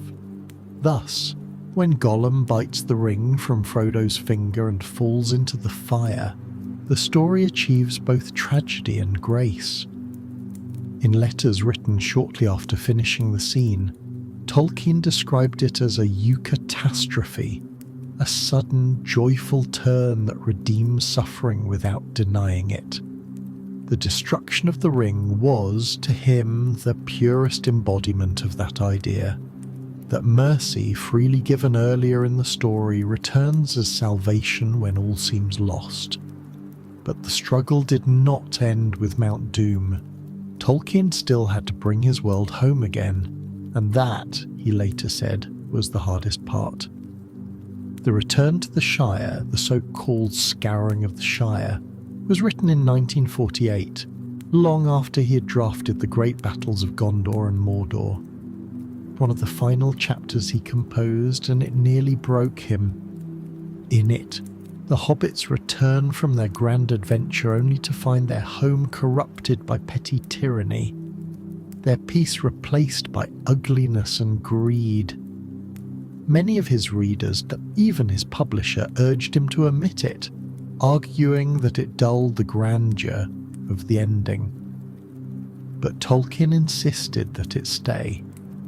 "The War of the Ring," he wrote, "is not only fought in Mordor, it is fought in every home and heart."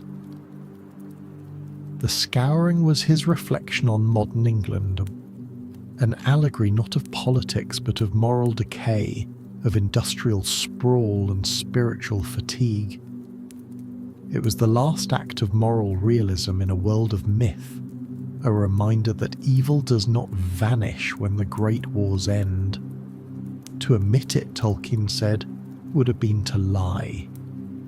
The final pages, the departure of Frodo to the Grey Havens and the bittersweet closing words, "Well, I'm back," were completed in late 1949, and they carried the full weight of his emotional exhaustion. He had written not only the end of a story, but the end of an era of his own life. Every major thread, Frodo's departure, Sam's return, Aragorn's coronation, the passing of the elves, and symbolized a truth Tolkien felt deeply, that the age of magic was always ending, that every victory in this world carried the shadow of loss. When he wrote of the elves sailing west, he was writing about the fading of beauty, the loss of innocence, and the longing for a homeland that could never be reached again. In those final paragraphs, his own nostalgia, faith, and grief intertwine so completely that it is difficult to tell where myth ends and autobiography begins. When he finally set down his pen, Tolkien was both relieved and unsettled. "It is finished," he wrote to his friend C.S. Lewis, "though I do not know how." The phrase, "how," is telling. He viewed the work not as something he had constructed, but as something that had unfolded through him, almost against his will. In other letters from that same period, he described the experience as discovering a history that was already there.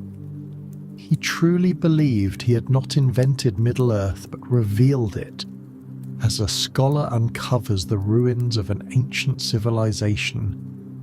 The act of completion, therefore, felt less like authorship and more like stewardship, a sacred duty fulfilled. Yet the cost had been immense. He was drained physically, emotionally, and spiritually. The long hours, the endless revisions, the correspondence with publishers and proofreaders, all of it left him with little energy for his academic work or family life. His wife Edith, who had lived for years in the shadow of his obsession, was relieved but wary. "You've done it," she told him, "but I fear it has taken you away from us too long." Tolkien, ever the self-reproaching husband, agreed. Yet beneath the exhaustion was a profound private joy. For 15 years he had carried an invisible world within him.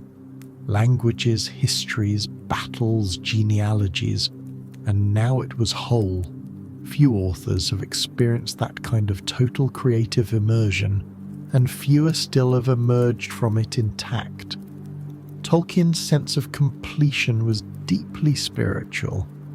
In his letters, he likened the feeling to the act of sub-creation, humanity's imitations of divine creation, and he considered The Lord of the Rings his greatest act of praise.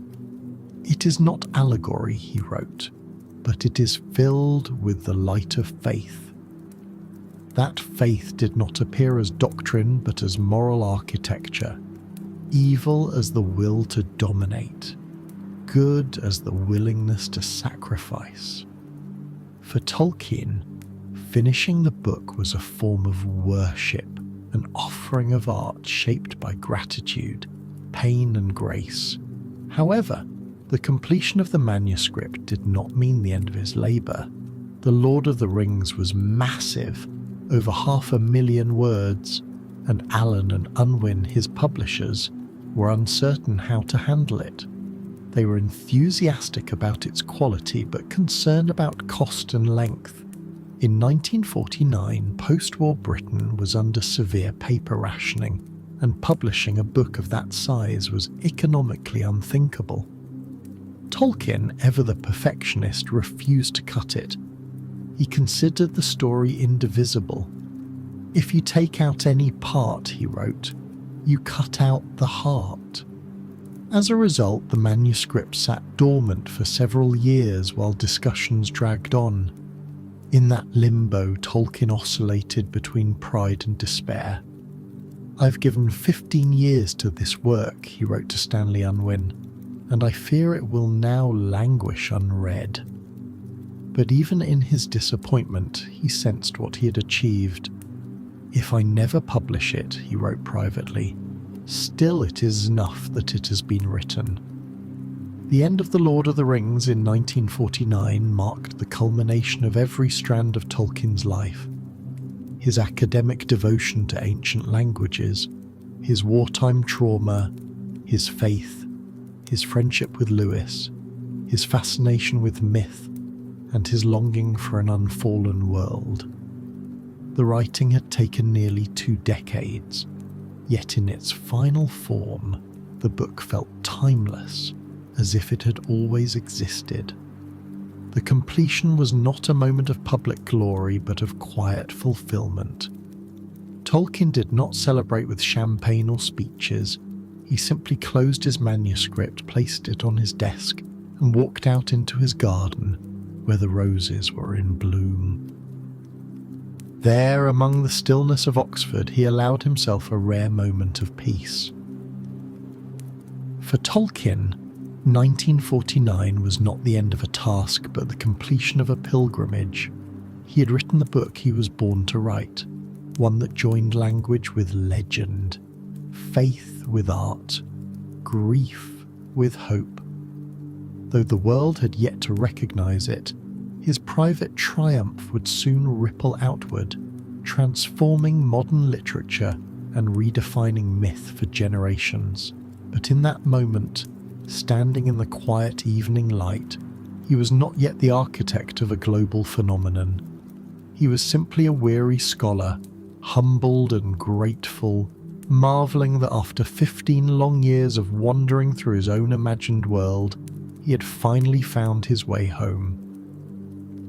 Between 1950 and 1954, J.R.R. Tolkien endured what may have been the most agonizing and uncertain period of his literary life. Not the years of war or of creative struggle, but of waiting, negotiation, and endless revision. After 15 years of exhausting labour, The Lord of the Rings existed in full manuscript form by 1949, yet it remained unpublished for half a decade, trapped in the labyrinth of post-war economics, publishing hesitations, and Tolkien's own perfectionism. The work was immense, over 500,000 words, and its unconventional form defied the norms of the mid-20th century book market. In a world still rationed by war's austerity, where printing costs were steep and paper remained scarce, no publisher could easily justify producing such a behemoth. What Tolkien saw as an integrated epic, indivisible and complete, the industry viewed as an unmanageable risk. Thus began a long, uncertain road to publication, marked by frustration, meticulous revision, and a slow process of transforming a private myth into a printed masterpiece.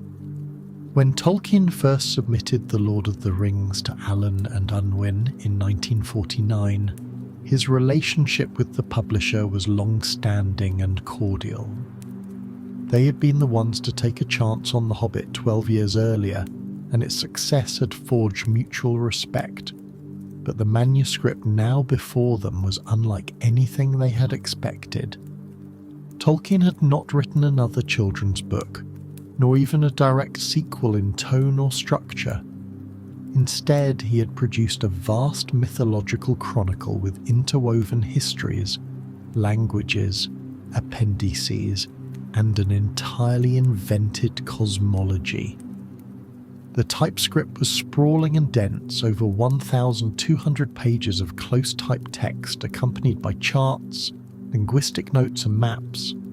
Stanley Unwin, now in his 60s and one of the most experienced publishers in Britain, admired Tolkien's erudition, but was candid in his concerns. "It is magnificent," he wrote to a colleague, "but far too long and far too costly to print in full." At the time, the British publishing industry was still under the constraints of post-war rationing. Paper was allocated by government quota until 1951, and large books were financially ruinous. To publish The Lord of the Rings as one volume would have cost several times its likely retail price, a venture almost guaranteed to fail. Tolkien, however, was not easily swayed by commercial logic. For him, The Lord of the Rings was one unified composition, not a series. He resisted any suggestion of division, writing to Unwin in 1950 that the book was not 3 tales, but one tale written in 6 parts, properly continuous. He offered instead a compromise, to publish it alongside the Silmarillion, the earlier mythology that served as its unseen foundation. To Tolkien, the two were inseparable. The Lord of the Rings was the fruit, the Silmarillion the root. He argued passionately that only together could they form the true mythology he envisioned for England, a body of more elevated legend underlying his world. But this idea was too ambitious for the publishers, who feared the combined word count would exceed 1 million and the cost would be catastrophic. Unwin declined, gently but firmly. Tolkien, disappointed, withdrew both manuscripts and began exploring alternatives. For a brief, hopeful moment in 1951, he entered negotiations with Collins, a rival publisher who expressed enthusiasm for both works. Tolkien, weary but encouraged, revised the Silmarillion and even prepared a detailed synopsis of how it related to The Lord of the Rings. He dreamed of finally presenting the complete mythic continuum, from the creation of the world in Ainul Indali to the departure of Frodo in the Grey Havens. Yet this partnership too collapsed under practical strain.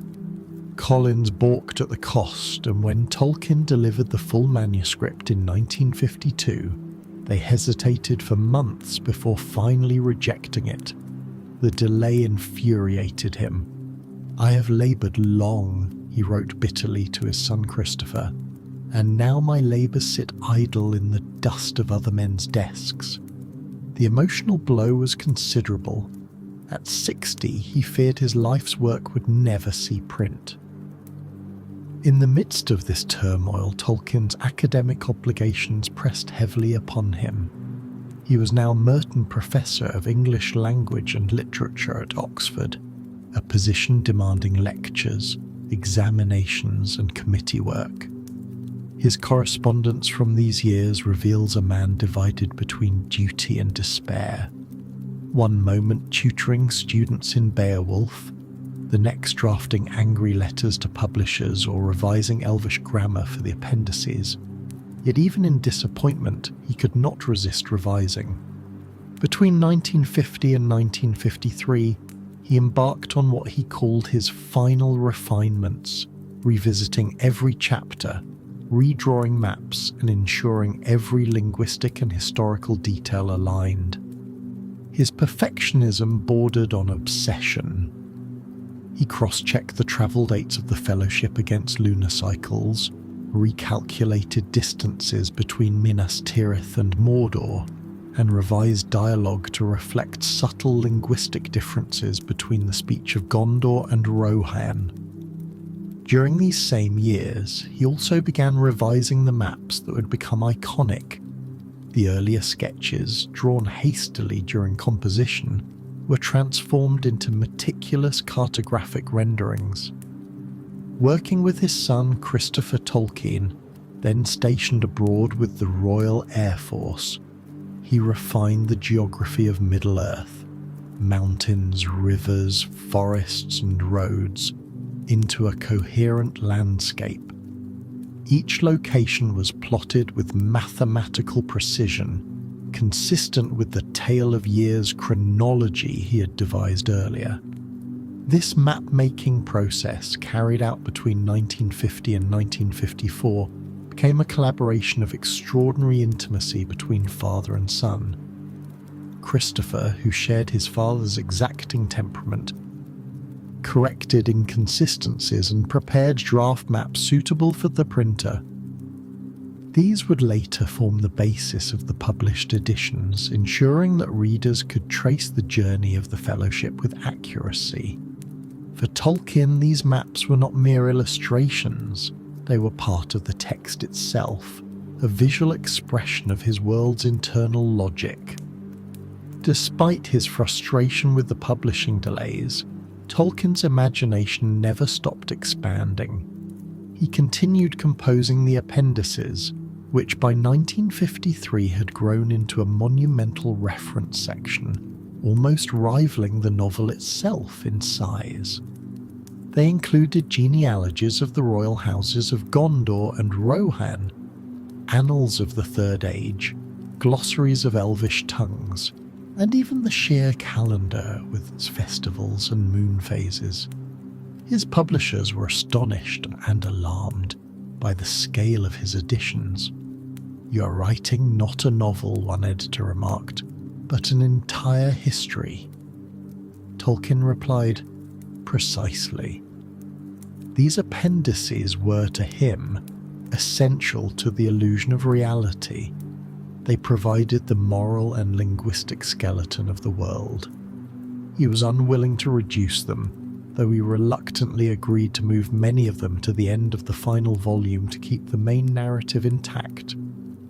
At last, in 1952, weary of uncertainty, Tolkien sent a final plea to Alan and Unwin.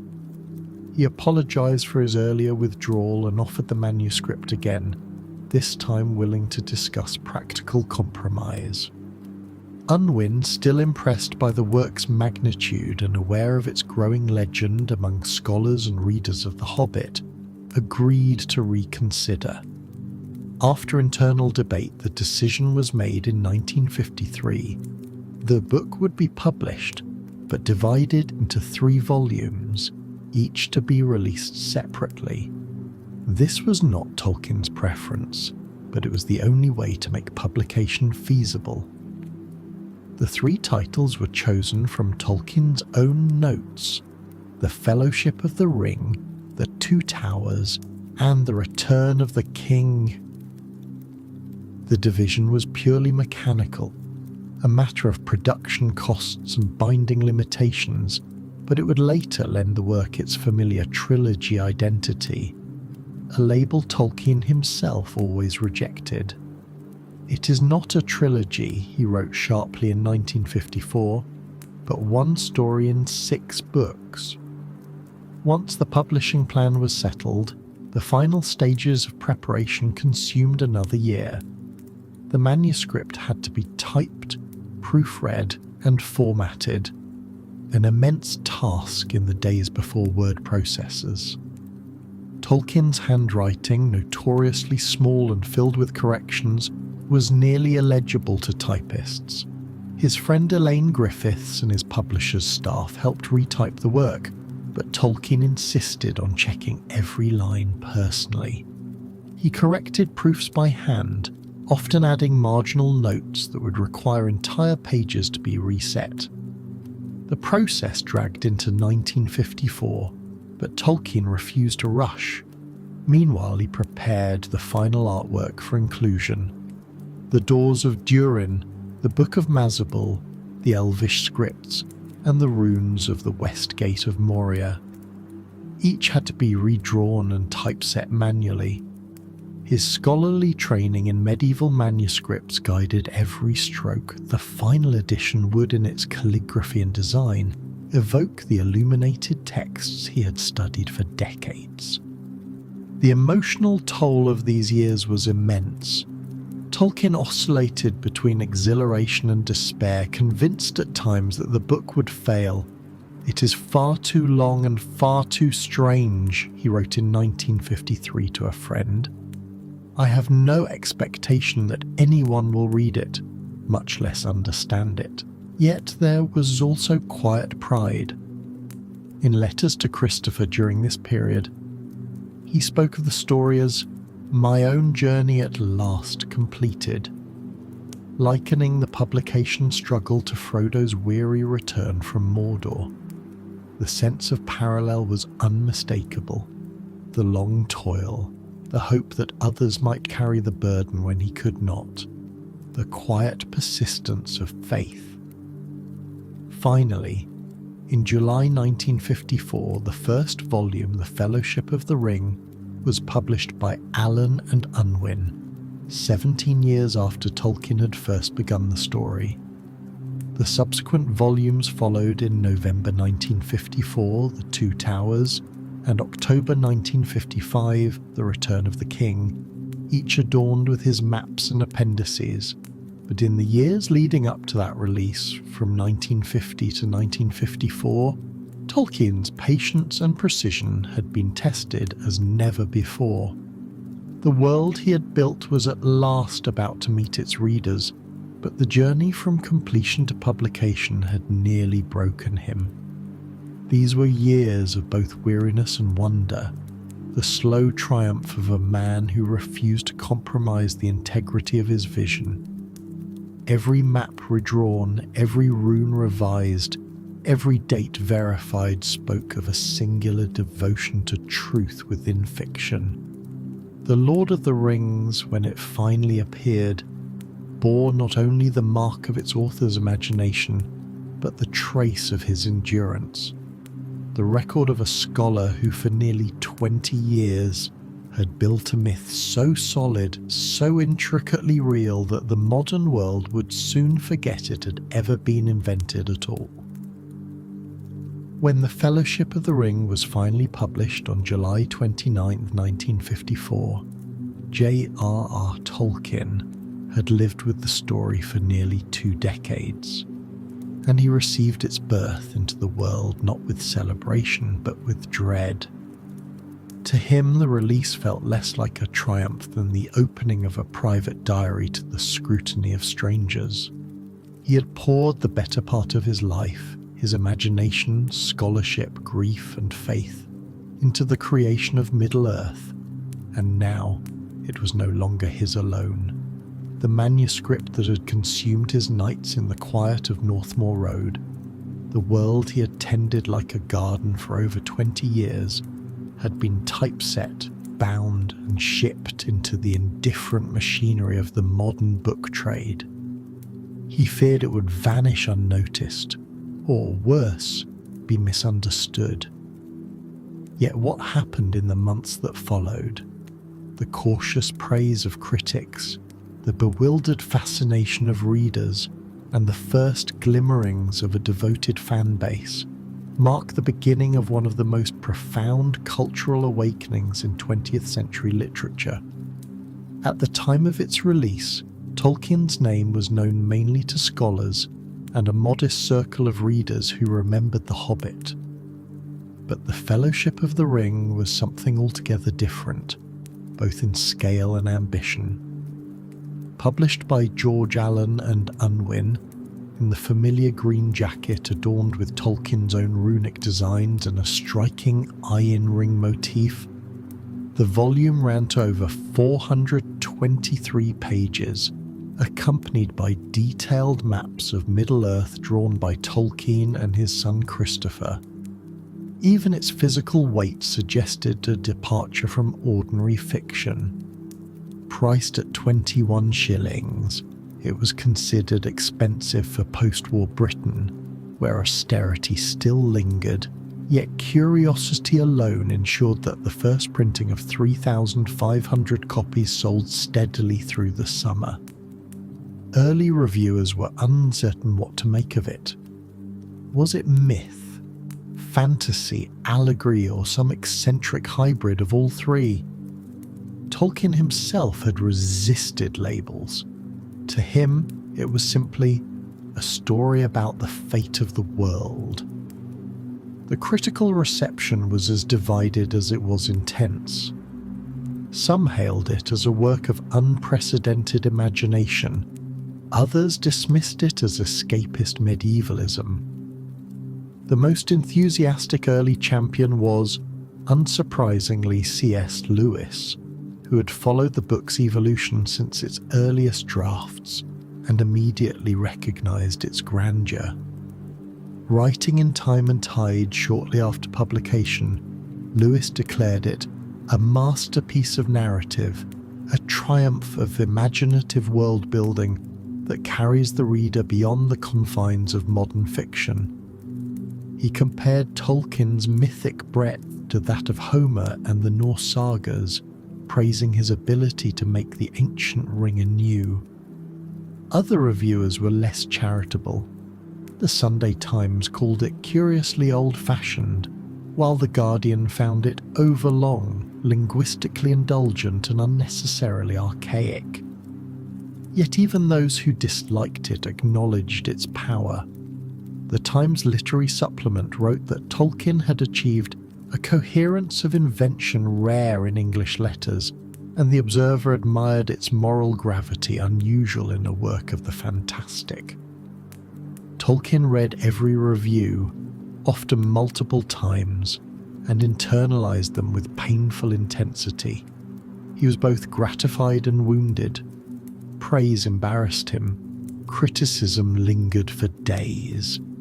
To his friend Father Robert Murray, he confessed that he was achingly aware of how much of myself is in it, and how small that self truly is. His perfectionism, which had once been a strength, now became a source of torment. Every reader's misinterpretation struck him as a personal failure.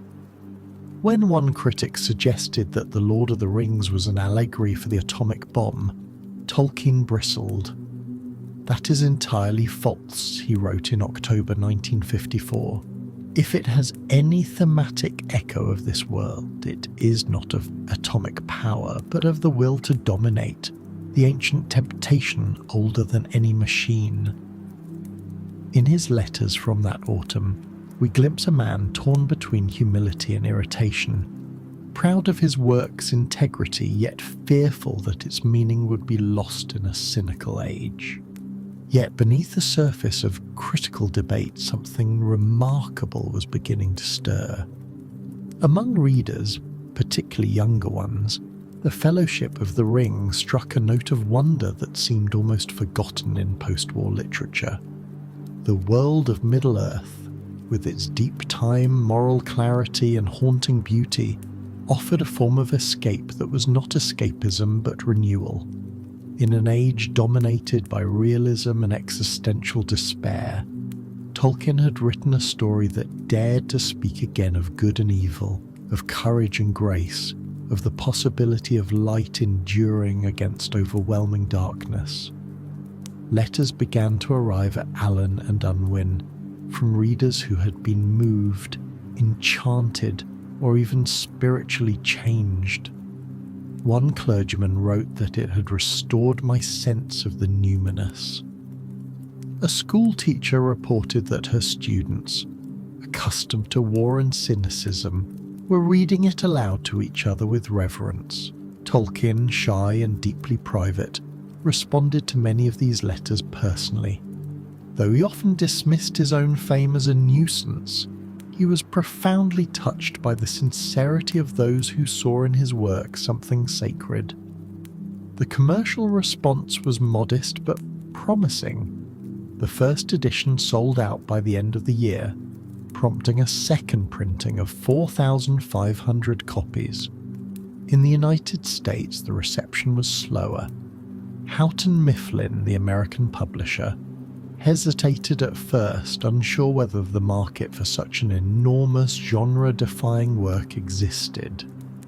But word of mouth spread through universities and reading groups, particularly among students of literature and theology.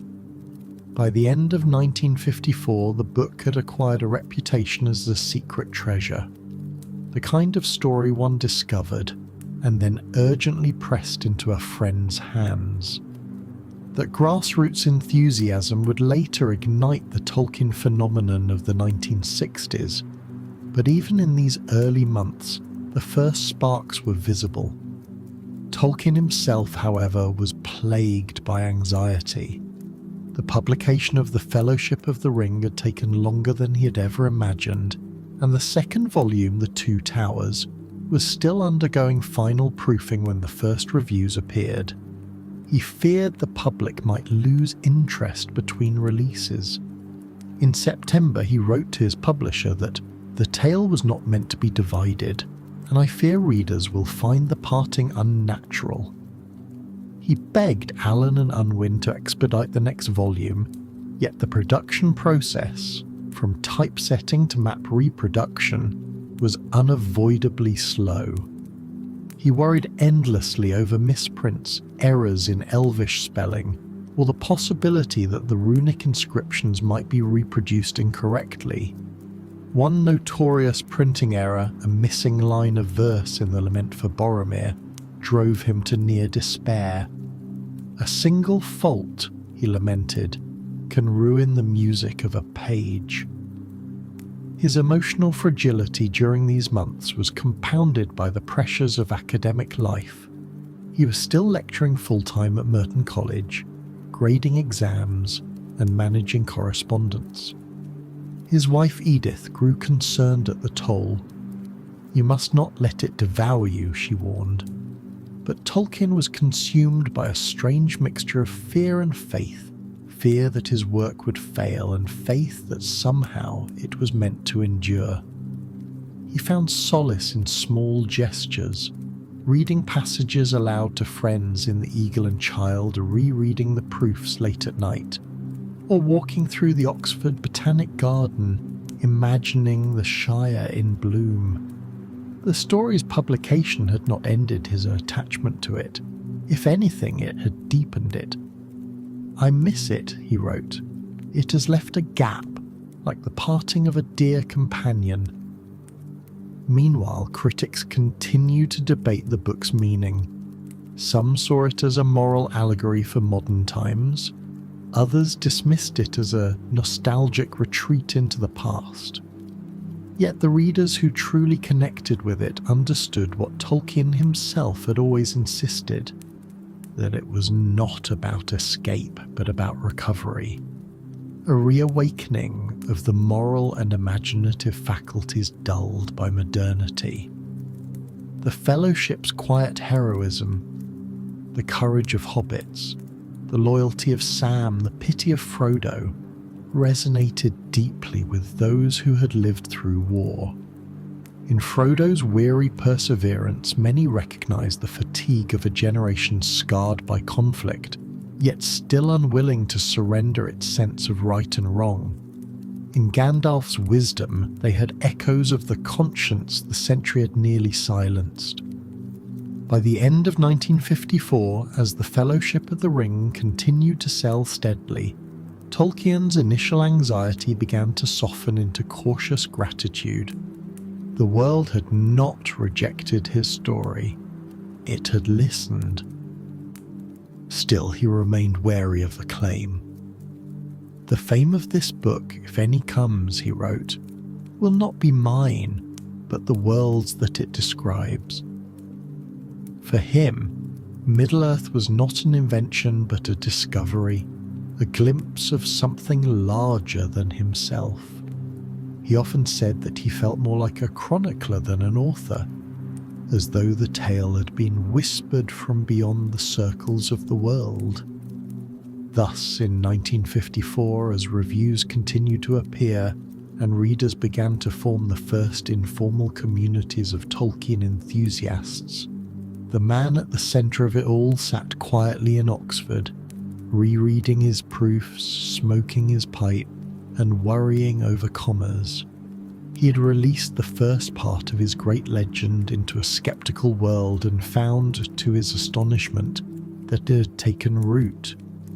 Yet even then, he sensed that the true journey, both for his story and for himself, had only just begun. The Fellowship of the Ring had done what its title promised. It had begun a fellowship, not merely among its characters, but among its readers, a shared act of faith that imagination still mattered, and that in a weary world, the light of one small story could still endure. Between late 1954 and 1955, as the remaining volumes of The Lord of the Rings emerged into print, J.R.R. Tolkien experienced one of the strangest chapters of his life. A slow dawning recognition that the private myth he had laboured over for 20 years was beginning to belong to the world. It was a period marked by rising acclaim, unrelenting revisions, and a deep emotional reckoning as the long arc of his creative life, from The Hobbit to the final pages of The Return of the King, came to its quiet and exhausting close. The man who had once doubted that anyone would read his story now found himself at the centre of a literary phenomenon, yet the fame brought him little joy. Instead, Tolkien felt a complex blend of gratitude, weariness, and disbelief.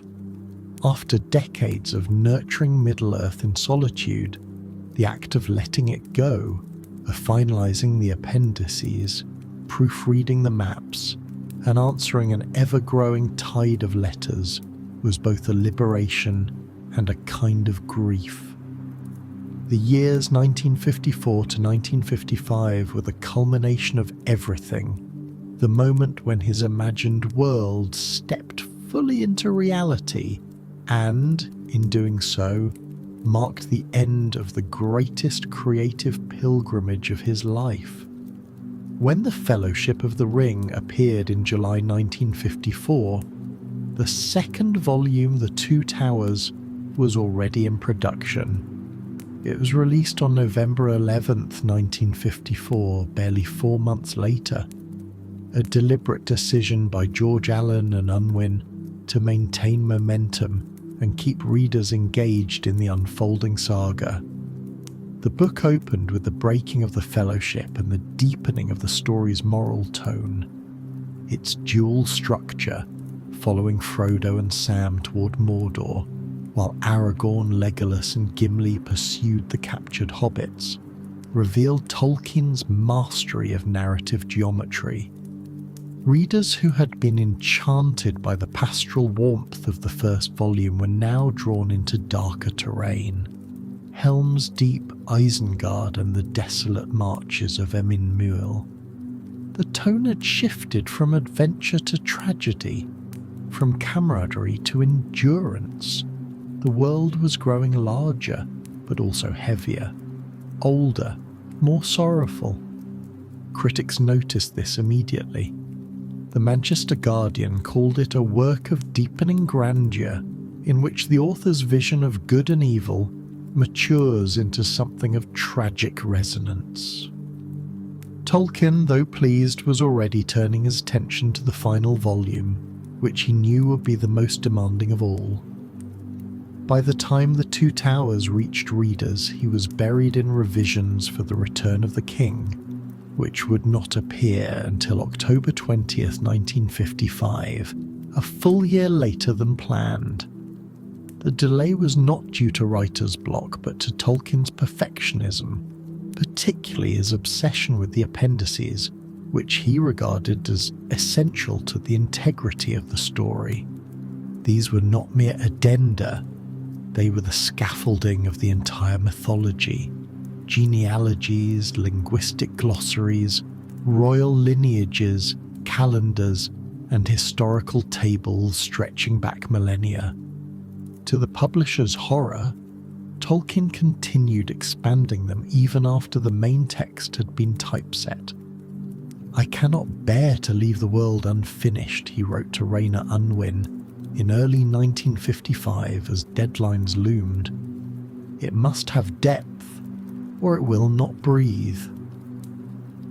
Each day he would send new pages covered in spidery handwriting, revisions to the annals of the kings, notes on the languages of Rohan, corrections to Elvish etymologies, or minor adjustments to the Shire reckoning. He checked every lunar phase, every date, every runic inscription with the precision of a scholar cataloguing a lost civilization. The result was a work of astonishing internal consistency, an imagined world whose history, geography, and linguistics fit together with the coherence of reality itself. The emotional cost of this labour was immense. Tolkien was, by 1955, a man physically and mentally exhausted. His teaching duties at Merton College, his correspondence with editors and fans, and the ceaseless revisions all pressed upon him. He felt pulled between identities, the philologist and the mythmaker, the professor and the sub-creator. "I am torn in two," he confessed to a friend. "I can neither rest nor move forward. The story has ended, but it does not leave me." Yet his sense of duty, both to his readers and to his own vision, drove him onward. He viewed the act of perfecting The Lord of the Rings as a moral responsibility, a kind of craftsmanship offered to God. Every correction, no matter how small, was part of what he called his sub-creative vocation, the imitation of divine creation through human art. When The Return of the King was finally published in October 1955, it carried with it an extraordinary sense of closure, not only for the story of Frodo and the Fellowship, but for Tolkien himself. The title, chosen by the publisher rather than the author, had long troubled him. He found it too revealing, too literal, arguing that it gave away the ending. He'd suggested The War of the Ring instead, but Allen and Unwin prevailed. The book arrived to intense anticipation. By now, word of The Lord of the Rings had spread well beyond Britain. In the United States, scholars, students, and theologians were trading copies and forming early discussion groups. The American edition, released shortly after the British one by Houghton Mifflin, brought the work to a transatlantic audience hungry for moral myth in a secular age. Reviews poured in, many admiring, some baffled, but few indifferent. The Times Literary Supplement hailed it as a masterpiece of imaginative construction, while the New York Times called it one of the most remarkable works of fiction of our time, vast, intricate, and deeply moving. Yet Tolkien characteristically distrusted praise. "I am not sure they have understood," he wrote to his publisher. "They speak of invention, but I have not invented. I have remembered." The appendices printed at the end of The Return of the King astonished readers with their scope. Appendix A contained the full histories of the kings of Númenor, the stewards of Gondor, and the House of Eorl. Appendix B presented the Tale of Years, a chronological account of the Second and Third Ages, and Appendix D detailed the calendars of Middle-earth. For many readers, these editions transformed the experience of the novel. What had seemed a single story now expanded into an entire civilization with its own time, culture and language. The inclusion of Appendix F, the languages and peoples of the Third Age, was especially revelatory, explaining the relationship between the common speech and the tongues of elves, dwarves and men. Here, Tolkien's scholarly background emerged most clearly, a fusion of academic rigour and poetic imagination. He had not merely written a fantasy but resurrected the lost world of linguistic ancestry, as if English itself carried within it the memory of Middle-earth. The publication of the final volume in 1955 completed a journey that had begun 20 years earlier, when Tolkien first began sketching a mythology for England. The 3 volumes together, The Fellowship of the Ring, The Two Towers and The Return of the King, amounted to over 1,200 pages, accompanied by appendices, maps and illustrations. The achievement was monumental, but Tolkien was too modest and too weary to see it as such. "I feel like a spent arrow," he wrote to his son Christopher that autumn. "All that I had to say has been said." The sense of emptiness after such prolonged creation was profound. He had lived within Middle-earth for so long that returning fully to the ordinary world seemed almost impossible. He compared the feeling to Frodo's at the Grey Havens, a sense of peace mixed with mourning. The long labour of storytelling had become for him a spiritual pilgrimage, and now that it was complete, he felt both gratitude and grief. As the months passed, the public response grew steadily more passionate. The Lord of the Rings was not yet a global sensation that would come in the 1960s, but it was already recognised by critics and readers as something unprecedented. Scholars compared it to the medieval epics Tolkien had devoted his life to studying, noting its moral clarity and its rejection of irony.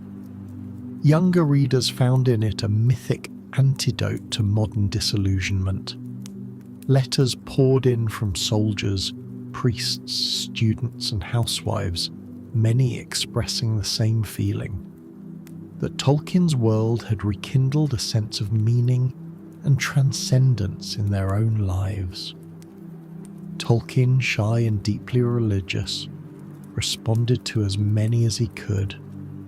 "It is humbling," he wrote, "to know that something I have laboured on in loneliness might speak to others as truth." Yet he remained cautious. "If it endures," he told a friend, "it will be because it's not mine at all, but because it has the echo of something older, something eternal." By the close of 1955, Tolkien stood at the end of a 20-year creative odyssey. The Lord of the Rings had evolved from a single line scribbled in a student's exam booklet into one of the most complete imaginative worlds ever constructed. Its publication marked the culmination of his life's work, not just as a writer, but as a linguist, historian and moral thinker. Yet the satisfaction was tempered by the toll it had taken. He was nearly 64, beset by fatigue, yet still restless, still revising, still dreaming of unfinished tales. The Silmarillion, his great mythic backdrop, remained unpublished, and he could not quite let go of the hope that it too would one day see the light. But the Lord of the Rings had given him something rarer than fame: closure. For 20 years he had followed the thread of a single myth through war, fatherhood, friendship and age, and now, at last, the circle had closed. In the autumn of 1955, as he corrected the final proofs and prepared to send the last signed copies to friends, Tolkien walked the quiet lanes of Oxford reflecting on what it all meant. He had set out long ago to create a mythology for England, And though he would later deny the phrase, he had indeed done something close to it. He had written a work that restored myth to modern literature, not as fantasy, but as moral truth. The tale that began with a hobbit in a hole had become an epic of the human soul, and as Tolkien put away his pen for the last time that year, weary but at peace, he knew that the world he had imagined would no longer fade.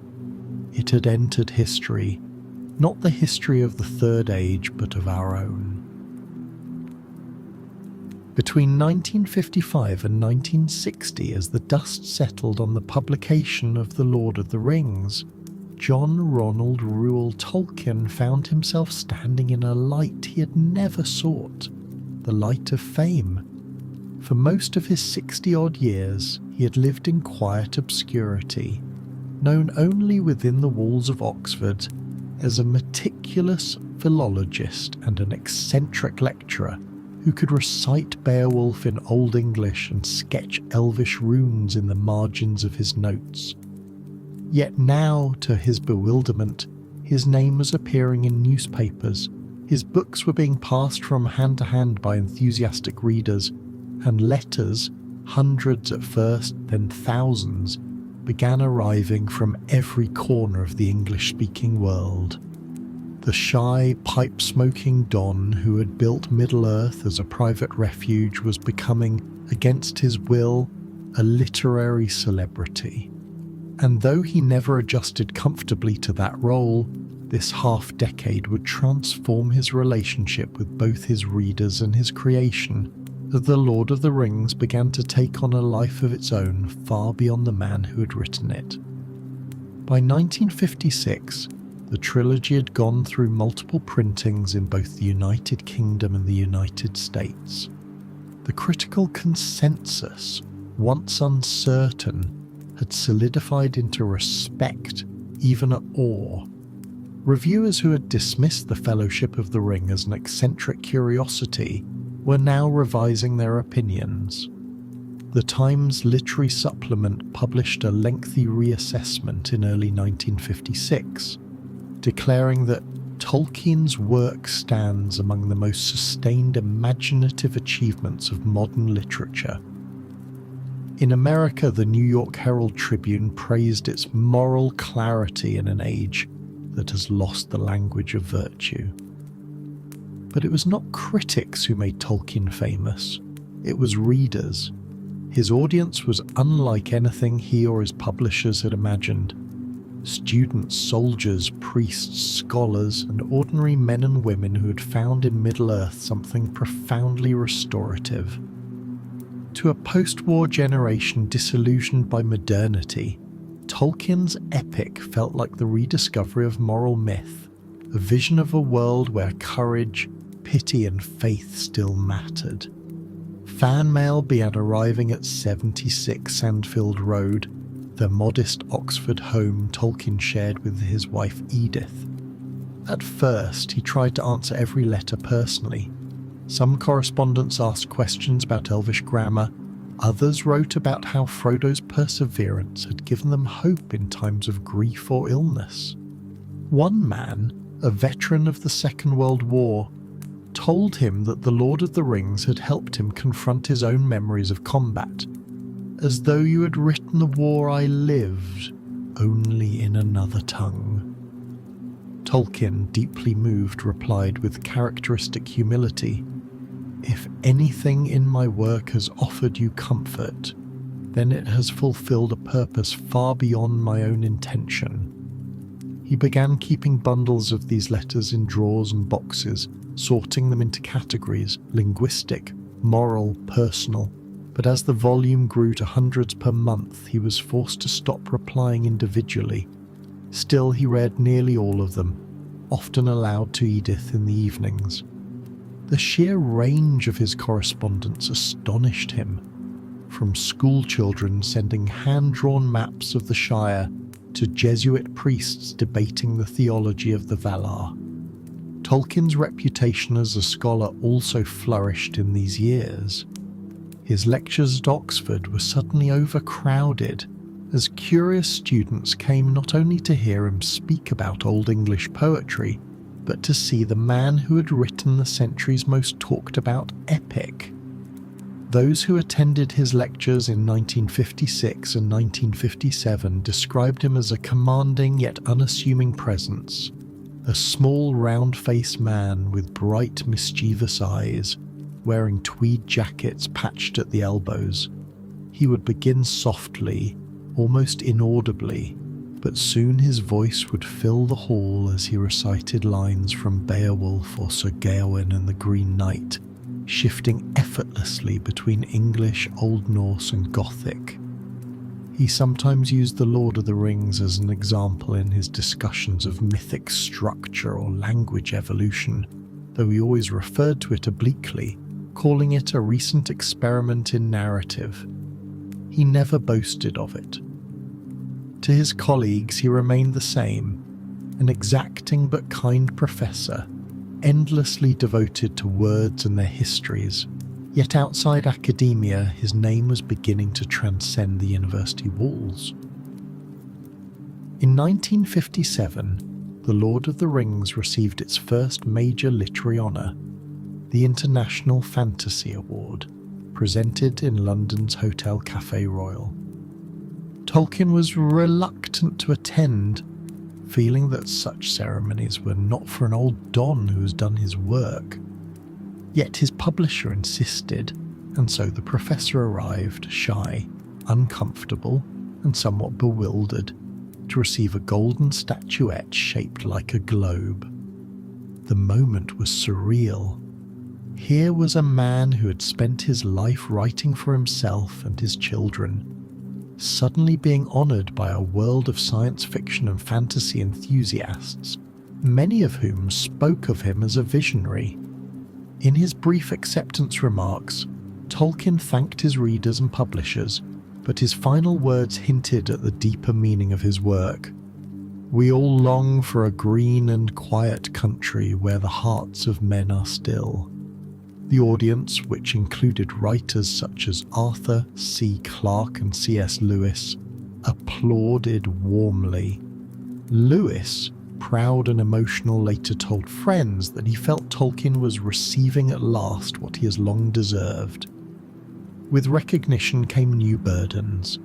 Journalists began requesting interviews. Radio programs sought his voice. Tolkien, wary of publicity, declined most offers. He disliked being photographed, calling cameras the enemy of mystery. Yet he could not entirely avoid attention. In 1957, the Sunday Times published a long feature describing him as the Oxford magician, a phrase that embarrassed him deeply.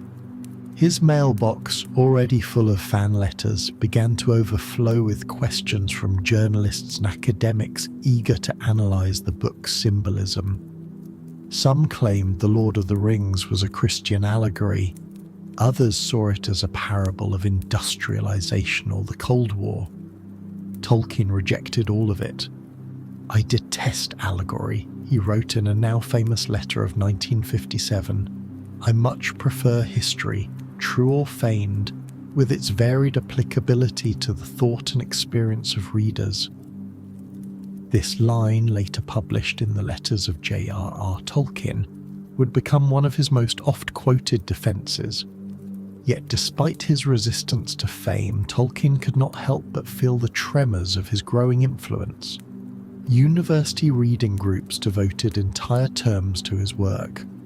Fan societies began to form, the most notable being the Tolkien Society at Oxford, established in 1958 by enthusiastic undergraduates who called themselves the Inklings too. They gathered weekly at the Eagle and Child, the same pub where Tolkien and C.S. Lewis had once met, to read aloud from the trilogy and debate obscure points of lore. Some even began writing in Elvish, exchanging letters in Quenya and Sindarin. Tolkien, amused but slightly alarmed, occasionally visited incognito, slipping into the back of the pub with a pint and listening to them argue about the ancestry of Galadriel or the fate of the Entwives. He later wrote in a letter that it is both heartening and strange to see the tree I planted grow wild in the fields of others. Meanwhile, translations of The Lord of the Rings began appearing abroad. The first major foreign edition was the Dutch translation in 1956, followed by Swedish, German, and Italian editions through the late 1950s. Each translation required Tolkien's careful oversight, as he insisted that linguistic consistency be maintained, not only for meaning but for etymological integrity. He corresponded extensively with translators, explaining how the names of hobbits, towns and languages should be handled. The word shire, for instance, he required to be rendered into each language's local term for a county, while Elvish names were to remain untouched. His meticulousness frustrated publishers, but ensured that Middle-earth retained its linguistic authenticity across cultures. By 1959, The Lord of the Rings was being read in over a dozen languages, its readership quietly expanding into what would soon become a global phenomenon.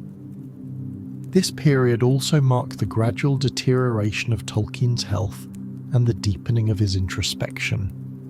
The years of intensive work had left him weary, and by 1958, he began to experience frequent fatigue and eye strain. Edith, ever protective, urged him to slow down, but Tolkien could not. He was still teaching full-time, mentoring graduate students, and working on the unfinished Silmarillion. He saw in its tangled drafts a spiritual responsibility to complete the mythology he'd begun in his youth. Yet his growing celebrity complicated that mission. Letters from admirers consumed his mornings. Invitations to speak arrived weekly. The world wanted more stories of Middle-earth, but Tolkien found himself paralyzed between gratitude and resentment. "I do not wish to live as a performing bear," he wrote privately. "I have no talent for exhibition, nor any pleasure in it." Still, despite his discomfort, there were moments of joy. In 1959, he received a long handwritten letter from a young American student who had read The Lord of the Rings during a bout of depression and credited it with restoring his will to live. Tolkien carried that letter in his desk drawer for the rest of his life. He was deeply touched by how readers found moral and emotional truths in his myth, truths that, though drawn from fantasy, seemed to illuminate reality. He wrote in response that stories, if they are true in the telling, may become a vessel for what is greater than the storyteller himself. Such exchanges softened his skepticism about fame. Though he still refused to see himself as a public figure, he began to understand that Middle-earth had become something shared, not possessed. By 1960, Tolkien's reputation was secure. He was no longer merely a scholar of ancient texts. He was now regarded as one of the most original storytellers of the modern era. The Lord of the Rings had sold tens of thousands of copies worldwide, and his lectures were packed with students who saw him not just as a professor, but as the living link between scholarship and imagination. Yet in his heart, Tolkien remained what he had always been: a philologist, a maker of languages, a father and husband, and a devout Catholic seeking meaning in creation. Fame had arrived uninvited and bewildering, but he never allowed it to define him. He continued to walk through Oxford's Addison's Walk in the evenings, pipe in hand, murmuring verses to himself, still lost in thought about elves, stars, and the ancient music of the Ainur. In those quiet years between 1955 and 1960, as fan letters multiplied and readers across continents discovered Middle-earth, Tolkien experienced both the burden and the beauty of being understood and misunderstood by millions. He had once written for an audience of one. Now he wrote, however reluctantly, for the world. And though he would never grow entirely comfortable in the public eye, he recognized something profound, that the myth he had dreamed in solitude had become in the hearts of others a living legend. Through much of the 1930s and 1940s, the friendship between J.R.R. Tolkien and C.S. Lewis had been one of the most remarkable intellectual partnerships in modern literary history, a meeting of two brilliant, stubborn minds bound by shared faith, shared imagination, and a mutual love of myth. But by the 1950s, as both men reached the height of their creative powers, that golden camaraderie began to wane. The reasons were complex: theological differences, personal disapproval, fame, fatigue, and the slow human drift that time inflicts even upon the most profound friendships. What had once been an alliance of kindred spirits became gradually and painfully a bond frayed by misunderstanding. And though Tolkien would never cease to admire Lewis's mind, nor Lewis to respect Tolkien's faith, the distance that grew between them in those years marked one of the quiet sorrows of Tolkien's later life, a fading of warmth between two men who had once kindled each other's creative fire. When Tolkien first met C.S. Lewis in 1926, Lewis was an atheist and young don at Magdalen College, Oxford, teaching English literature with infectious enthusiasm. Tolkien, 6 years his senior, was already a devout Catholic and a professor of Anglo-Saxon, buried in etymological notes and medieval glossaries. Yet despite their differences, a spark formed almost immediately. They shared an obsession with the old languages, Old Norse, Anglo-Saxon, Gothic, and a belief that myth held a truth deeper than any modern realism. It was Tolkien, during a fateful midnight walk on Addison's Walk in September 1931, who helped bring Lewis back to Christianity. The two men spoke of myth and truth under the stars, Tolkien arguing that Christianity was the one true myth, a story that had entered history. Lewis later said that this conversation changed his life. It was, he wrote, the moment when imagination was baptized. From that night on, their friendship deepened into something almost brotherly. For decades they met weekly as part of the Inklings, an informal literary circle that gathered in Oxford pubs and drawing rooms to read aloud drafts of their work. Lewis was among the first to hear chapters of The Hobbit and The Lord of the Rings, and he championed Tolkien's mythic vision long before anyone else believed in it. Likewise, Tolkien encouraged Lewis's own ventures into imaginative writing, even offering detailed criticism of Out of the Silent Planet and the Screwtape Letters. They argued, laughed, and sparred like knights in a tournament of ideas. Yet beneath that bond lay subtle tensions. Tolkien, with his painstaking attention to linguistic structure, often found Lewis's writing careless, too quick, too willing to mix mythologies. Lewis, in turn, sometimes found Tolkien overly severe, too bound by his own perfectionism. Still, affection always won out, until the 1950s, when the friendship began to strain under the weight of change. By 1950, Lewis had achieved national fame with the publication of The Lion, The Witch and the Wardrobe, the first of the Chronicles of Narnia. Tolkien's reaction was ambivalent, even pained. He admired Lewis's success, but was troubled by what he saw as theological and artistic looseness. The jumble of mythologies, fauns and Father Christmas, dryads and talking animals all sharing a single world struck him as chaotic. "It really won't do," he reportedly sighed after reading it, calling it a hasty and careless fusion of mythic elements that ought not to mingle. His criticism was not jealousy, but aesthetic rigour. Tolkien believed myths carried sacred weight, and that to mix them improperly was to cheapen their power. Lewis, for his part, never confronted Tolkien about these remarks, but the distance between their creative philosophies widened.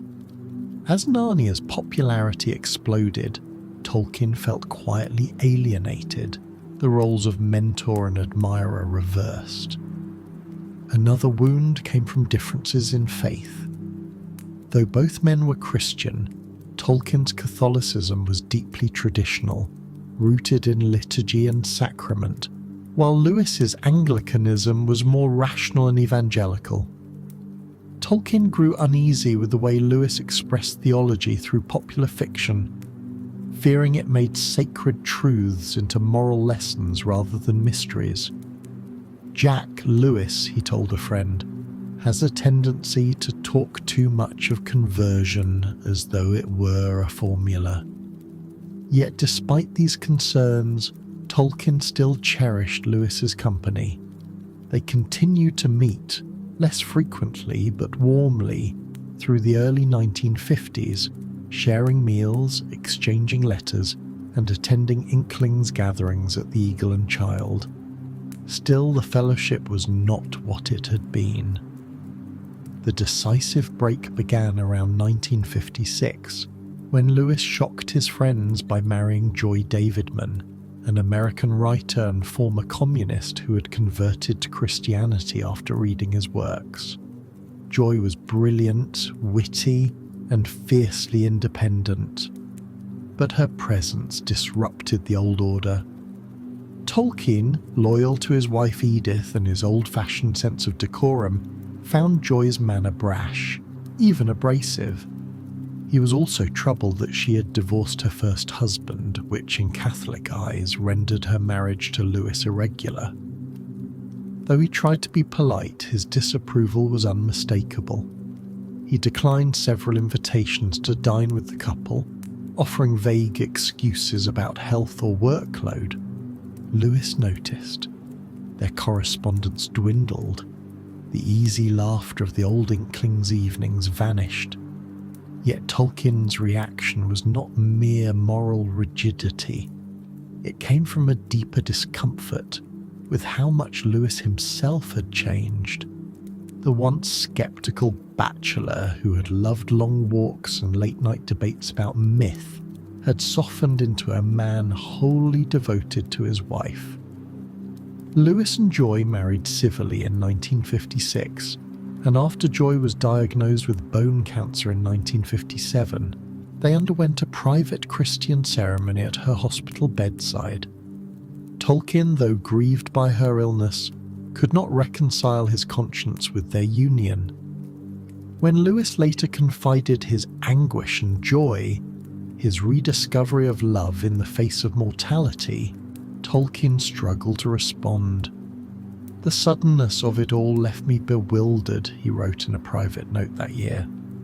"He has found happiness, but I cannot quite find peace with how." By the time of Joy's death in 1960, Tolkien and Lewis were no longer intimate friends. They exchanged formal letters, kind but distant, and occasionally saw each other at college events. Lewis, though saddened by the coolness, bore no grudge. He continued to speak admiringly of Tolkien's genius, calling The Lord of the Rings a creation of a magnitude that has not been matched in our time. Tolkien, for his part, missed Lewis more than he would ever admit. "We were too different," he confided later, "yet without him, the fire burned less bright." In the years that followed, Tolkien often reflected on the friendship that had once sustained him. In letters from the late 1960s, he referred to Lewis as the man who understood best the thing I sought to do. When asked in an interview whether Lewis had influenced his writing, Tolkien replied softly, "He did not make me write, but he made me persevere." Their parting, though painful, was never absolute. Beneath the years of silence and unspoken affection endured, a memory of shared laughter in Oxford pubs, of voices rising in the smoke-filled air as one read aloud about hobbits and another about a lion who was more than a lion. The fading of that friendship in the 1950s marked the end of an era, not only for Tolkien personally, but for a generation of Oxford thinkers who believed that imagination could be a form of truth. Lewis's fame, and later his loss, left Tolkien increasingly solitary. He continued to write, to teach, to refine his languages, but the circle that had once surrounded him, the Inklings Fellowship, had scattered. "I miss the old company," he wrote wistfully in 1963. "There are fewer now who speak the same tongue." And though he seldom spoke of it aloud, those who knew him sensed that a part of Tolkien never ceased mourning the friend he had lost. Not to anger, but to time, and to the quiet transformations that life demands of even the most faithful hearts. In the quiet years that followed the publication of The Lord of the Rings, J.R.R. Tolkien turned once again to the great unfinished labour of his life, the Silmarillion. It was the work that had begun everything, the mythic foundation upon which Middle-earth itself had been built, and in his mind it was always the truer creation, the heart behind the more popular tales of hobbits and rings. Yet throughout the 1950s, despite his fame, his academic authority, and the growing chorus of readers hungry for more, Tolkien found himself locked in a cycle of perfectionism and paralysis. Every time he approached the Silmarillion with the hope of completion, the world he had crafted decades earlier seemed to expand beyond his grasp. He rewrote, revised, and restructured endlessly, each draft more intricate than the last, yet none ever felt final. Publishers grew impatient, his family urged him to simplify, but Tolkien could not. He was not writing a sequel, he was attempting to reconcile myth, language, theology, and history into a single living cosmos. And that, as he would come to learn, could never be done to his own satisfaction. The origin of the Silmarillion stretched back more than 40 years to 1914, when the young Tolkien, home from the trenches and shaken by war, began drafting what he called the Book of Lost Tales. Those early stories, written in pencil on army paper during his convalescence, told of immortal elves, fallen gods, and the creation of the world through song.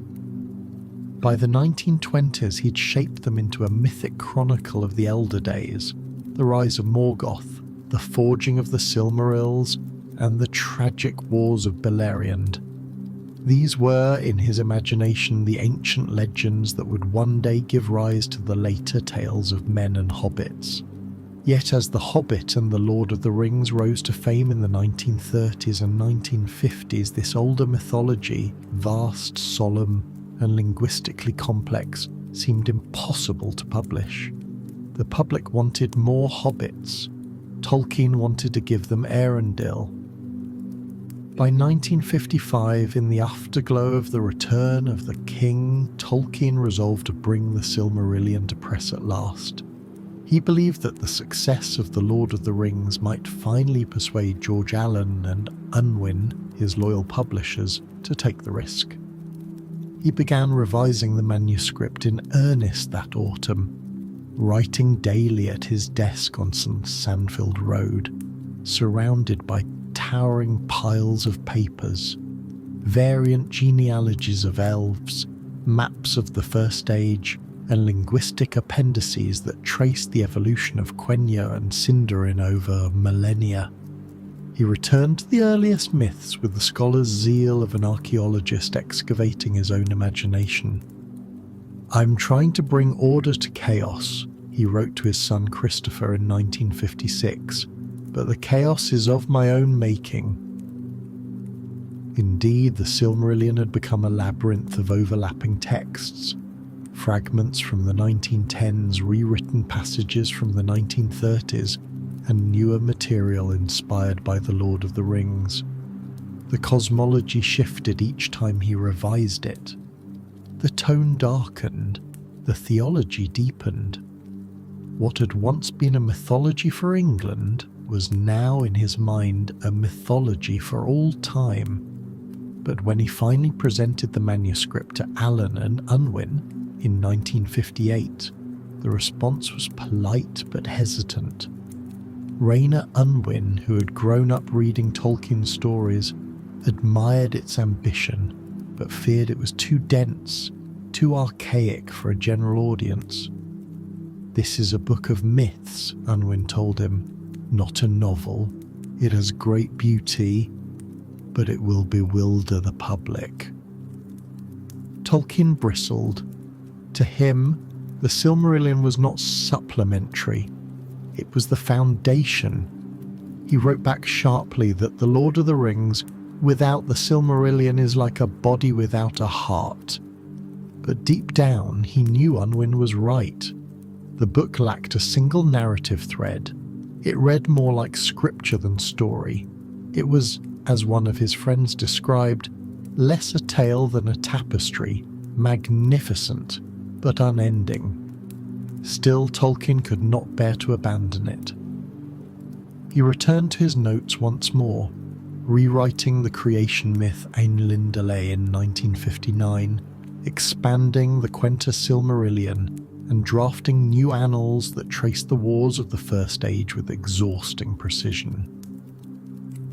What made the Silmarillion so difficult was not its scope alone, but the way it carried the full weight of Tolkien's mind and faith. It was, in essence, his theology written through myth, a vision of creation, fall and redemption, filtered through the language of elves and angels. The Valar, his gods of Middle-earth, were reflections of divine order. The Silmarils themselves symbolized light untainted by evil. In letters from this period, Tolkien described his stories as a subcreation, a reflection of the true creation he believed in as a Catholic. To alter a single detail felt like tampering with sacred scripture, and so he laboured endlessly over words and names. When he changed the name of an elf, he felt he must also rewrite the linguistic history of that name across ages. When he invented a new word in Quenya, he revised the entire grammar to accommodate it. Each small perfection required a dozen new revisions. "I am caught," he wrote to Naomi Mitchison in 1959, "between the desire for perfection and the fear that I will ruin the thing by finishing it." Complicating matters further was the emergence of American fandom in the late 1950s. Tolkien began receiving letters from readers who believed the Silmarillion existed in print and wanted to buy it. Others begged him to publish it as a sequel to The Lord of the Rings. Some even offered to fund the printing privately. One fan, a college student from California, wrote that he would sell his car to see it published. These letters touched Tolkien deeply, but also heightened his anxiety. He wanted his myth to be read, but only when it was perfect, and perfection was the one thing he could never reach. His publisher, meanwhile, gently urged him to focus on smaller, more marketable projects. "The public wants more hobbits," Unwin reminded him. Tolkien's reply was curt: "I have no more hobbits, only legends."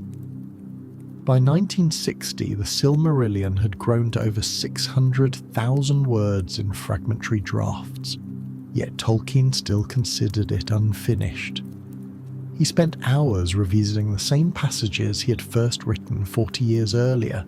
The fall of Gondolin, the theft of the Silmarils, the voyage of Eärendil, refining the phrasing, the sound of each name, the rhythm of each sentence.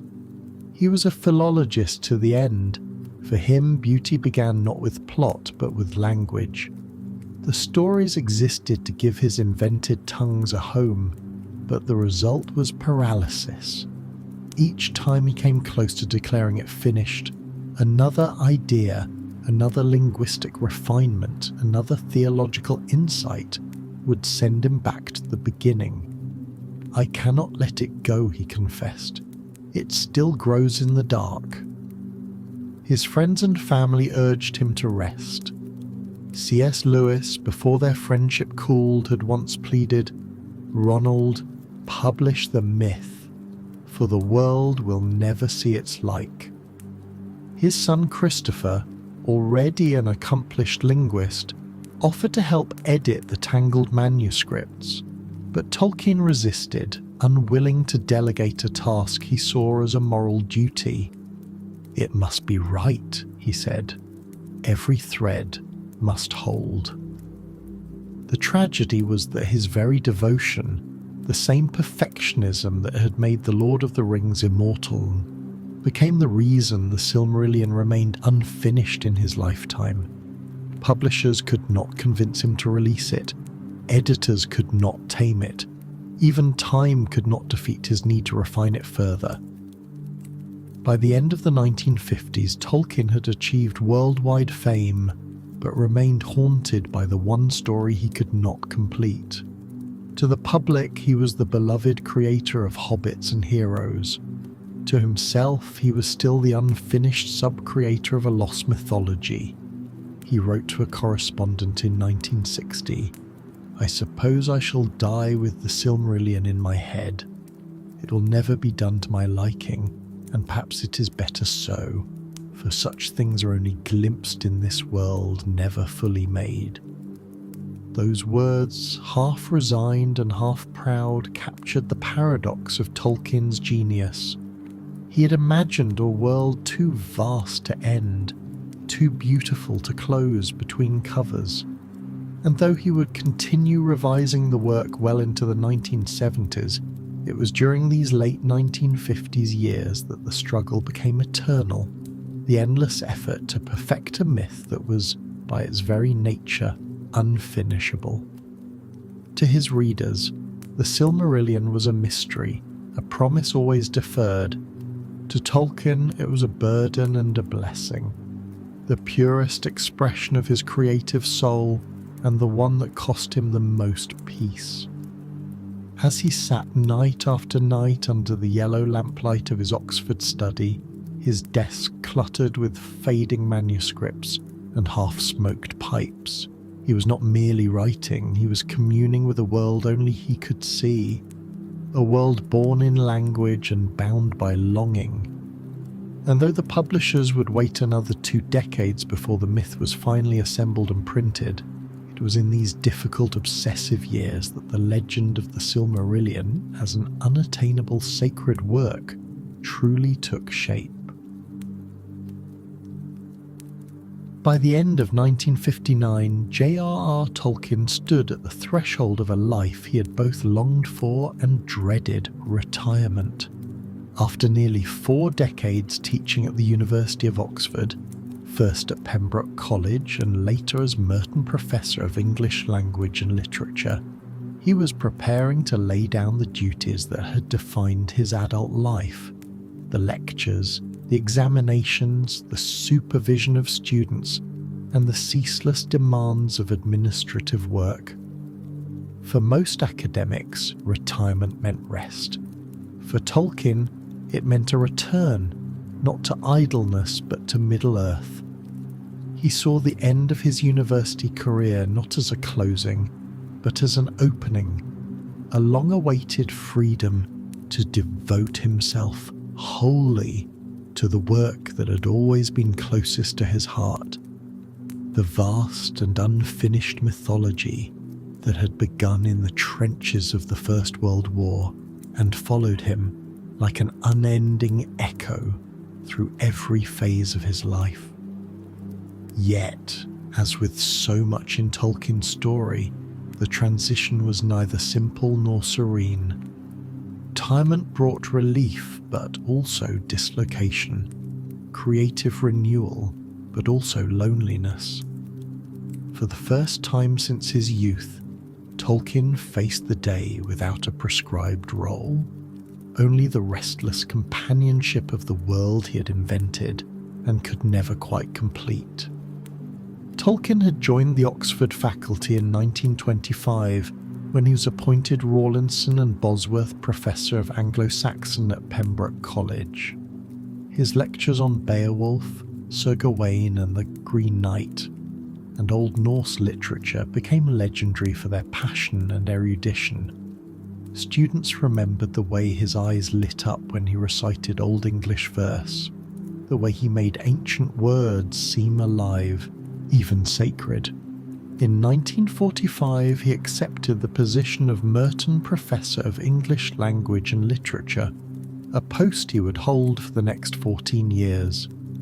By then, he was a respected figure in the scholarly world, an authority on early Germanic linguistics, a Fellow of the British Academy, and a revered if eccentric presence in Oxford's cloisters. But beneath the academic achievements ran a deep fatigue. The demands of the classroom, the endless meetings, and the grind of examining papers left him little time for the work he truly loved. By the late 1950s, even as The Lord of the Rings catapulted him to international fame, Tolkien was still rising at dawn to correct essays and trudging home after dusk with his mind already wandering back to elves and ancient light. The decision to retire came slowly. In 1958, suffering from recurring bouts of exhaustion and eye strain, Tolkien began speaking privately with colleagues about stepping down. He was 67 years old, and though his mind remained sharp, the pressures of teaching weighed heavily. "The years have worn me thin," he admitted in a letter. "I feel the need to turn fully to my own work before time withdraws its gift." Oxford's administration, reluctant to lose such a figure, urged him to stay, but by the spring of 1959 he made it official. On June the 30th, 1959, he delivered his final lecture at Merton, a farewell not only to students but to an entire intellectual rhythm that had governed his life since before the Second World War. Those who attended later recalled it as subdued but deeply moving. Tolkien spoke not of philology or medieval verse, but of language as the breath of creation, his voice breaking slightly as he concluded. When the applause ended, he lingered for a moment, gazing out over the lecture hall as though trying to fix it in memory. Then he gathered his papers, nodded once, and left the podium. In the weeks that followed, Tolkien's days changed completely. No longer bound by the academic calendar, he began what he called a second apprenticeship, a full return to creative labour. He transformed his study at 76 Sandfield Road into what one visitor described as a cartographer's cave of manuscripts. The room was cluttered with stacks of parchment, maps, dictionaries, and half-finished drafts of the Silmarillion. He worked from morning until late at night, pausing only for tea with Edith or a brief walk through the botanic gardens. But even as he relished the freedom, the adjustment was harder than he expected. For decades, his daily life had been measured by lectures, term times, and the hum of college life. Without that structure, the days sometimes stretched into quiet, unbroken solitude. He missed the chatter of students, the sound of footsteps echoing through the Merton Quad, the laughter of colleagues at the Bird and Baby pub. His work filled the silence, but it also deepened it. Still, the sense of purpose was intoxicating. He threw himself into the revision of the Silmarillion with renewed vigour, spending entire days polishing the Ainulindale, the myth of creation, and expanding the stories of Beren and Luthien and the fall of Gondolin.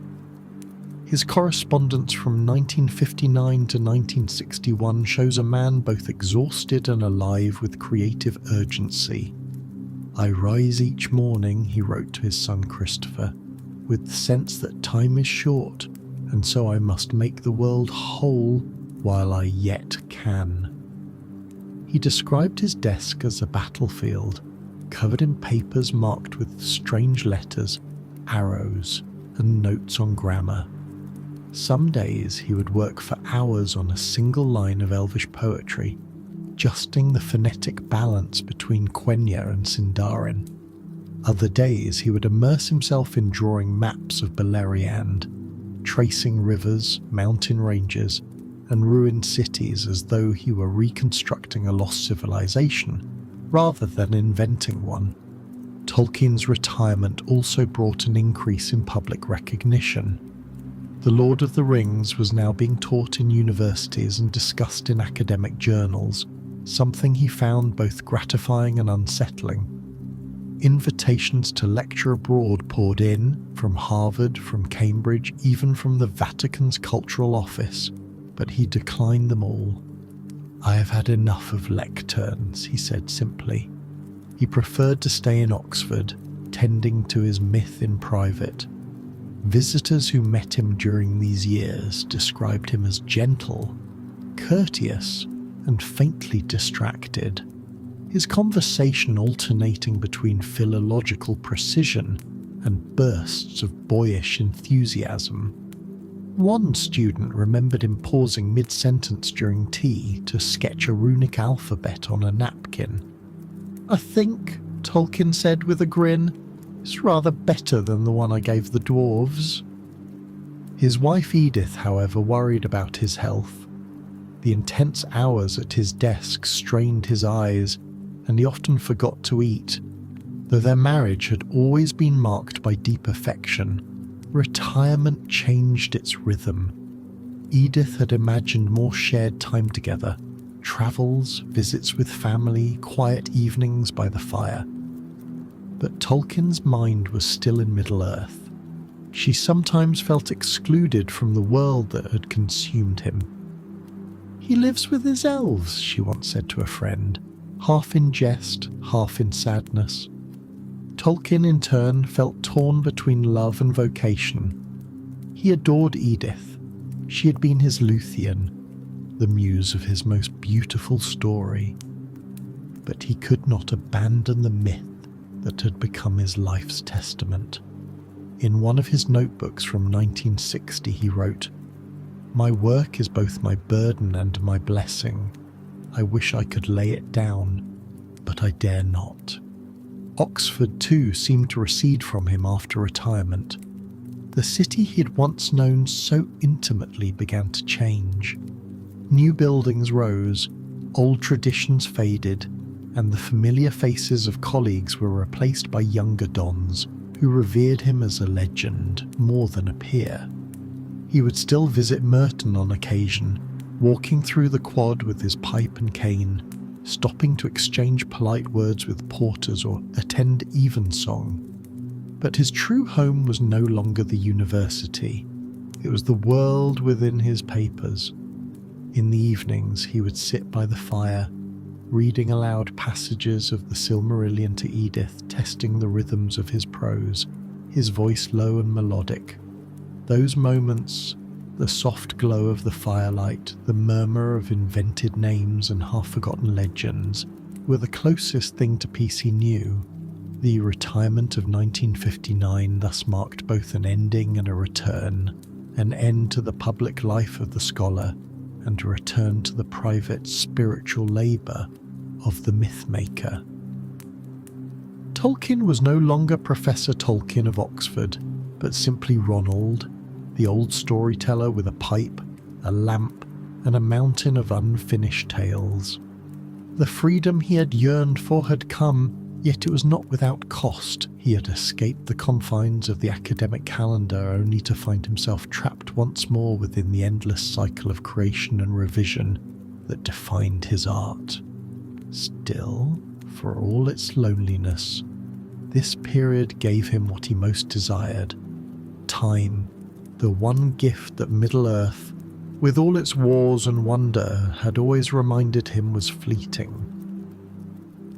In the years immediately following his retirement, as the 1960s dawned and the world outside changed faster than he could comprehend, Tolkien sat steadfast in his study, still mapping the heavens of Arda, still shaping languages no one else would ever speak fluently, still refining myths he could not bear to finish. For the first time in decades, there were no students to lecture, no papers to grade, only the silence of Oxford nights and the music of a world that existed entirely and forever in his mind. And though he could never have said it aloud, there was comfort in that. The comfort of knowing that after all the years spent teaching others the beauty of ancient words, he could now, at last, spend his remaining days speaking in the language of his own creation. By the mid-1960s, J.R.R. Tolkien, now in his 70s and living quietly in Oxford, was suddenly and bewilderingly transformed from a respected but reclusive English scholar into an icon of an American youth movement he neither understood nor sought. The Lord of the Rings, which had sold steadily since its 1954 to 1955 publication, now exploded across the Atlantic into one of the most unlikely literary phenomena of the 20th century, a cult favourite of students, musicians, artists, pacifists and dreamers caught up in the upheaval of the 1960s. In a world convulsed by war, civil rights struggles, psychedelic rebellion and spiritual searching, Tolkien's myth of fellowship, resistance and moral light in the face of darkness seemed to speak directly to the age. But as his words and characters were adopted by a generation of readers far removed from the quiet Catholicism and medieval scholarship that had birthed them, Tolkien himself watched in alarm and confusion. He became a reluctant prophet of a counterculture he did not recognize, a man of Edwardian manners hailed as the voice of an anti-establishment revolution. The spark of this unexpected boom began in 1965, when The Lord of the Rings was issued in paperback for the first time in the United States. Until then, American readers had only been able to purchase the expensive hardcover editions published by Houghton Mifflin, which limited its circulation mostly to libraries and academics. But in that year, an American publisher named Ace Books discovered a loophole in international copyright law. Because Tolkien had failed to renew his US copyright properly, The Lord of the Rings was technically in the public domain there.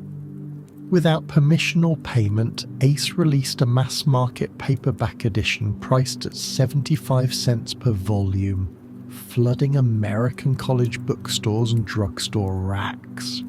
The covers were gaudy and the typesetting crude, but they sold fast. By the end of the year, more than 100,000 copies were in circulation. Tolkien, appalled, wrote furious letters to his publishers and lawyers, calling the edition piratical and a form of literary thievery. He was particularly incensed that readers thought it authorized, and that the publisher's royalties were going entirely to Ace, not to him.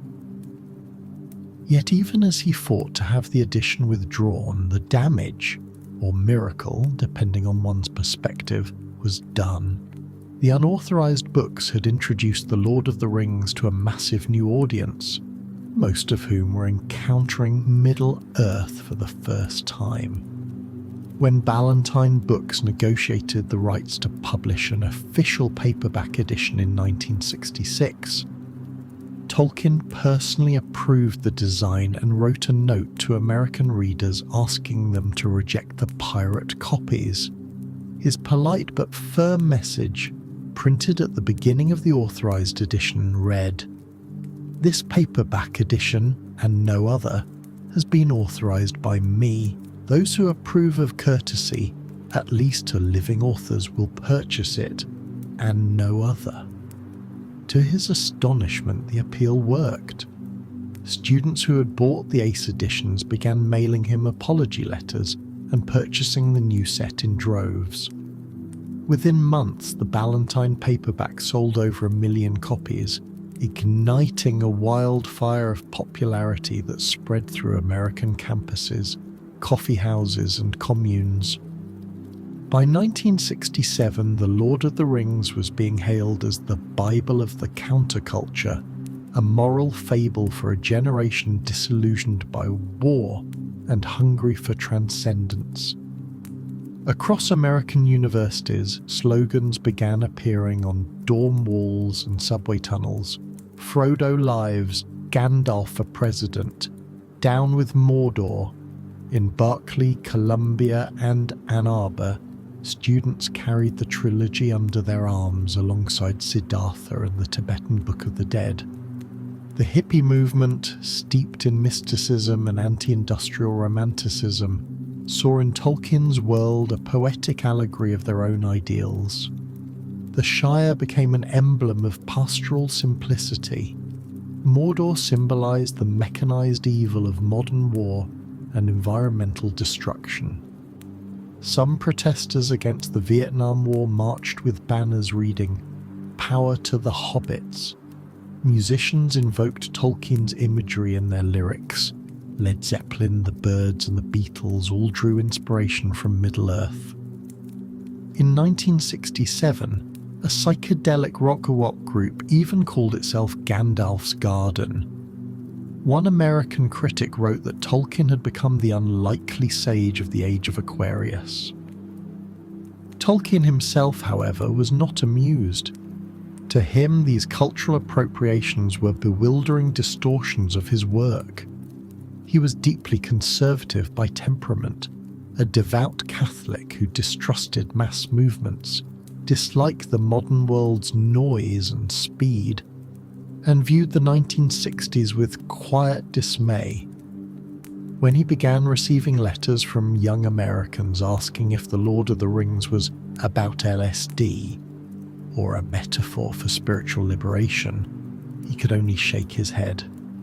"I cordially dislike allegory in all its forms," he'd written years earlier, and the refrain grew only stronger now.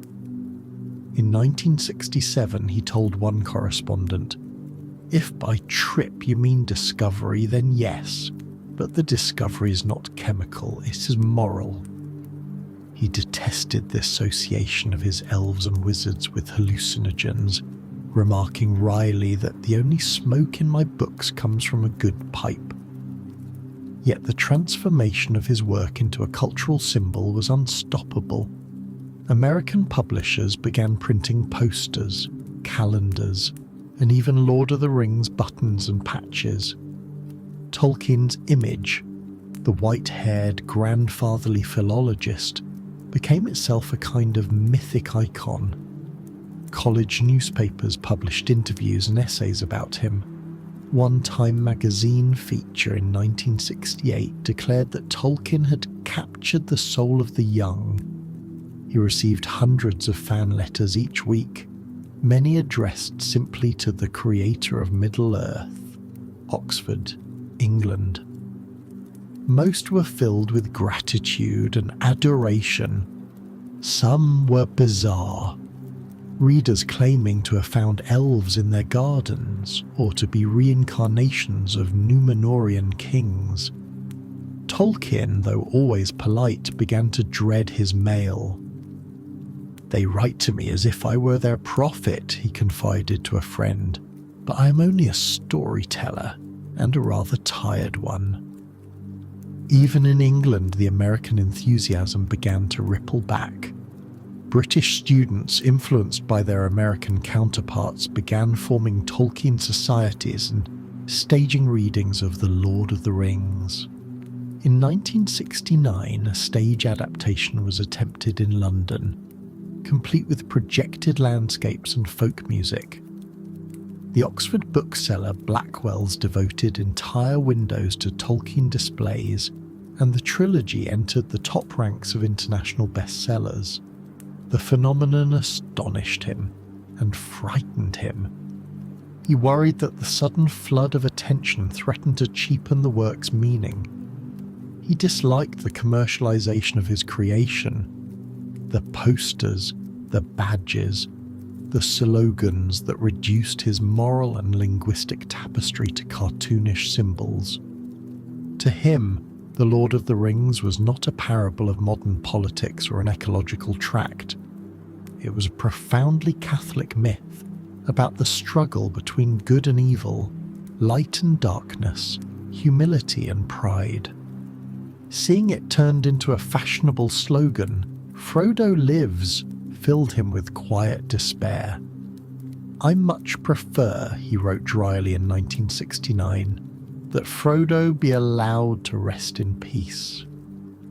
The irony was that his newfound fame, while personally distressing, also transformed his fortunes.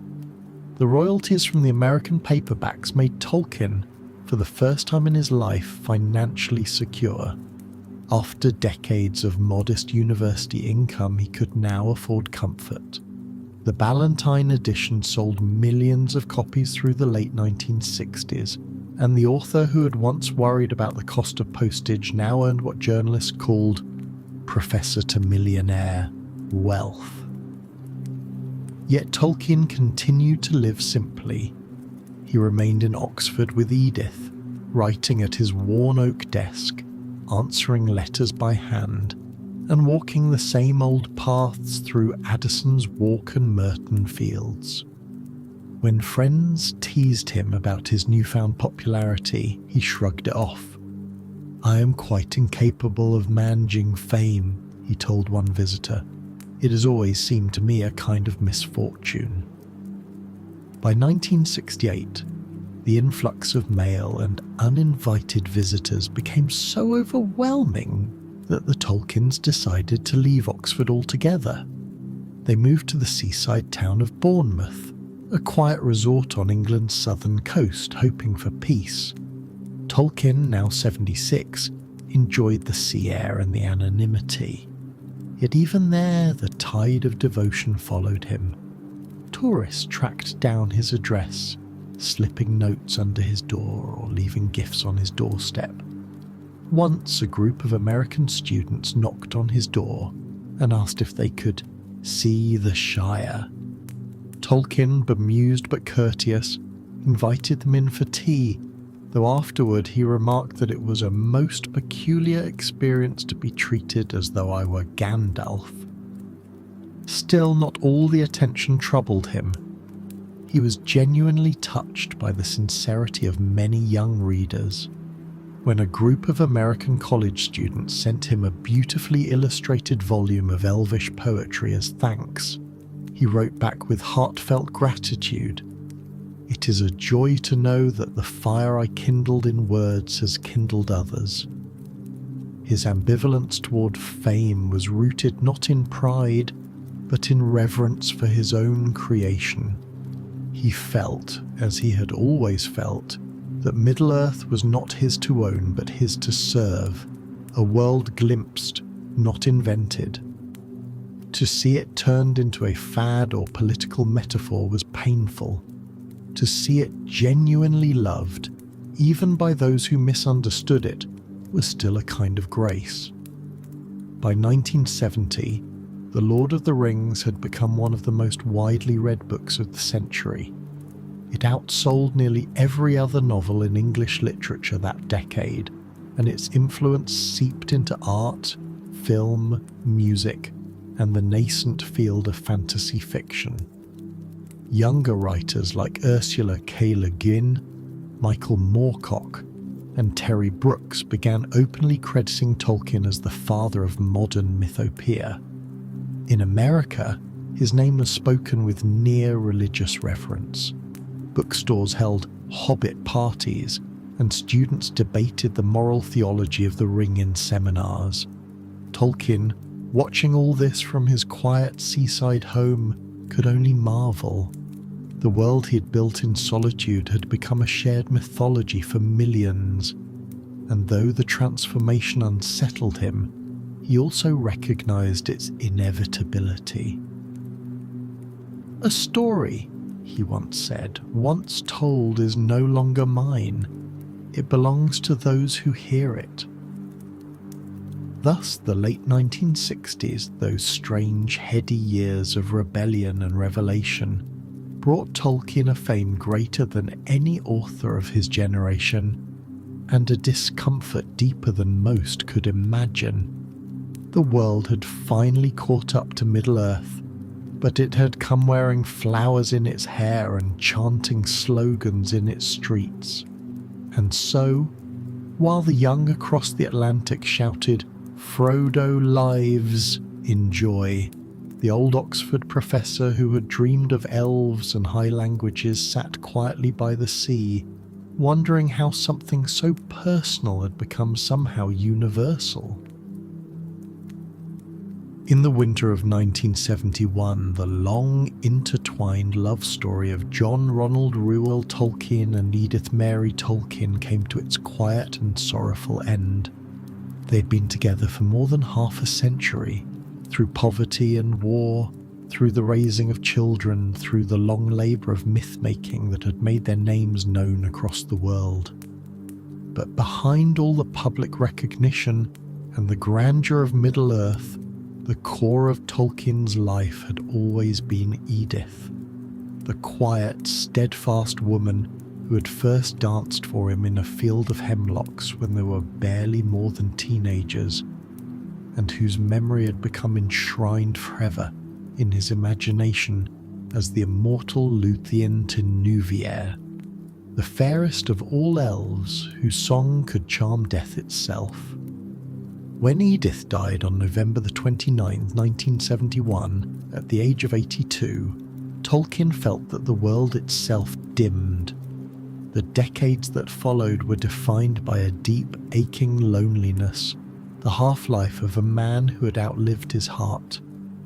By that time, the Tolkiens had been living in Bournemouth, the genteel seaside town to which they had moved in 1968, to escape the unrelenting attention of Tolkien's fame in Oxford. Edith had loved the move. She thrived among the sea breezes, the neat gardens, and the quiet social circles of the southern coast. For once in their long marriage, she found herself not as the wife of a scholar, but as a respected figure in her own right. Mrs. Tolkien, known in the parish and the neighbourhood, admired for her elegance and kindness. Ronald, who preferred solitude and routine, tolerated the social demands for her sake.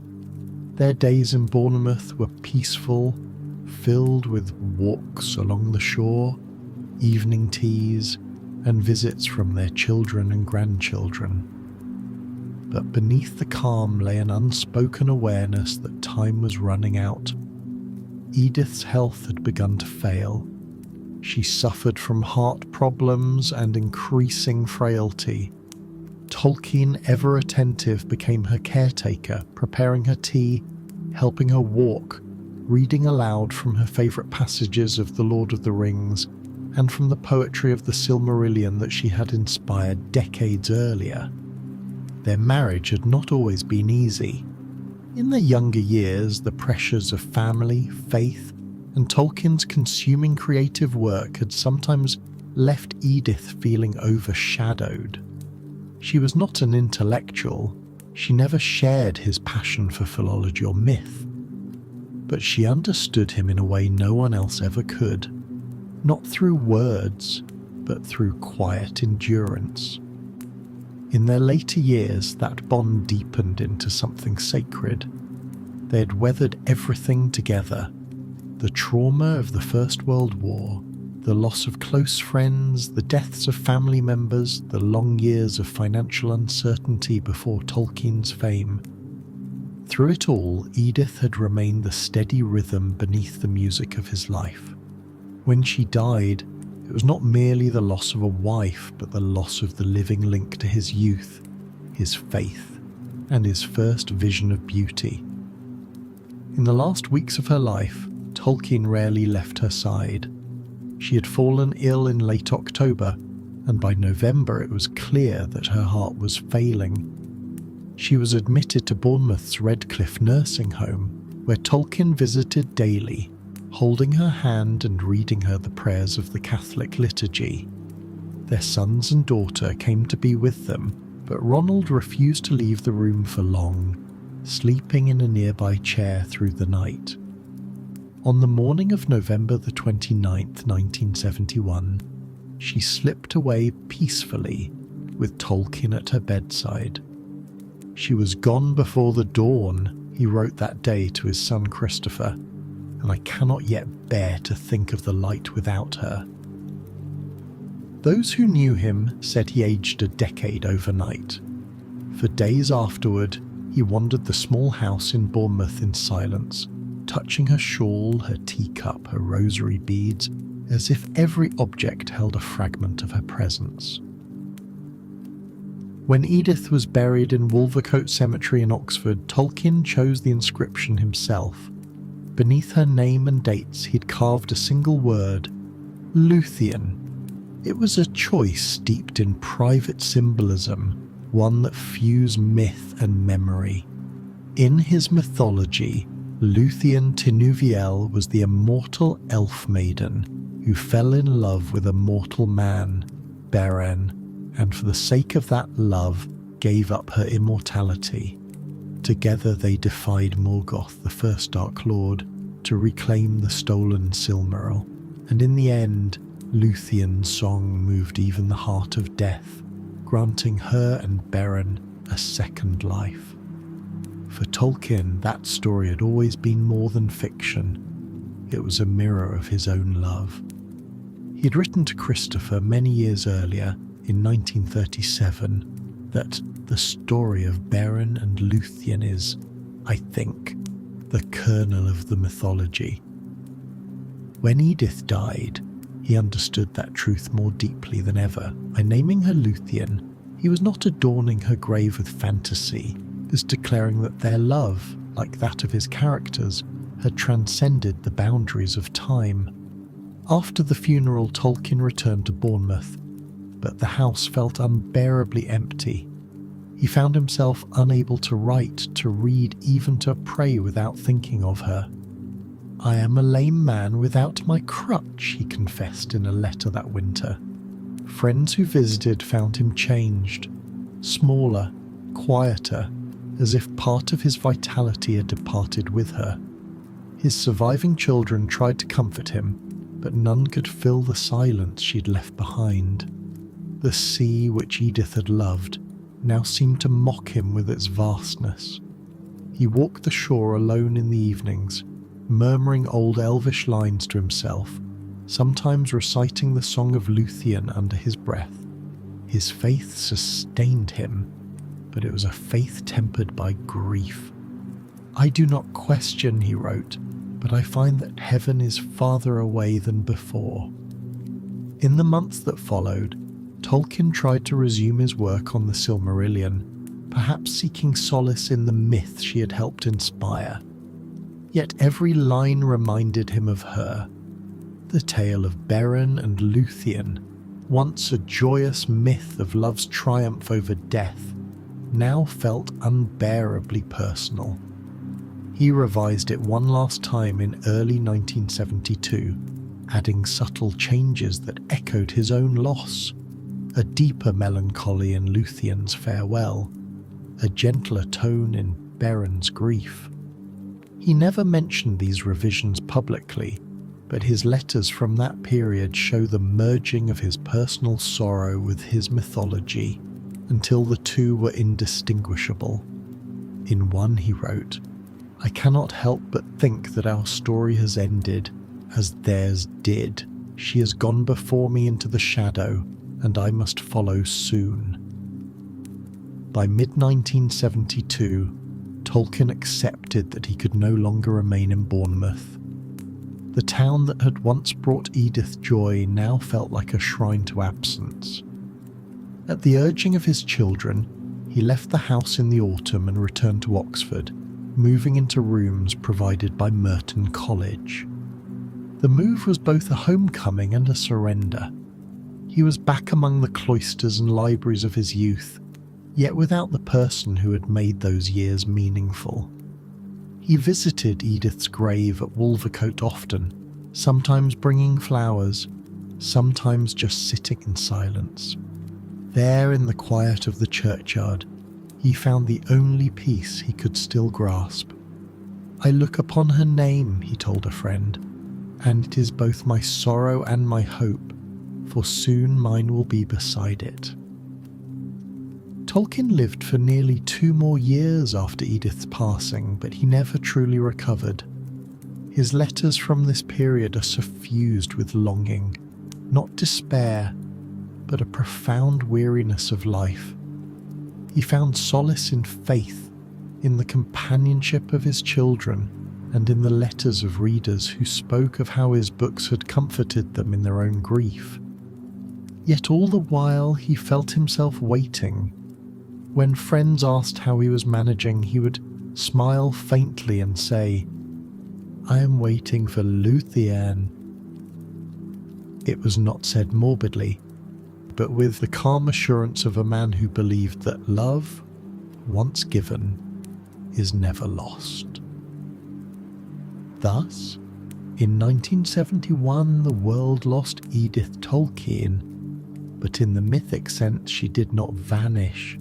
Her presence endured, woven into the very heart of Middle-earth.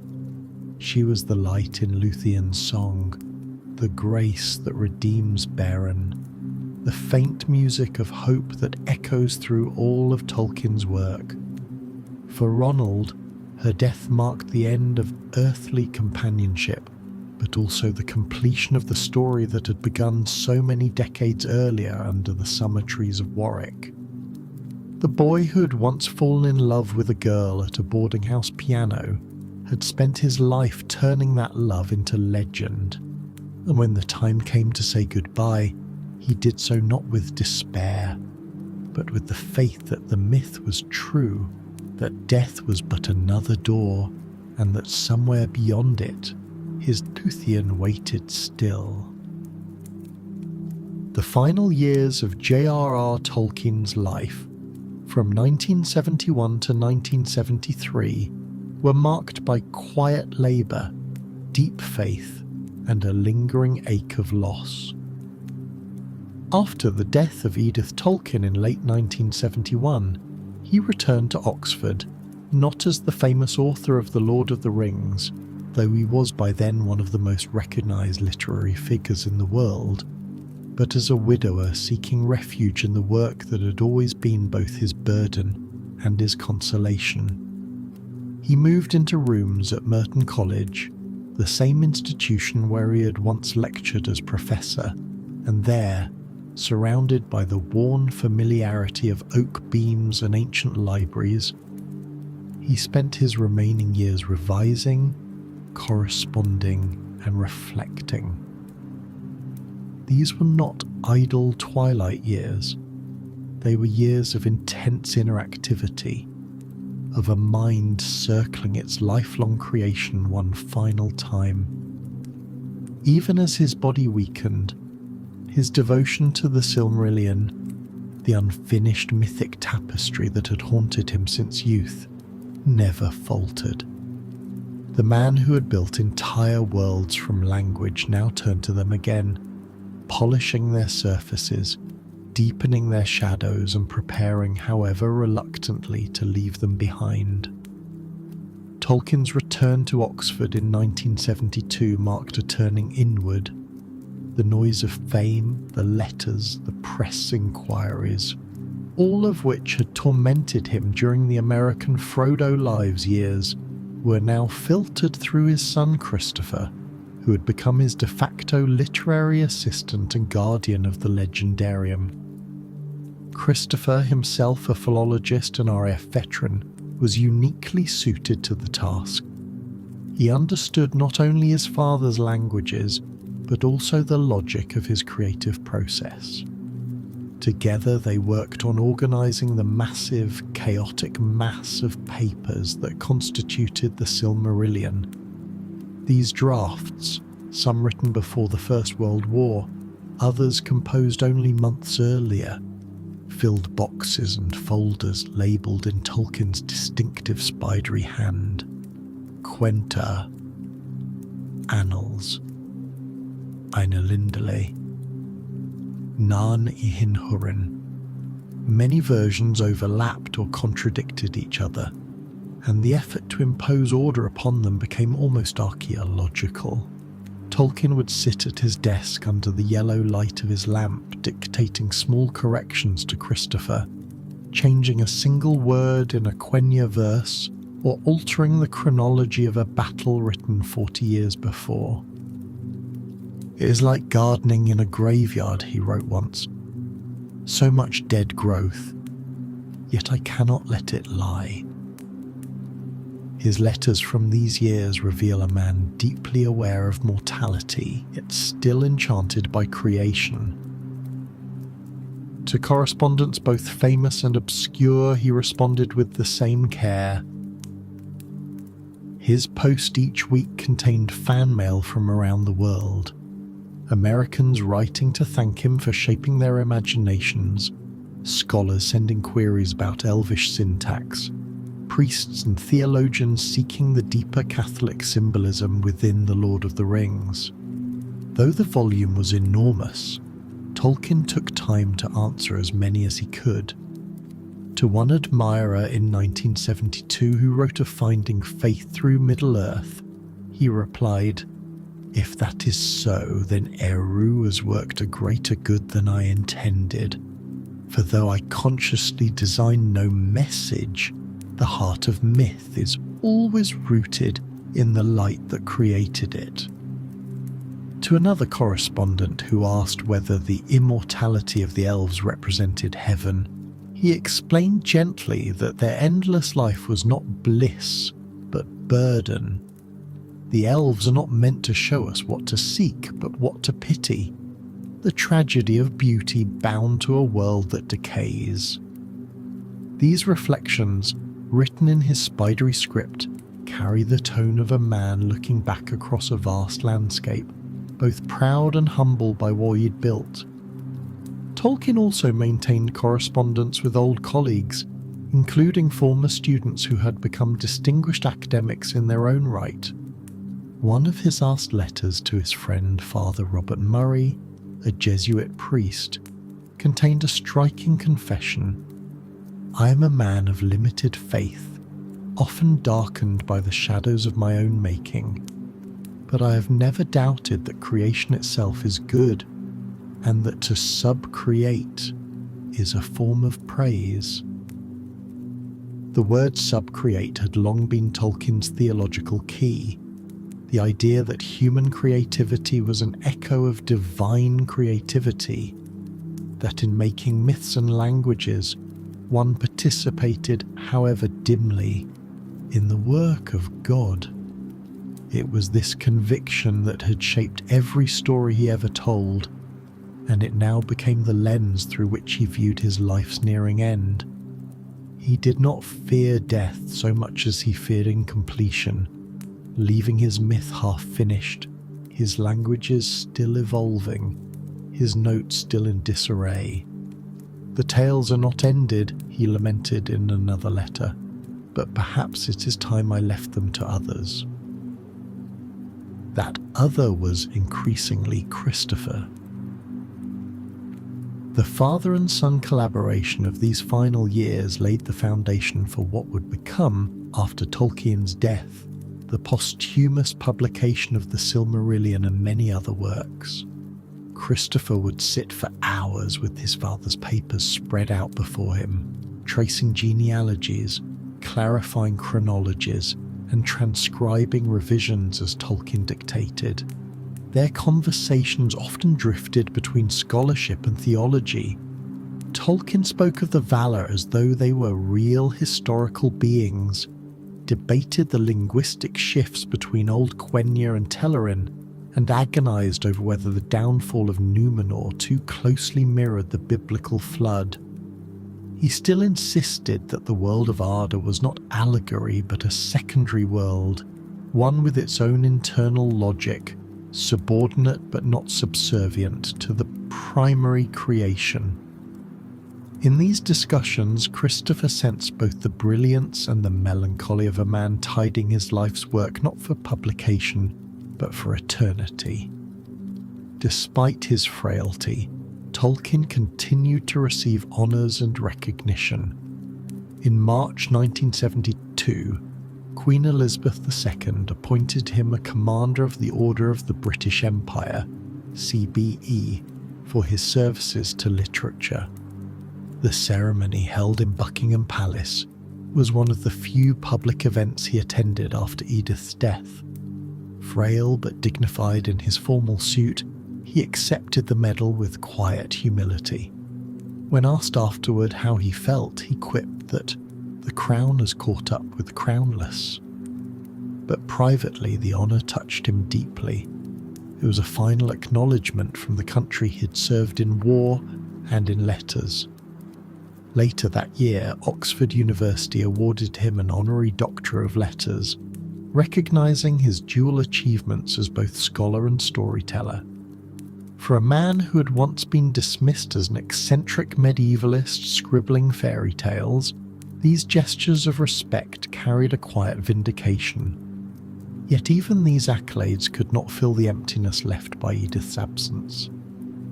When the applause faded, he returned to his small room at Merton, where the silence of evening brought him back to his work and to memory. His reflections during this time grew increasingly meditative. Mortality for Tolkien had always been a central theme, what he called the gift of men, the bittersweet blessing of death that separated humanity from the undying elves. Now, as he felt his own life narrowing toward its close, that idea ceased to be theoretical. In one letter written in 1973, he mused, "I think I understand at last why I made the elves immortal. It was not envy of their beauty, but pity for their fate, to remain while all else fades." He compared himself to an aging elf lingering beyond his time, still walking under the sun, though my heart is far away. Yet these words were not despairing. They carried a tone of acceptance, even gratitude. He saw his approaching death not as tragedy, but as fulfillment. The final chapter of the story he had always known was finite. "We are guests," he wrote, "and the host will not forget us when it is time to go home." Even in this late period, Tolkien's creativity did not fully dim. He composed a few new poems, short, luminous pieces about loss, light, and reunion, and continued revising sections of the Silmarillion, particularly the Akallabeth and of the Rings of Power. His final handwriting, now shaky and uneven, still carried the elegance of thought that had always defined him. Friends who visited found him cheerful in conversation, though his hearing had grown poor and his gait unsteady.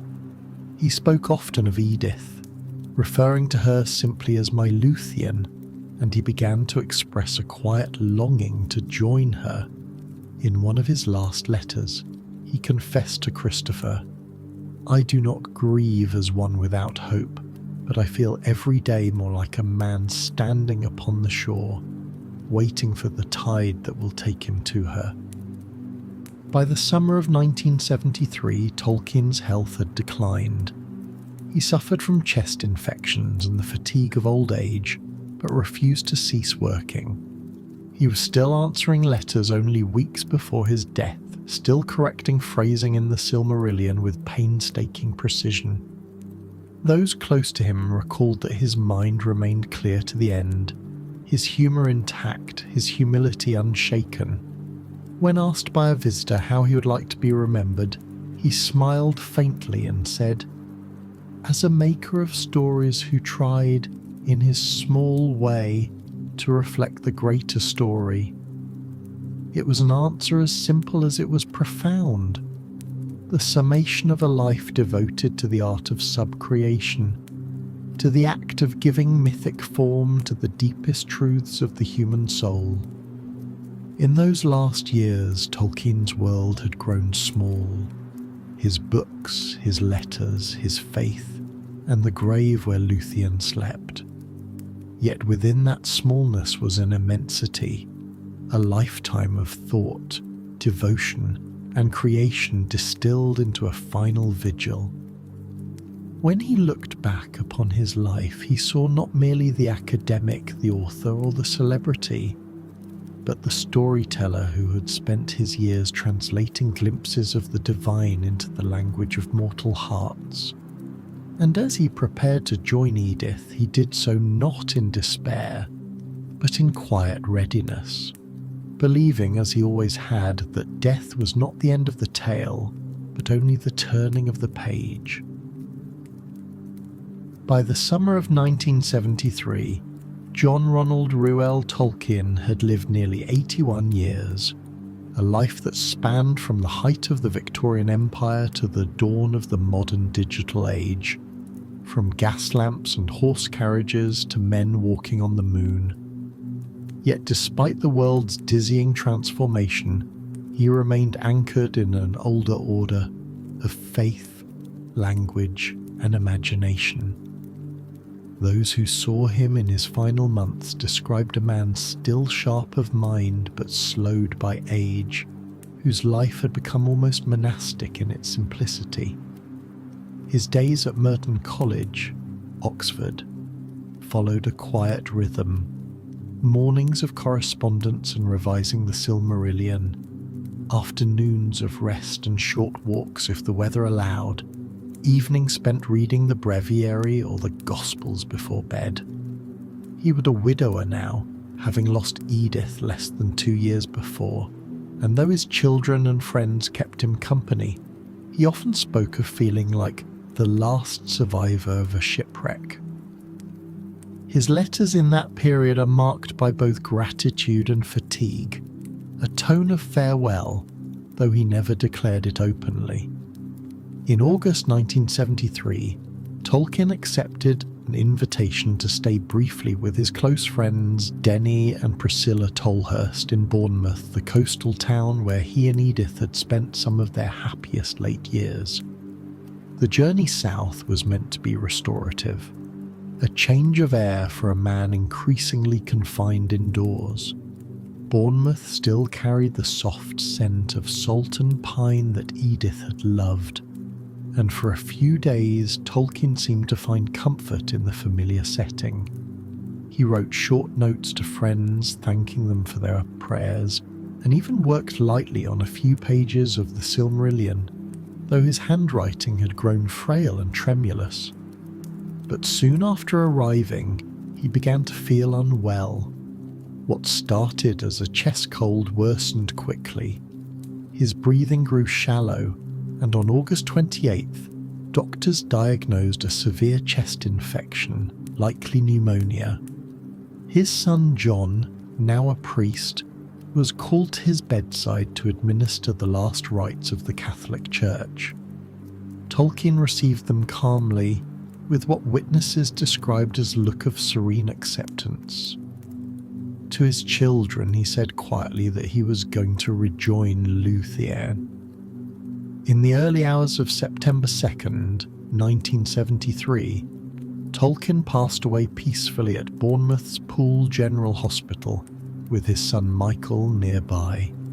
He was 81 years old. The news spread quickly through England and beyond, appearing on radio bulletins and newspaper front pages. The obituaries were reverent, even awed. The Times called him the master of a new mythology, while The Guardian described him as a solitary genius who built a world of beauty and sorrow that will outlast his century. For those who had loved his work, the grief was personal. Readers from across the globe sent letters to Oxford and to his publishers, expressing not just admiration but a sense of loss, as though a gate into a greater world had quietly closed. Among scholars, there was universal respect. Even those who had once dismissed his writing as escapist now recognised its cultural weight. A generation that had carried The Lord of the Rings through war, protest and personal transformation mourned as though it had lost a guiding spirit. Tolkien's children, John, Michael, Christopher and Priscilla, gathered in Oxford to arrange his funeral and burial. They knew immediately where he would rest, beside Edith in Wolvercote Cemetery, the modest graveyard north of the city where she had been laid to rest in 1971. The funeral mass was held at St Anthony of Padua Church, a small Catholic parish in Oxford where Tolkien had often worshipped. It was a private ceremony attended by family, a few old friends, and colleagues from Oxford University. There were no cameras, no grand eulogies, just the Latin prayers of the church he had loved since boyhood and the quiet voice of his son, Father John Tolkien, who celebrated the Mass. Among those in attendance was C.S. Lewis's brother, Warren, now frail and white-haired, who wept silently during the service. Christopher, who had been his father's literary confidant, later said that the ceremony was as simple as he would have wished, faithful, humble, and without ornament.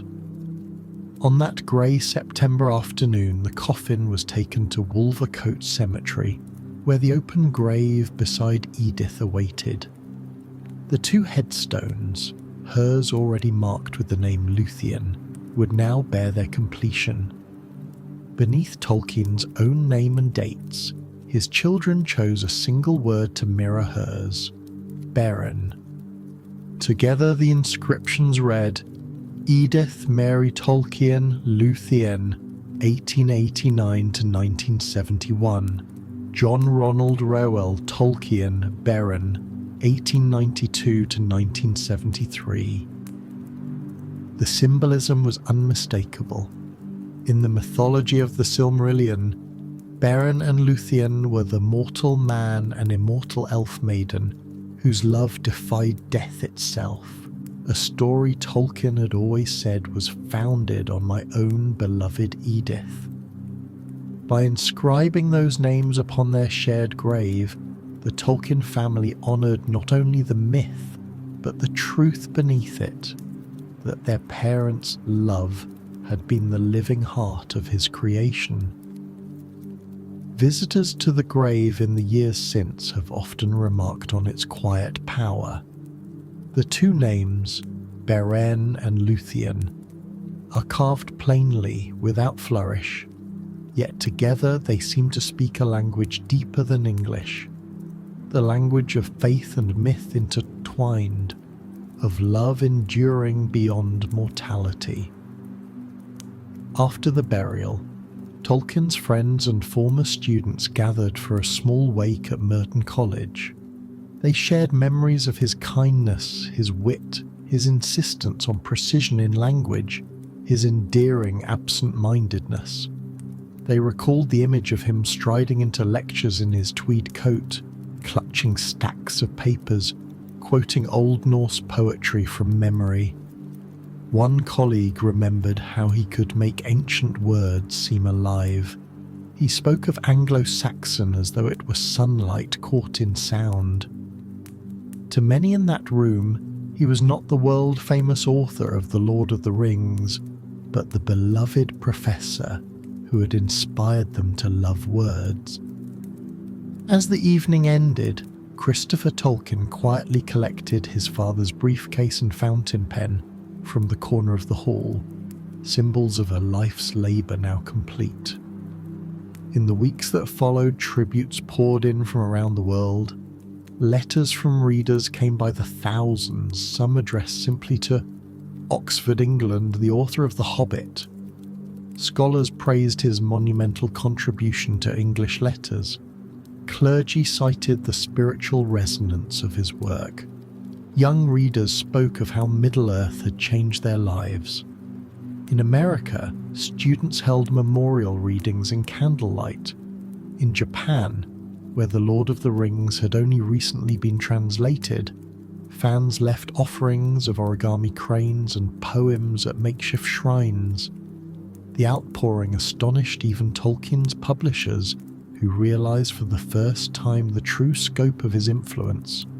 He had not merely written fantasy, he had reawakened myth in the modern mind.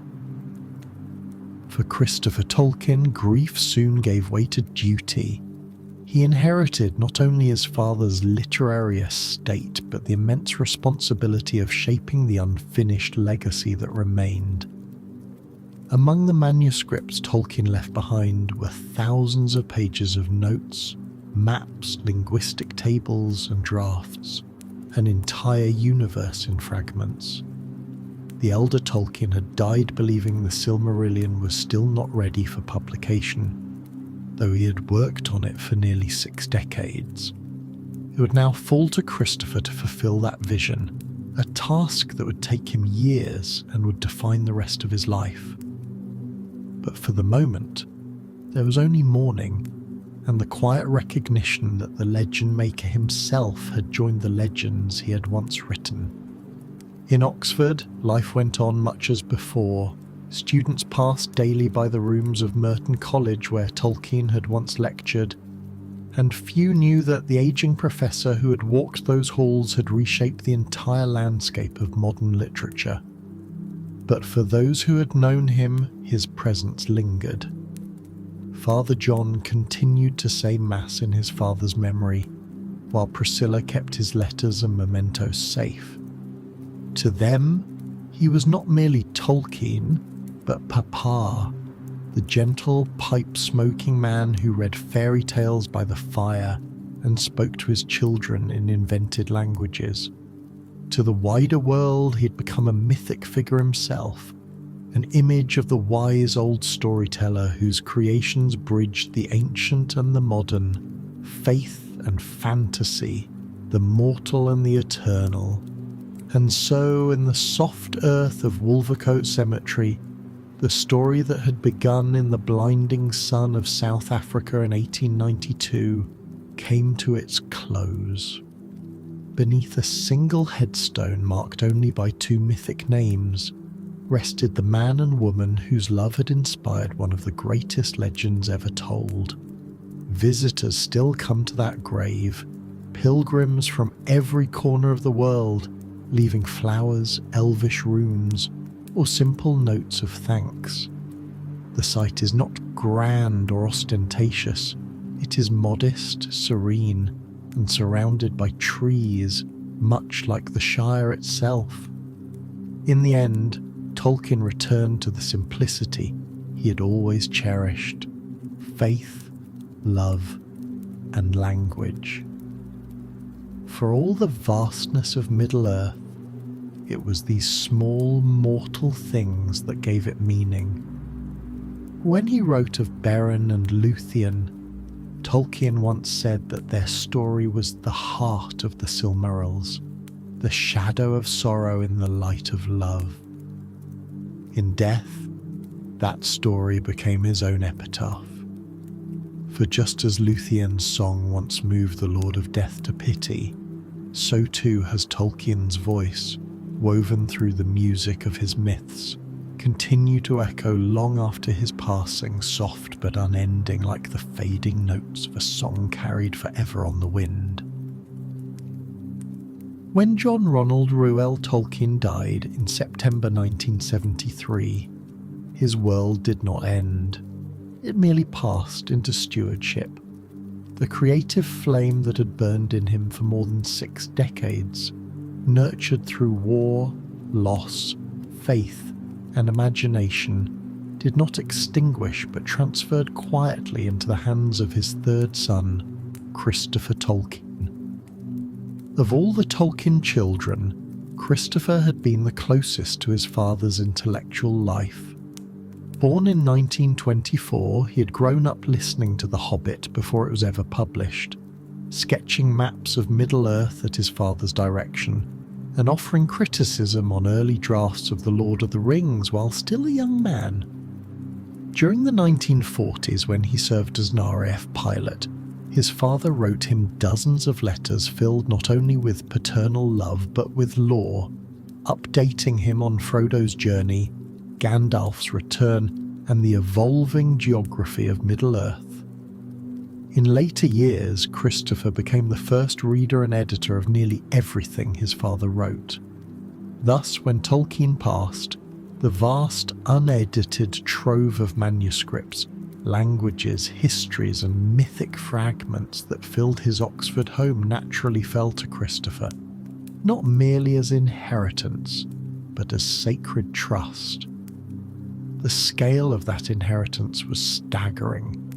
In the months following his father's death, Christopher discovered what might be described as an entire alternate civilization preserved on paper. There were thousands of pages, some written in pencil, others in fading ink, on the backs of letters, student papers, or wartime notepads. There were genealogies, maps, calendars, etymological notes, timelines of fictional kings stretching back millennia, and dozens of variant versions of major tales: the Lay of Leithian, the Fall of Gondolin, the Children of Húrin, the Ainulindala, and many others. In all, it amounted to more than 1 million words spanning over half a century of development.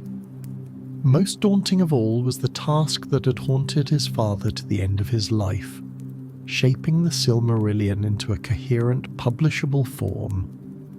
Ronald Tolkien had envisioned it as the great mythic foundation for all his later works, a Bible of the Elves, as he once called it, but he had never been able to bring its vast chronology, philosophy, and theology into a unified whole. To Christopher fell the burden of transforming chaos into canon. Working from his small home in France, where he had settled with his wife Bailey, Christopher began the labour that would define the rest of his life. Between 1973 and 1976, he sorted, catalogued, and annotated his father's papers, deciphering nearly illegible handwriting and reconciling decades of contradictions. He consulted with Guy Gavriel Unwin, son of Tolkien's publisher Sir Stanley Unwin, who had inherited the family firm Allen and Unwin, and with Rayner Unwin, who had once been the boy to whom Tolkien first read The Hobbit 40 years earlier. The publisher was eager to bring out a new Tolkien work, but Christopher refused to rush. He saw his duty not as creating something new, but as remaining utterly faithful to his father's voice. "I must edit," he wrote in his journal, "as though he were looking over my shoulder."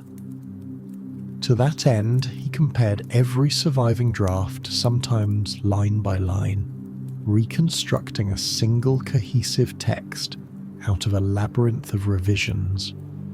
In this work, he was aided by the literary scholar Guy Kay, who as a young Canadian student came to assist in compiling and ordering the material, an experience that would later inspire his own distinguished career as a fantasy author. At last, after nearly 4 years of painstaking labour, The Silmarillion was published in September 1977 by Allen and Unwin in the United Kingdom and by Houghton Mifflin in the United States. The reception was momentous. For readers who had long wondered about the elder days hinted at in The Lord of the Rings, it was like the unveiling of a secret scripture.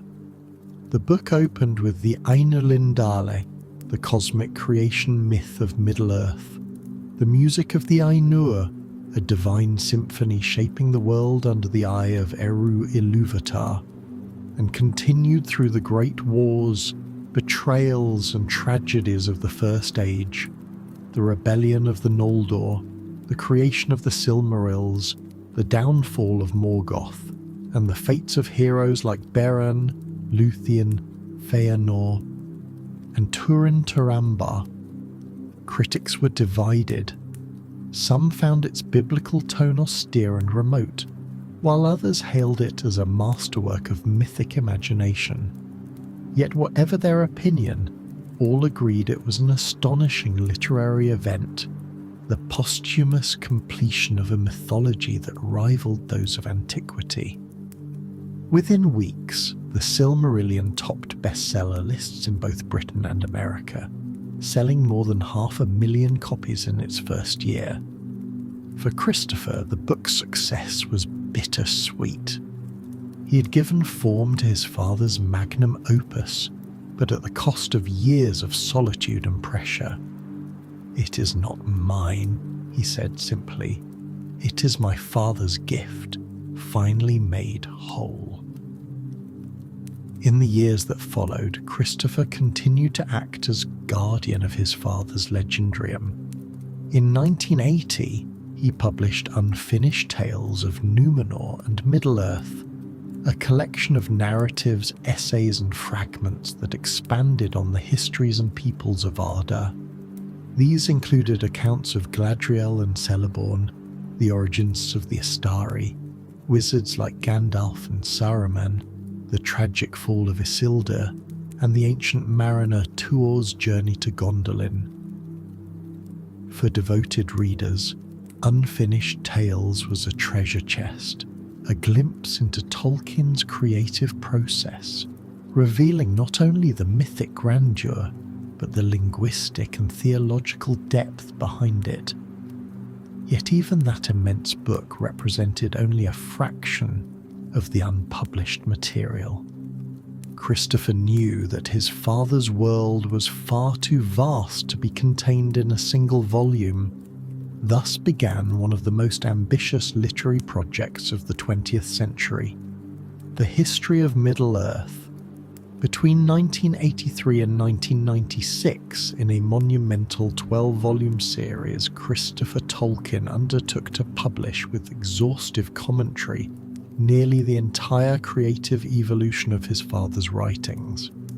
Each volume traced the development of the mythology from its earliest beginnings in the trenches of World War I to its final refined form.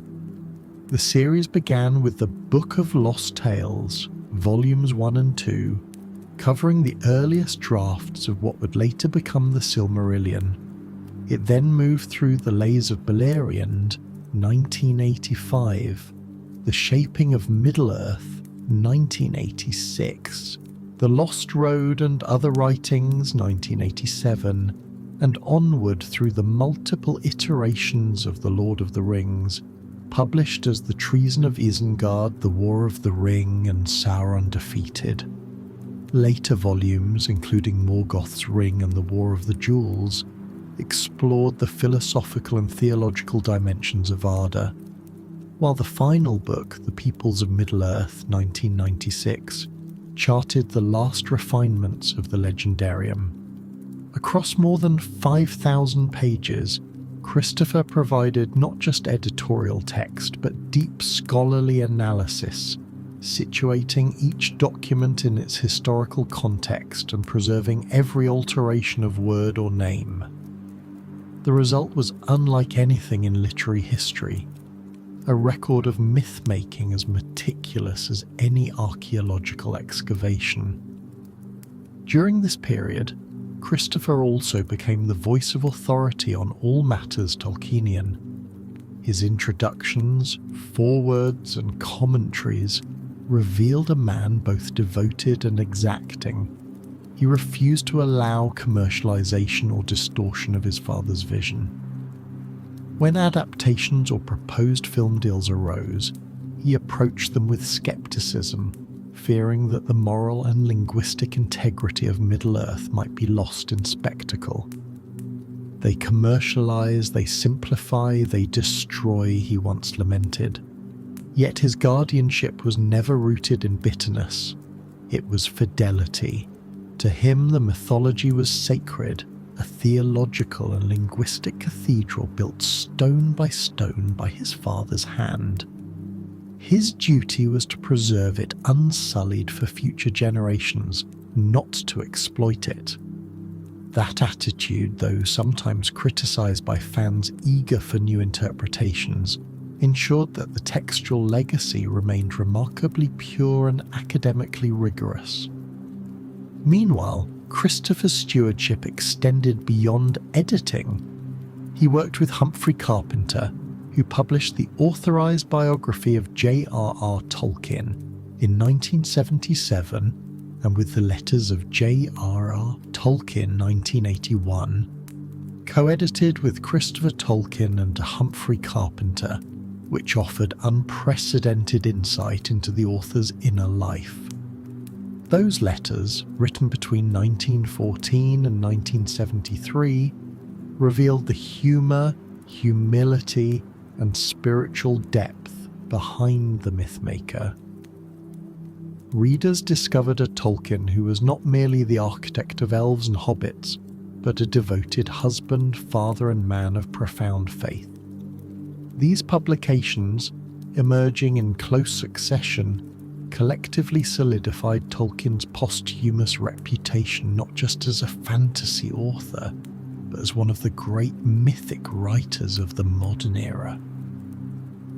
By the 1990s, Christopher was in his 70s, yet his work continued with undiminished discipline. He and Bailey lived quietly in Le Var, southern France, where the Mediterranean light and the isolation suited his scholarly temperament. Visitors described shelves lined with boxes of manuscripts, each labelled with elvish names: Ainulindal, Annals of Aman, Quenta Silmarillion, and a study table perpetually covered with magnifying glasses, old carbon copies, and handwritten notes. His daily routine was one of monk-like devotion. Mornings spent editing, afternoons reviewing proofs or letters, evenings reading aloud passages from his father's works to Bailey. Unlike the public enthusiasm that surrounded his father's lifetime, Christopher's stewardship was almost entirely private. He gave few interviews, published no fiction of his own, and rarely appeared in public, preferring to let the work speak for itself.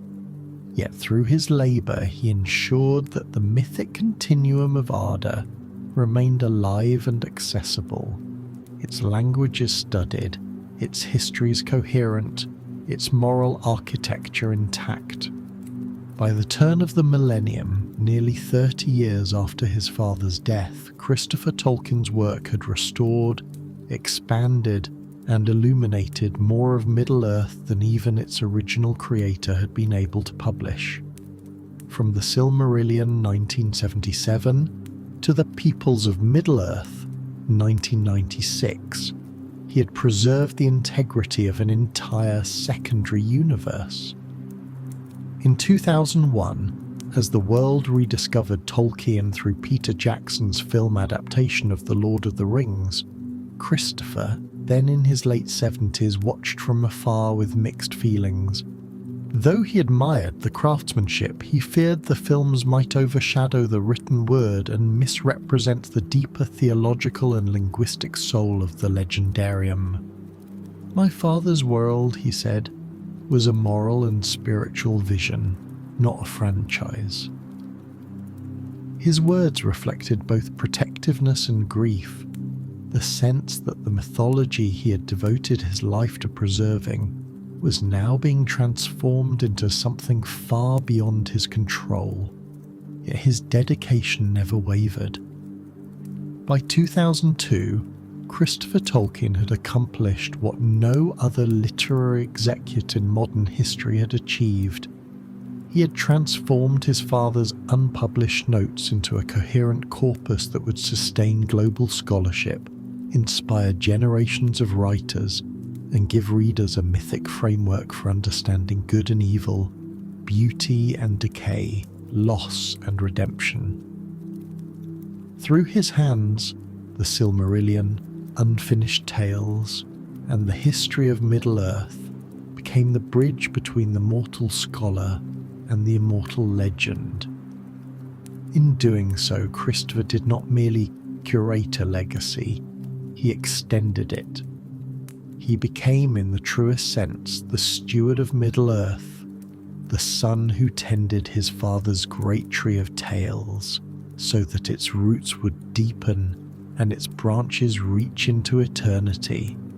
And though the world knew him as editor and guardian, in truth, he was something greater still, the last chronicler of the elder days, the one who, in preserving his father's myth, became part of it himself. Long before J.R.R. Tolkien became a global literary phenomenon, before The Hobbit or The Lord of the Rings were household names, he was first and foremost a scholar, a philologist, a lover of words and their histories, who believed that language was the root of imagination. His academic legacy, though often overshadowed by his mythic fiction, is profound and enduring. It reshaped the study of medieval literature in the 20th century, gave new dignity to fantasy as a serious form of art, and influenced generations of linguists, literary critics, and storytellers who came after him. To understand Tolkien's intellectual achievement is to understand that his world-building was not escapism but a scholarly act, one that fused rigorous linguistic science with the creative fire of myth. Through his life's work, he bridged the medieval and the modern, the academic and the imaginative, proving that philology was not merely the study of dead tongues, but the study of the living roots of culture itself.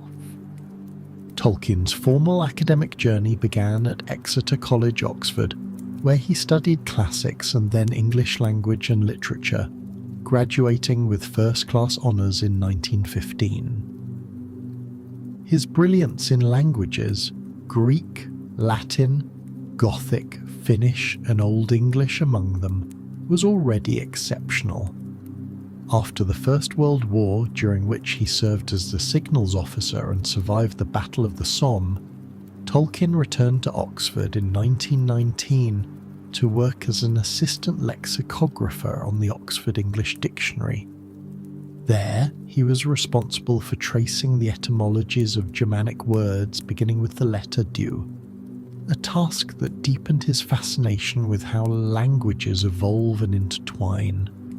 By 1920, he had accepted a lectureship at the University of Leeds, where he became the youngest professor in the institution's history. At Leeds, he transformed the English department, introducing rigorous courses in Old and Middle English, and co-authoring with E.V. Gordon an authoritative edition of Sir Gawain and the Green Knight, published in 1925, a work still considered a model of philological precision and literary sensitivity. When Tolkien returned to Oxford that same year as Professor of Anglo-Saxon at Pembroke College, his influence on English scholarship expanded dramatically. For nearly 2 decades, from 1925 to 1945, he trained a generation of students to read Old English not merely as a language but as a living art form. His lectures were legendary. Students described how he would stride into the room, robes flowing, and recite Beowulf aloud in its original tongue, his voice deep and rhythmic, transforming what had once seemed an alien text into something immediate and powerful. He could make the words glow, one student recalled. His approach to literature was revolutionary. While many of his contemporaries treated medieval texts as linguistic artifacts to be dissected, Tolkien treated them as acts of imagination to be inhabited.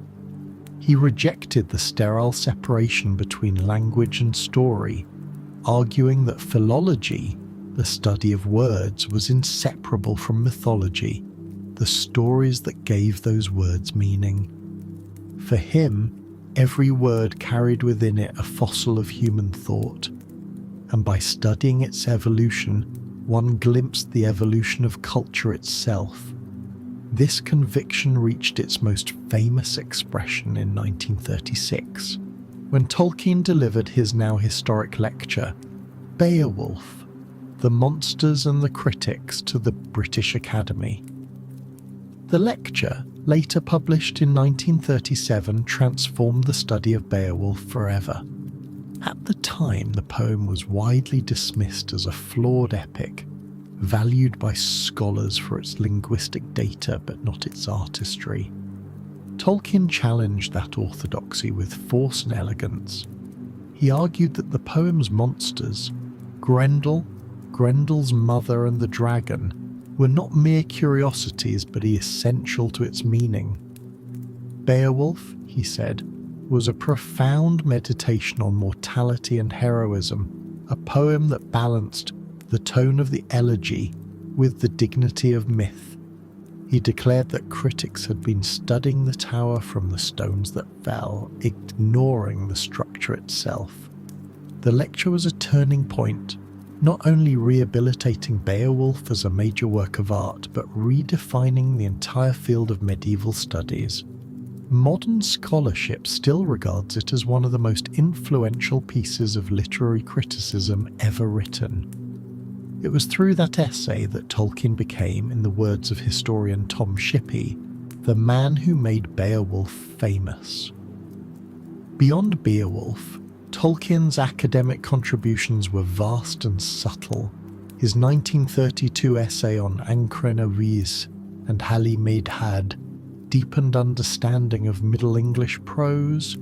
His editions of Pearl and Sir Orfeo opened new pathways into medieval poetics, and his lectures on the Wanderer and the Seafarer revealed how Old English elegies spoke to timeless human themes of exile, faith, and endurance.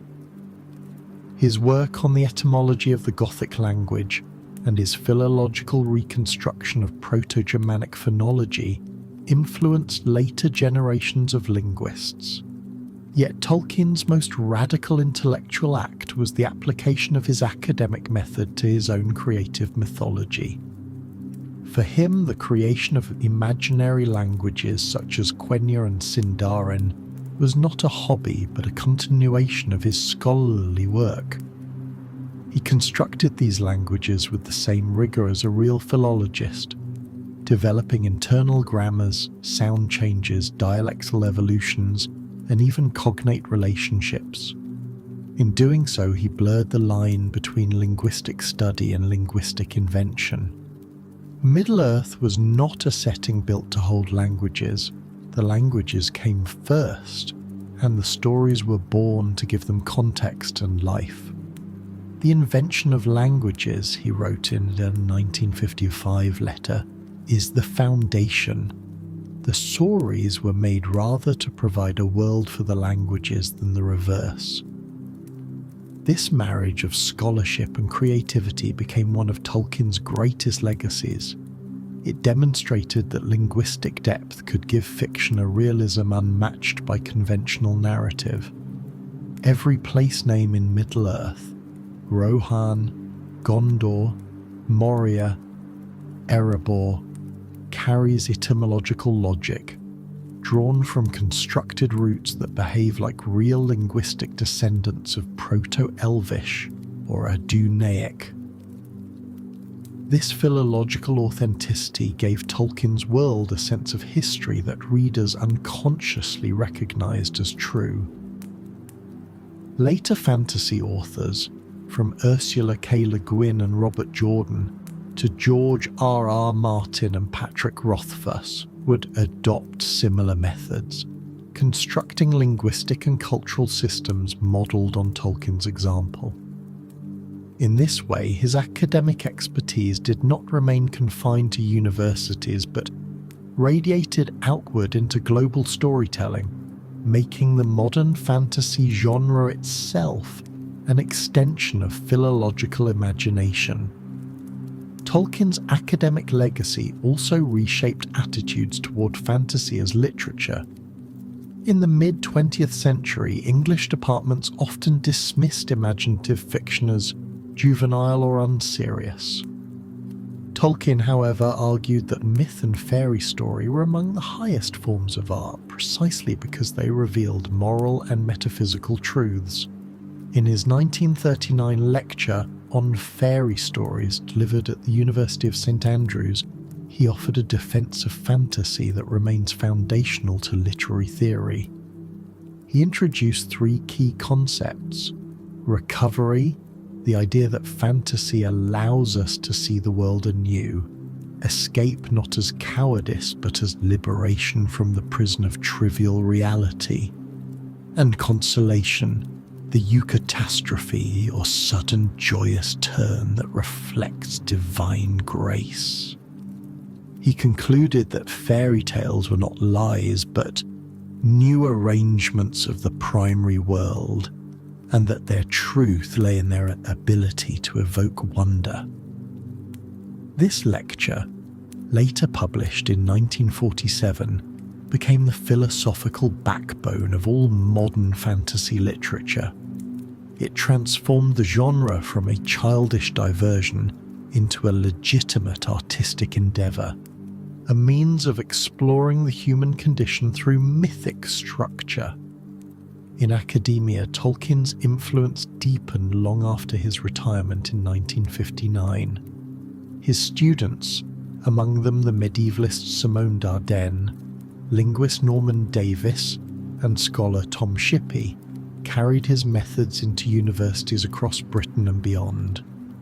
Shippey, in particular, would later become one of the foremost interpreters of Tolkien's work, publishing The Road to Middle-earth, 1982, which argued that Tolkien's fiction was an extension of his philological worldview. Meanwhile, departments of English literature that had once marginalised Old English began to integrate it with modern studies of myth, language, and narrative structure, largely due to Tolkien's influence. His approach, treating language, story and faith as interwoven, became a model for interdisciplinary scholarship. Today, courses on Tolkien's works exist in nearly every major university, not only in English or literature departments, but in linguistics, theology and cultural studies, reflecting the breadth of his intellectual reach. Even in the field of linguistics, where his creative work might seem far removed, Tolkien's methods left a mark. His careful reconstruction of extinct tongues anticipated later trends in historical linguistics, particularly in his emphasis on internal consistency and cultural context. The way he built Elvish as a living, evolving family of languages, complete with dialects, loanwords, and mythic etymologies, has influenced computational linguists and conlang constructed language creators alike. Modern linguists studying artificial languages often cite Tolkien as the discipline's founding figure, not because he invented the idea of language construction, but because he elevated it to an art guided by philological realism. Esperanto may have sought universality, but Tolkien sought beauty and internal truth, a difference that continues to inspire linguists and artists to this day. By the turn of the 21st century, Tolkien's academic reputation had grown alongside his literary one. Universities held conferences dedicated to his philological theories.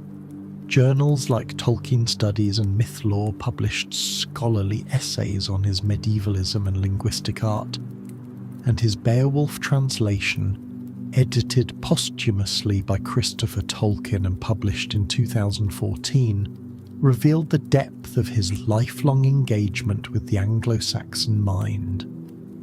In that translation and its accompanying lecture notes, readers found the same interpretive brilliance that had electrified the British Academy in 1936, the same reverence for ancient words as vessels of eternal meaning. His academic and creative lives, once thought separate, were now seen as one continuum, a single intellectual journey from the halls of Oxford to the halls of Valinor. In the final measure, Tolkien's academic legacy lies not only in his scholarship or his novels, but in his synthesis of the two. He showed that rigorous intellectual inquiry and imaginative creation were not opposites but twin expressions of the same human yearning to name, to know, and to make meaning of existence. His study of Old English gave him Beowulf. His study of language gave him Elvish. His study of myth gave him the Silmarillion. And through all of it ran the same conviction that words are the seeds of worlds, that to understand a language is to glimpse the divine architecture of reality. In the classrooms of Oxford, he taught students to love words. In the pages of Middle-earth, he taught the world to believe in them. And so, long after his passing, Tolkien remains not only the father of modern fantasy, but one of the great architects of modern thought, a philologist whose scholarly roots grew into the branches of legend, uniting learning and imagination in a single, enduring tree of language and light. By the dawn of the 21st century, nearly 3 decades after J.R.R. Tolkien's death, the mythology of Middle-earth had already become one of the central pillars of modern literature. His books had sold tens of millions of copies worldwide, been translated into dozens of languages, and generated an international subculture of scholarship, fandom, and devotion unmatched by any other author of his time. Yet in December 2001, the world witnessed something unprecedented: the return of Middle-earth not as a page-bound legend, but as a living, breathing world on the screen. That month, the first film of Peter Jackson's monumental cinematic trilogy, The Lord of the Rings, The Fellowship of the Ring, premiered simultaneously in cities across the globe, launching what many came to call the second age of Tolkien's influence. It was not merely a film release, it was a cultural event that reawakened a myth for a new millennium. For millions, this was their first encounter with Tolkien's creation, not through ink and parchment, but through the rolling green hills of the Shire, the thundering armies of Mordor, and the haunting glow of the One Ring. The journey to bring The Lord of the Rings to the screen had been as unlikely and perilous as any quest Tolkien himself had imagined. For decades, Hollywood had regarded his work as unfilmable, too vast, too linguistically complex, too sacred to its readers. In the late 1970s, Ralph Bakshi had attempted an animated adaptation that covered only part of the saga, but it ended abruptly and failed to capture either critical or commercial success. Studios were wary of returning to Tolkien after that. Yet in the early 1990s, a young New Zealand filmmaker named Peter Jackson, known primarily for low-budget horror comedies, began to dream of adapting Tolkien's trilogy using the new digital techniques that were revolutionizing cinema. With his partner Fran Walsh, Jackson spent years developing the concept, initially pitching it to Miramax, which wanted to condense the entire story into a single film, an idea Jackson refused. When Miramax dropped the project, Jackson turned to New Line Cinema, where executive Bob Shaye made a bold decision. Instead of one film, he would fund 3 to be shot back-to-back in one of the most ambitious productions in film history. Filming began in October 1999 and lasted for nearly 14 months, spanning hundreds of locations across New Zealand, a country whose mountains, forests and river valleys would come to define Middle-earth in the collective imagination of the world. The trilogy's production became legendary for its scale. A crew of more than 2,000 worked on sets ranging from the pastoral Shire in Matamata to the volcanic slopes of Mount Naruho, which doubled as Mount Doom. Massive miniatures nicknamed Bigature were built for Minas Tirith and Orthanc. Costume designer Nigella Dixon created over 19,000 costumes, each hand-aged for realism. Linguist David Salo, drawing directly from Tolkien's linguistic notes, served as language consultant, ensuring the Elvish, Dwarvish and Black speech heard on screen maintained the internal consistency of Tolkien's philological system. Composer Howard Shore wrote nearly 12 hours of original symphonic music, weaving leitmotifs for races, regions and emotional themes, mirroring the Wagnerian depth Tolkien had admired. By the time the first film premiered, The Lord of the Rings had already become the largest film project ever undertaken outside Hollywood, and the most expensive, with a combined budget exceeding $280 million. When The Fellowship of the Ring was released on December 19, 2001, it was immediately hailed as a masterpiece of cinematic world-building. Critics praised its emotional sincerity and its refusal to condescend to fantasy. Audiences were enthralled. The Shire, with its round doors and verdant hills, seemed to breathe with life. Ian McKellen's Gandalf embodied wisdom and humour in perfect measure. Elijah Wood's Frodo radiated innocence and burden, and Viggo Mortensen's Aragorn carried the quiet gravity of a reluctant king. The film grossed nearly $900 million worldwide and received 13 Academy Award nominations, winning 4. But more importantly, it reignited a global fascination with Tolkien's mythos. Libraries saw renewed demand for the books, fan communities flourished online, universities added Tolkien courses to their curricula. It was as though the old magic had awoken from sleep, finding a new vessel in the modern age of visual storytelling. The following year, The Two Towers, in 2002, expanded the scale beyond anything previously attempted. Jackson and his team achieved what was then a technical revolution with the digital creation of Gollum, voiced and performed through motion capture by Andy Serkis. Gollum's tortured duality, rendered with unprecedented realism, was widely regarded as one of the first true digital acting performances, blurring the line between animation and live action.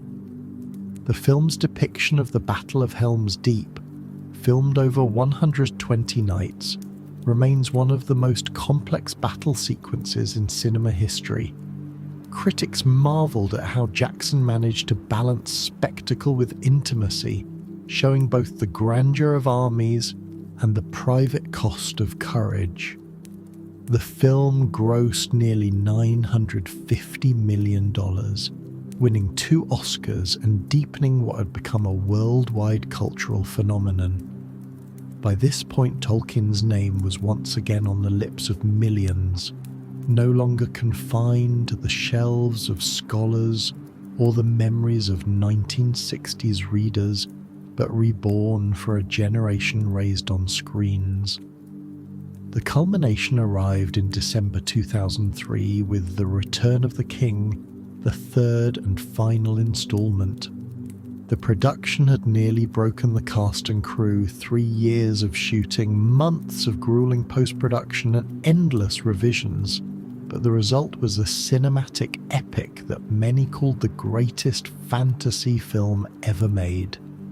Jackson's adaptation captured the solemn majesty of Tolkien's ending, the coronation of Aragorn, the departure of Frodo, the fading of the elves, and the melancholy beauty of an age passing into legend. When the film premiered in Wellington, more than 100,000 people lined the streets, many in tears. At the 76th Academy Awards, The Return of the King swept all 11 categories in which it was nominated, including Best Picture, Best Director, and Best Adapted Screenplay, a record matched only by Titanic and Ben-Hur. For the first time in history, a fantasy film had not only dominated the box office but achieved the highest critical honour in world cinema. It was a triumph that transcended entertainment. It symbolised the complete legitimisation of Tolkien's vision, the fusion of literary myth and cinematic art into one shared global experience. The impact of the trilogy was immense and multifaceted. Culturally, it reignited what scholars and fans alike began to call Tolkienism, a renewed engagement with his works that spanned every continent. Book sales skyrocketed, with The Lord of the Rings and The Hobbit together selling more than 50 million additional copies in the early 2000s alone. Online forums, fan conventions, and academic conferences proliferated. Young readers who had never opened a Tolkien book before began learning Quenya and Sindarin. Linguists revisited Tolkien's notes. Universities developed new Tolkien studies programs. New Zealand, once an obscure cinematic location, became a global symbol of Middle-earth, its landscapes now pilgrimage sites for millions. Tourism boomed as fans travelled to Hobbiton, Edoras and Mount Doom, transforming the country's economy and identity.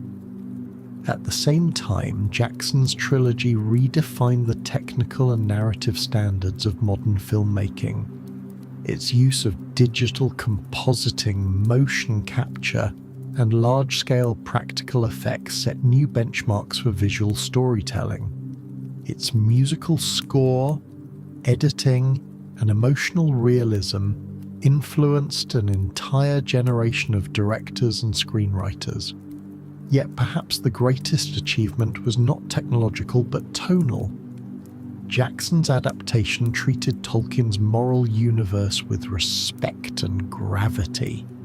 It preserved the spiritual undertones, the struggle between humility and power, mortality and grace, without reducing them to mere spectacle.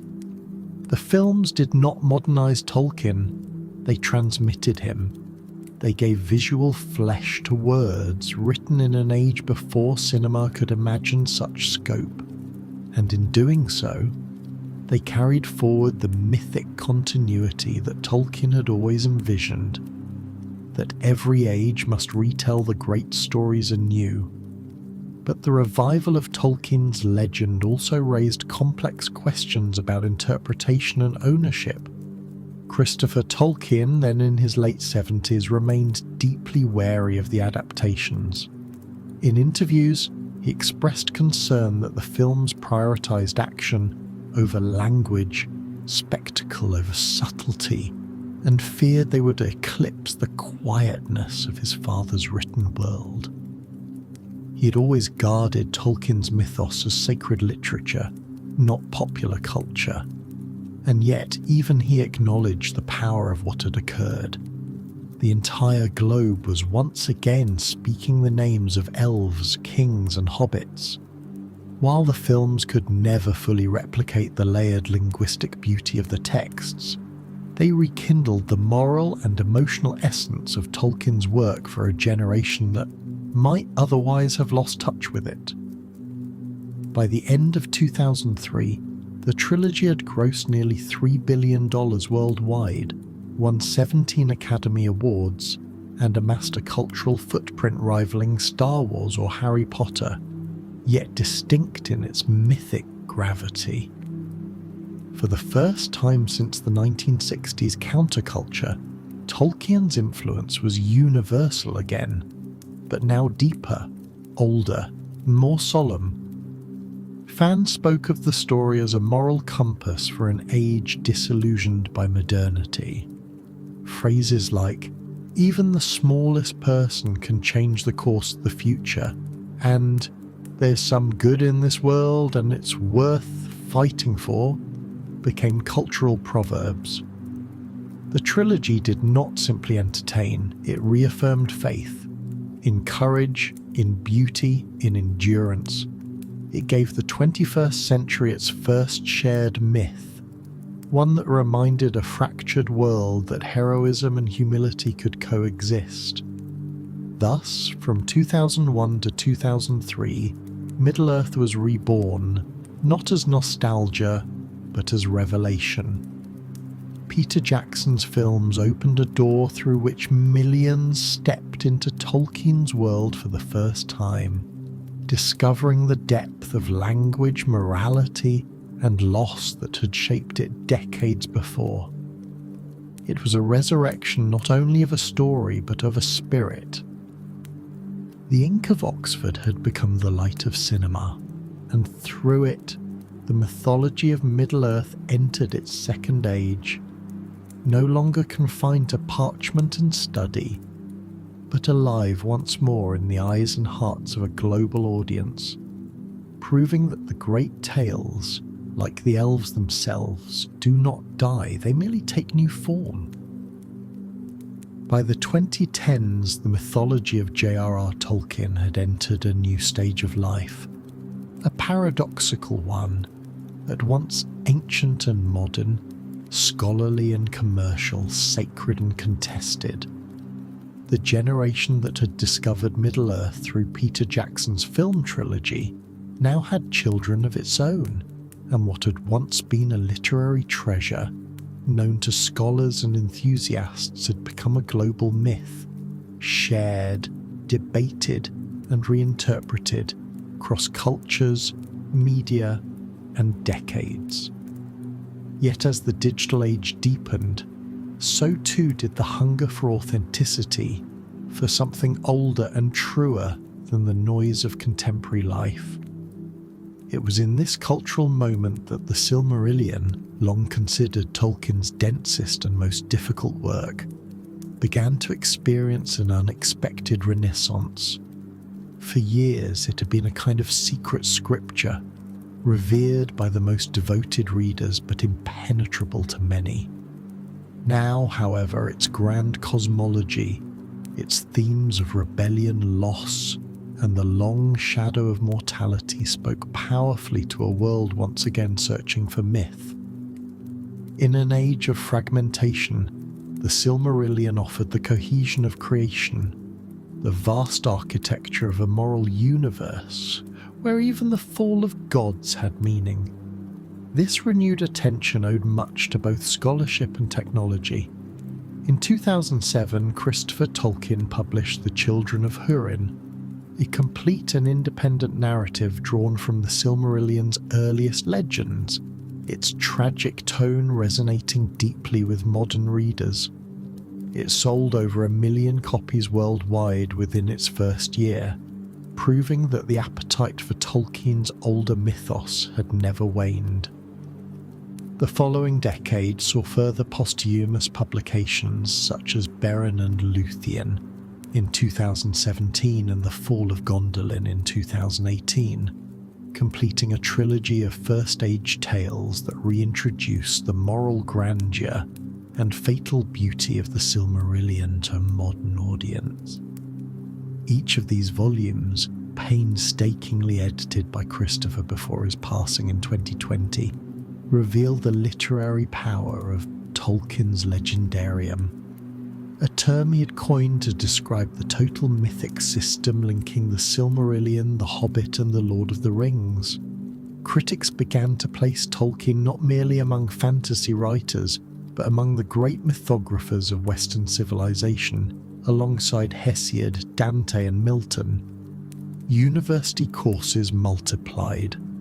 The Journal of Tolkien Research, Tolkien Studies, and annual Oxford conferences devoted to his work expanded their focus to include theological, linguistic, and ecological readings of the Silmarillion. The book that had once been called unreadable in 1977 was now being recognised as the cornerstone of a modern mythology. Yet even as the scholarly world deepened its appreciation, the commercial world prepared to reinterpret Middle-earth once more for mass audiences. The extraordinary success of Jackson's The Lord of the Rings trilogy in the early 2000s had convinced studios that Tolkien's universe could sustain further adaptation.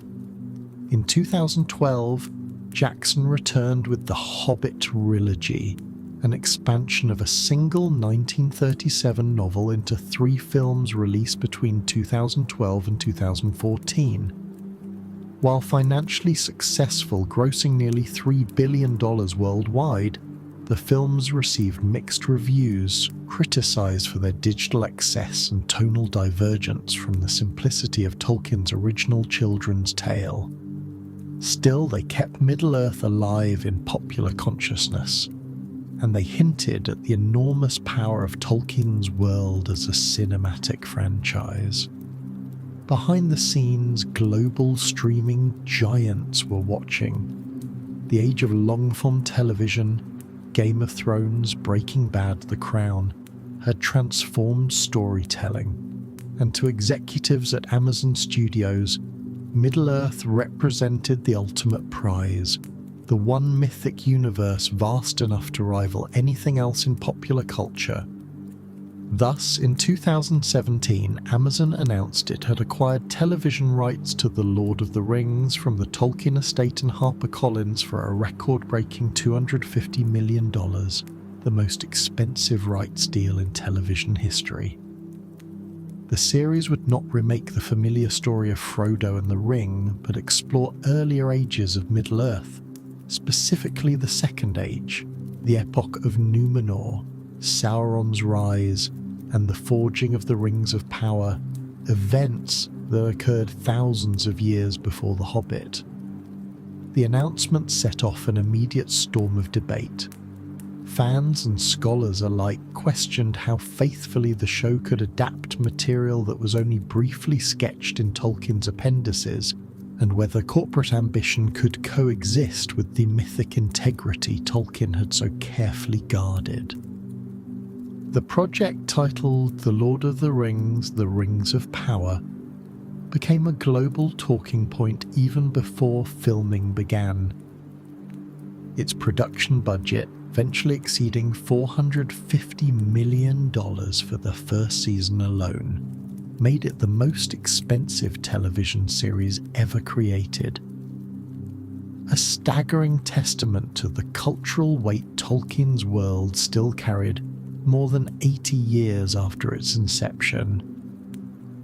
When The Rings of Power premiered on September 2nd, 2022 on Amazon Prime Video, it was both a triumph and a controversy. Visually, it was magnificent. The cities of the elves gleamed with light. Númenor rose from the sea in splendour, and the forges of Eregion burned with the birth of the rings. Filmed again in New Zealand, it drew consciously on the aesthetic memory of Jackson's earlier films, merging modern digital artistry with practical design. Yet the response was sharply divided. Some praised it as a worthy continuation, a work of mythic ambition, rare in modern entertainment. Others decried it as a dilution, a commercialized echo of something once sacred. The debates often mirrored those that had surrounded Tolkien's own life, between faith and modernity, language and simplification, myth and market. What fascinated observers was not simply the show itself, but what it revealed about Tolkien's enduring hold on the human imagination. Half a century after his death, people still argued about the meaning of his myths with the intensity once reserved for scripture. Beneath these cultural skirmishes, however, lay a deeper truth, that Tolkien's vision had outlived not only his generation, but the boundaries of any single medium. The Silmarillion, once a private mythology written in notebooks, had become a global lens through which audiences now explored questions of creation, corruption, and the moral order of the universe. Its influence could be seen, not only in direct adaptations, but in the shape of modern storytelling itself. Epic world-building, moral chiaroscuro, invented languages, mythic time cycles, all now standard in modern fantasy and science fiction, trace their roots to Tolkien's structure of myth. Even non-fantasy narratives, from high literature to interactive gaming, had absorbed his method. The slow layering of legend within history, the sense of a world older than the story being told. Writers such as J.R.R. Martin, Neil Gaiman, Patrick Rothfuss, and N.K. Jemisin openly cited the Silmarillion as the deep wellspring of their own mytho-poetic ambitions. Theologians, meanwhile, revisited Tolkien's cosmology as a form of modern theodicy, a mythic attempt to reconcile divine creation with human freedom, good with evil, beauty with suffering. The music of the Ainur, the rebellion of Melkor, and the long defeat of the elves became, for many readers, metaphors for modernity itself, the broken harmony of a world both sacred and fallen. The digital age further expanded Tolkien's reach into new territories he could never have imagined. Online archives such as the Tolkien Gateway, Encyclopedia Avada, and the One Wiki to rule them all became vast collaborative libraries, reflecting an almost medieval devotion to textual commentary. YouTube channels analysed the etymology of Quenya words, podcasts debated the moral nuances of Fëanor's pride, and digital artists created hyper-realistic renderings of Valinor's two trees or Numenor's downfall. In an era defined by rapid consumption, Tolkien's slow, layered storytelling became an act of resistance, a reminder that meaning required depth, that beauty was inseparable from patience. The myth had not only survived but adapted, finding its reflection in a world both more fractured and more interconnected than ever before. And yet, amid all this expansion, a lingering question persisted. Could modernity ever truly understand Tolkien? As the 2020s advanced, readers and viewers alike continued to wrestle with his contradictions, his devout Catholicism and his universal humanism, his nostalgia for the medieval past and his warnings against power and domination. For many, the Silmarillion had become the ultimate expression of those paradoxes, a myth of light that begins with rebellion, a creation story where beauty and loss are inseparable. Debates over adaptation, inclusion, and interpretation reflected not just fandom, but philosophy. Each generation saw in Tolkien what it needed to see: environmental prophecy, spiritual allegory, linguistic art, or timeless fairy tale. And in that continual reinterpretation lay his immortality. The myth lived because it could be renewed. By the close of the 2020s, Tolkien's world had entered its third great phase, the first being his lifetime creation, the second its cinematic resurrection, and the third its digital rebirth. His influence extended across continents and disciplines. Linguists, theologians, filmmakers, coders, and philosophers all drew from his universe. The Silmarillion, once the least known of his works, had become the key to understanding them all, the book that explained the moral architecture underlying everything from hobbits to Valar. And though the Rings of Power and its successors continued to generate debate over fidelity and interpretation, even the fiercest critics acknowledged that such disputes were themselves evidence of vitality. Myths only die when no one argues over them. Thus, nearly half a century after his death, Tolkien's creation endures not as a relic of the past, but as a living ecosystem of imagination.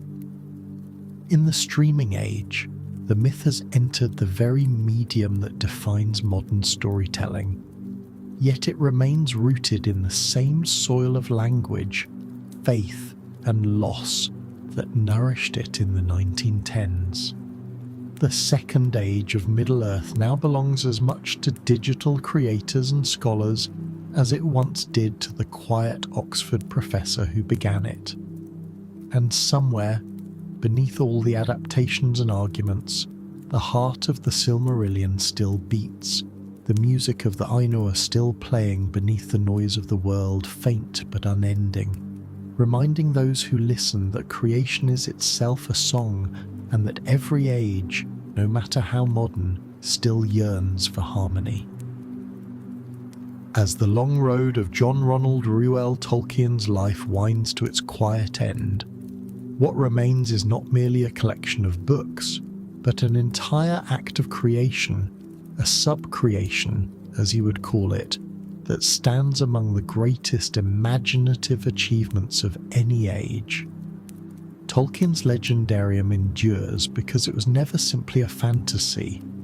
It was a mirror, a theology, and a remembrance of what it means to be human. To look back over the arc of his years, from the dust of Bloemfontein in 1892 to the quiet Oxford grave shared with Edith half a century later, is to trace a singular life devoted to the act of making meaning out of language and meaning out of loss. His was a world shaped by the mortality, but not consumed by it. Every mountain and river, every tongue and name was a kind of prayer, a linguistic act of hope that what is good and beautiful might not fade completely, that something eternal hums beneath the passing of all things. What makes Tolkien's legacy unique is how seamlessly it fuses intellect and soul, myth and method. He was a scholar to his core, a man whose joy was rooted in etymology, in the slow unearthing of the past through the shapes of words. Yet his scholarship was never sterile. Each linguistic fragment he studied, Old Norse, Gothic, Finnish, Welsh, was like a spark that revealed some forgotten light in the human story. He once said that for him, language and story grew together, that neither existed without the other, and this is perhaps the central mystery of his art. He did not invent languages for his world. Rather, he invented a world to house his languages. In the resonant sounds of Quenya and Sindarin, he gave voice to a yearning older than history, the desire to name, to sing, to remember. For Tolkien, the act of naming was sacred. To give a thing a name was to affirm its being, to resist the void that forgets. Even the smallest words, Shire, Bag End, Lothlorien, carry a music that lingers in the mind long after the story ends. They are not symbols but songs, each one a syllable of the great unfinished hymn of creation. Mortality for Tolkien was not a curse but the defining truth of humankind. The gift of men, as he wrote in the Silmarillion, was the gift of death. The freedom to depart from the circles of the world. To the elves immortal but fading, this was an incomprehensible sorrow. To men it was the bittersweet heartbeat of life itself. This duality, death as both end and grace, is the emotional axis of all his work. Frodo's departure at the Grey Havens, the fading of the elves, the ruin of Númenor, these are not tragedies in the modern sense, but reconciliations with finitude. Tolkien, who had buried parents, friends, and comrades before he was 30, understood better than most that all beauty is tinged with loss, and yet his world is never nihilistic. Every loss becomes a kind of sanctification. every departure a passage toward renewal. Even in defeat there is meaning, even in fading there is light. His term for this was eucatastrophe, the sudden joyous turn that transforms sorrow into grace. It is the pattern of all great myths, and to him, the pattern of history itself. For Tolkien, mortality was not an argument against faith, but its proof. Only what can end can truly be loved and be loved. If language was his instrument and death his muse, then faith was his compass. Tolkien's Catholicism never demanded that his fiction preach, but it gave his imagination a moral gravity rare in modern art. The world he built was governed by providence, not fate, by a divine harmony that could weave even the smallest acts of kindness into the great song of redemption. The pity of Bilbo may rule the fate of many, Gandalf tells Frodo, and in that single line lies the core of Tolkien's theology, that mercy, not might, is the truest reflection of divinity. His moral universe is not one of endless war between good and evil, but of continual renewal, the belief that light can be dimmed but never destroyed. When Frodo fails at Mount Doom, it is grace, not strength, that saves the world. Tolkien's enduring genius was to show that salvation, in any age, depends on the humble and the faithful, not on heroes in armour. As the 20th century marched toward its mechanized despair, Tolkien's creation became a sanctuary, a vision of order amid chaos, beauty amid industrial ugliness, faith amid disenchantment. He saw in modernity a world that had forgotten its language for wonder. The rise of machines, he wrote, was the enemy's greatest lie, that domination is creation. Against this, he set the slow craft of myth, the careful weaving of meaning through time. His world is one of handmade beauty, hobbits tending gardens, elves singing laments, kings who are healers, not conquerors. In this, he offered an implicit rebuke to the age of mass production, a return to the idea that creation, whether divine or human, is sacred labour. The very act of reading his work becomes a pilgrimage against speed, an invitation to dwell, to imagine, to remember. And yet, even Tolkien could not have foreseen how far his world would travel. Decades after his death in 1973, the mythology that began as a private linguistic experiment has become a living cultural cosmos, translated into nearly every language on Earth, adapted into film, music, art, and countless reinterpretations. What began in quiet by the flicker of a lamp in an Oxford study now spans generations and continents. His stories have become modern scripture for those who seek meaning beyond ideology, myths not of escape but of return. They remind readers that courage need not be loud, that love is most powerful when it endures suffering, and that hope, even in the smallest form, is the truest defiance of despair. Middle-earth endures because it is not about another world, but about this one, seen with clearer eyes. In the end, Tolkien's story is inseparable from the act of making itself. He once confessed that his greatest wish was to make a world that feels true, and he did. For in the echo of his sub-creation, we hear something of the original creation, the word made myth, the language of the soul returning to its source. His art stands as a bridge between the mortal and the eternal, between imagination and belief. Through his myth, he achieved what he saw as the divine purpose of all human artistry, to reflect, however faintly, the glory of the maker through the work of the made. And so the circle closes, not with an ending, but with a return. The professor who once scribbled, "In a hole in the ground there lived a hobbit," could not have known that he was, in that moment, giving language to an enduring human need to believe that even in a darkening world, light endures.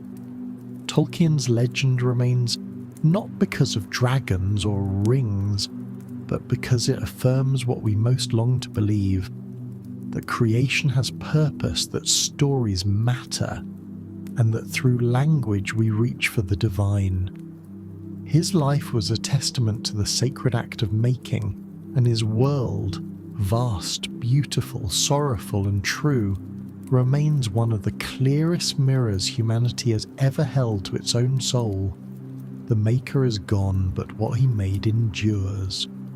And as long as there are words to tell it, as long as someone somewhere opens The Hobbit or The Lord of the Rings or The Silmarillion and begins to dream, the song he began will go on, quiet, eternal, unfinished, like the music of the Aenir itself.